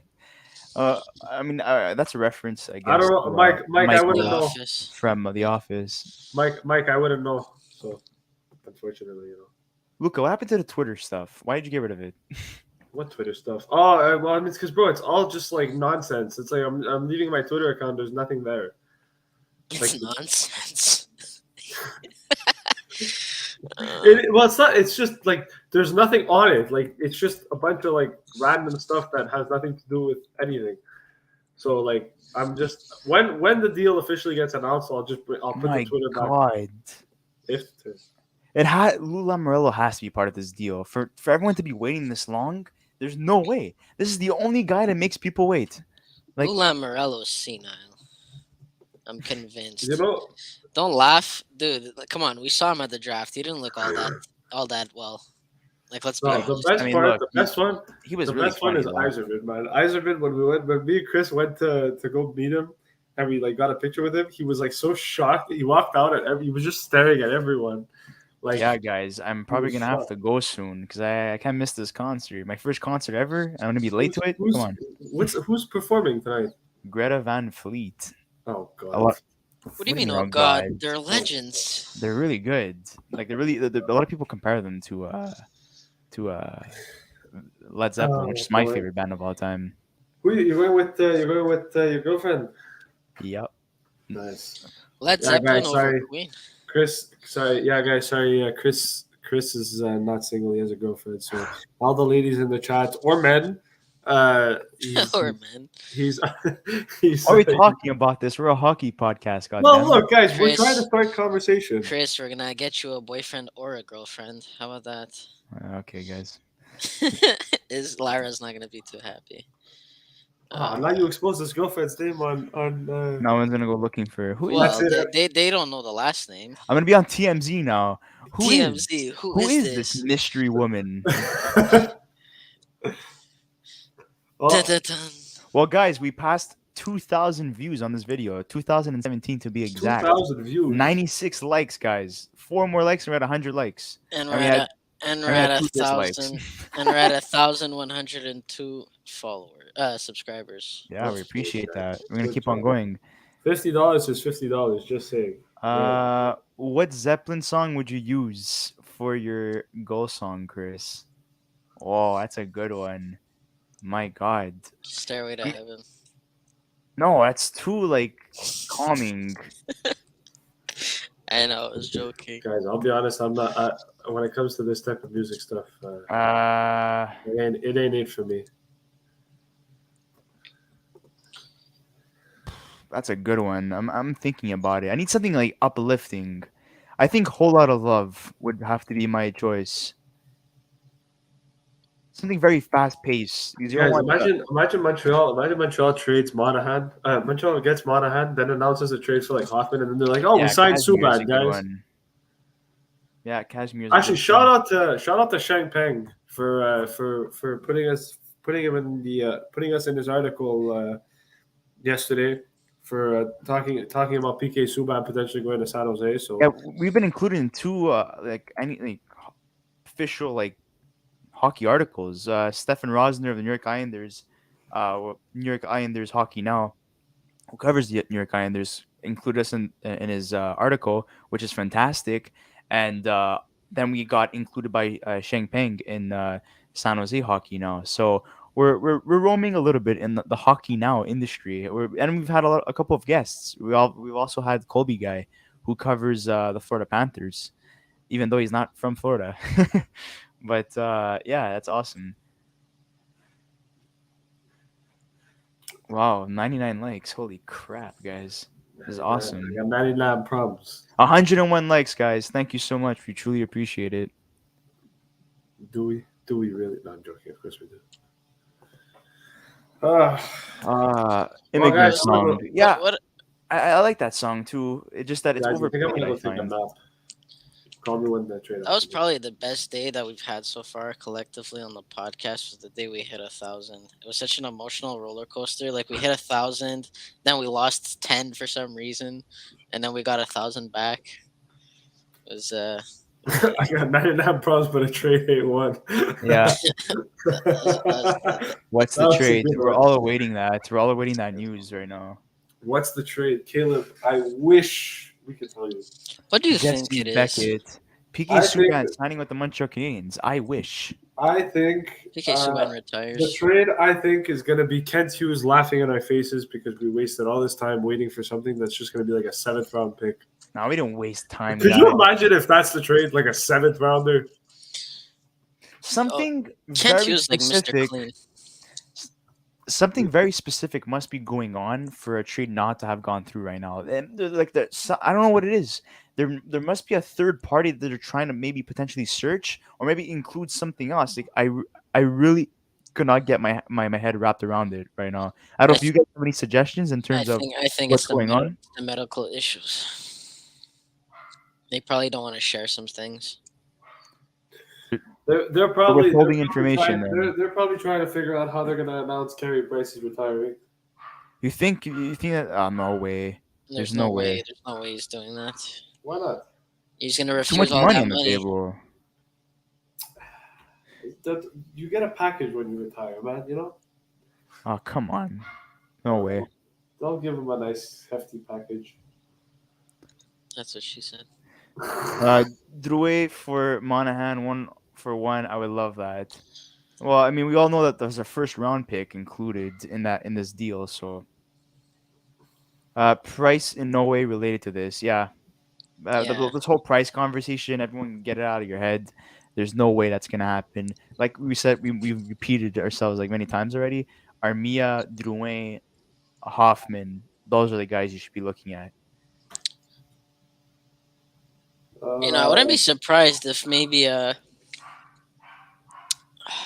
yeah, maybe Josh Anderson might be a part of that. Maybe Montreal. Not they have three firsts. Are ready to make a deal. No way. No No way. No. No. No. No. No. chance. No. No No. No. chance. He's gonna be No. coming for free. There's no way you do that. I'd I be mean, very mad if they got Dubois. I mean, it is. It is out there. It's not a bad proposal whatsoever because we do know that Winnipeg is really asking for the moon in terms of Dubois. But there's no way that a rebuilding Habs team does that because this draft is so deep that they're gonna get the three players that they do draft are gonna be better than Dubois, in my opinion. That's how deep this draft is. 100%. Plus, anyways, by the time I Dubois don't even want Dubois. I don't know if by you guys want Dubois. by the I don't want time, him. well, I mean, listen, I'm not gonna refuse a player to that caliber to come, but by the time by the time his contract expires, the Habs would somewhat be kind of competing, and if he gets added for free, I mean, it just makes the team even better. So I mean, I don't see why trade for him if we're gonna be getting him eventually. Might as well get him for nothing. So Um,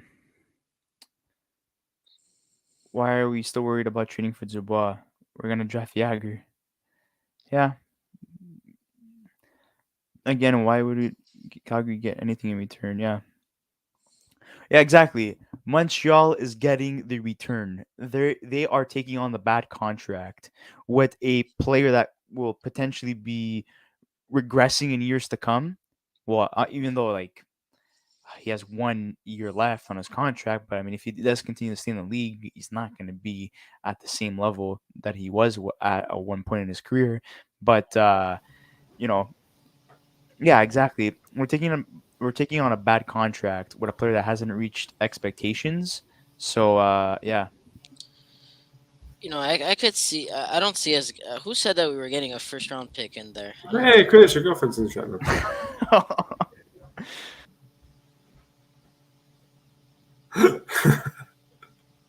She's probably mad that I mentioned her name, or that we're selling Chris. One of the two. I mean, selling Chris. I mean, I'm sure she'd understand. Or he's late to his concert. Maybe that's what it is. Knowing Chris, he's probably late because Chris is always late. You tell Chris 9:30, he shows up at 10:30. That's He's just how. fashionably late. Yeah, but it's not even fashionably late. I think he just does it on purpose at some point. Like I don't know. I love Chris. You should work with Lou Lamoriello. Chris, like you see, like Chris as the GM of the Habs. If he were to announce a trade, he would find the return and then announce it a week later. He would just forget.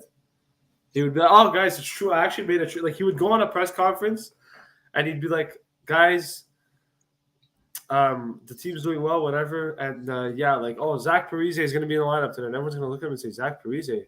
Oh, it's true. Yeah, I traded for him." And you would completely forget. So That guy was a crazy player too. yeah. It's sad to see players regress. The Like Calgary, Shifley, the Montreal, Montreal, Calgary, and Winnipeg's first, plus 1/3 of Monahan, plus Dubois to Winnipeg, 1/3 of Monahan, plus Dubois, Joy, plus Calgary second.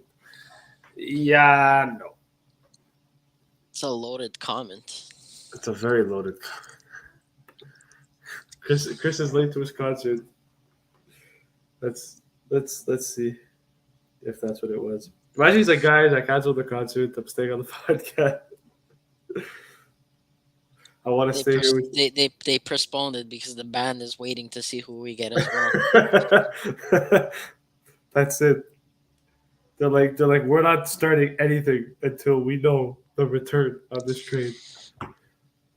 Mid concert. So. Actually, guys, you know what it was? It's because Chris is getting sold, so it's just because his girlfriend had to come on to tell him, Great, you know what's funny? We just exposed Chris's girlfriend to the internet, bro.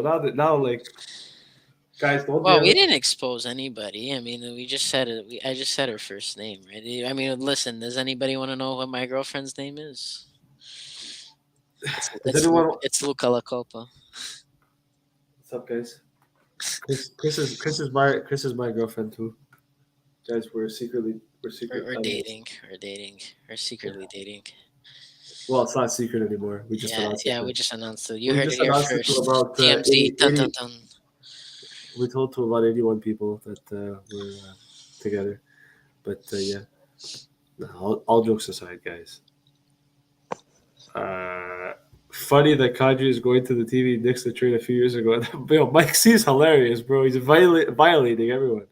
Yeah, hilarious. Angelo cries into a Leafs jersey.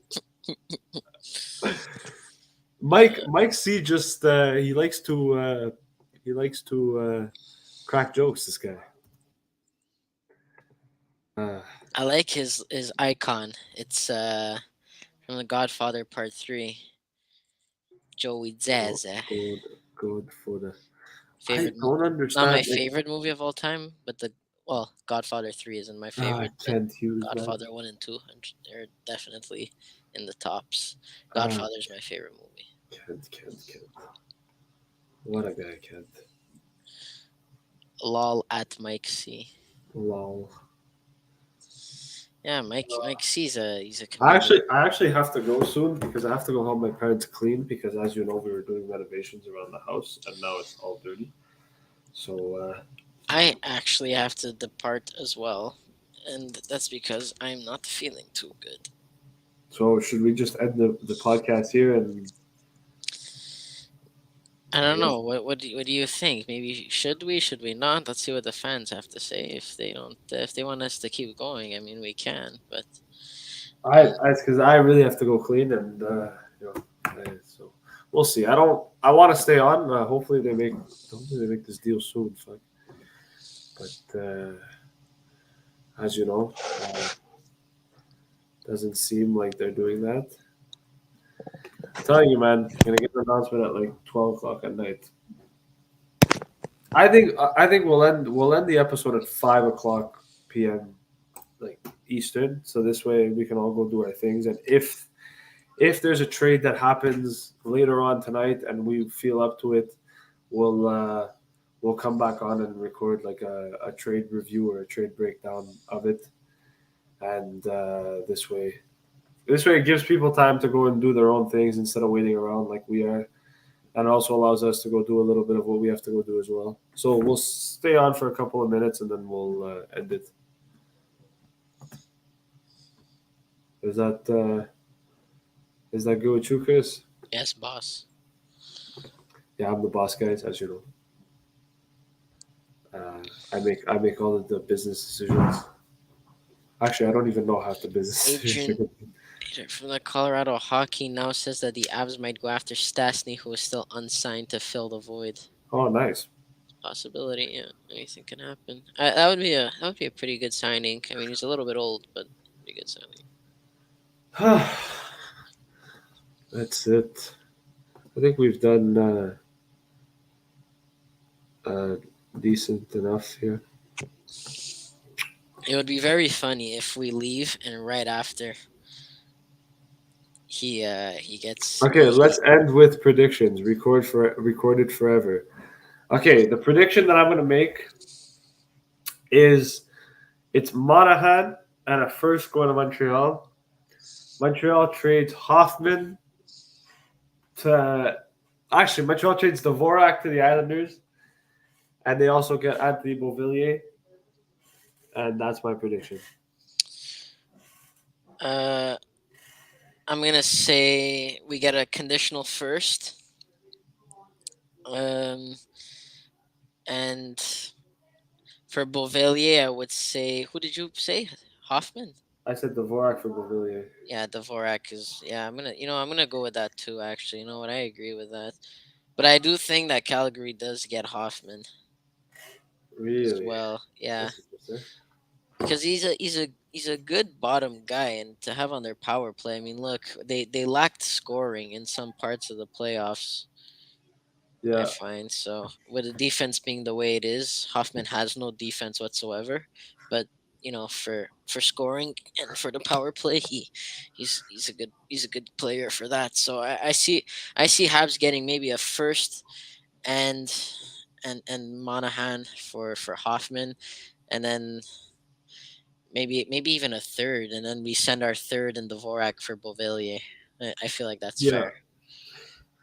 Anyways, so guys, it's been a real honor to have you guys on this podcast today. For everyone who tuned into this episode, thank you very much.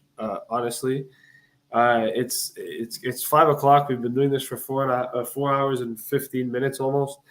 I have a few things that I have to go do. I know Chris is not feeling the best, and Christopher is going to a concert now soon. So we're gonna try our best to hopefully get a trade review episode. Chances are it'll probably be me and Chris that'll come back on later if there is a deal that gets announced today to review it a little bit.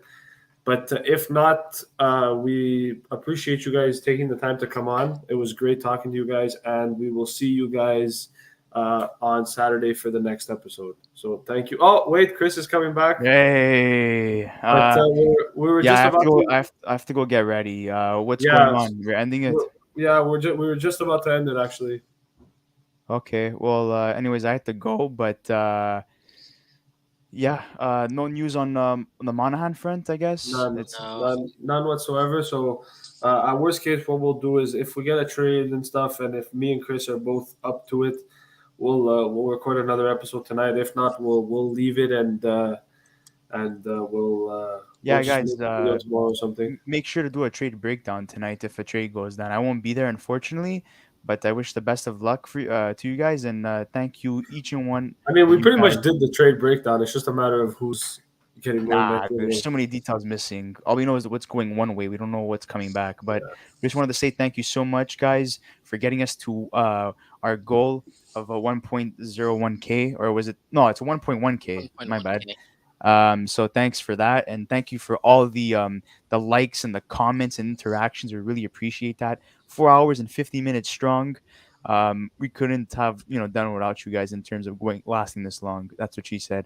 Anyways, guys, I really appreciate it, and on behalf of the Young Nets podcast, thank you so much, guys. We'll see you most likely tonight if we do a trade breakdown video, or Saturday when we have our Vegas guest coming on. But with that being said, thank you so much, guys. Have a nice night for now.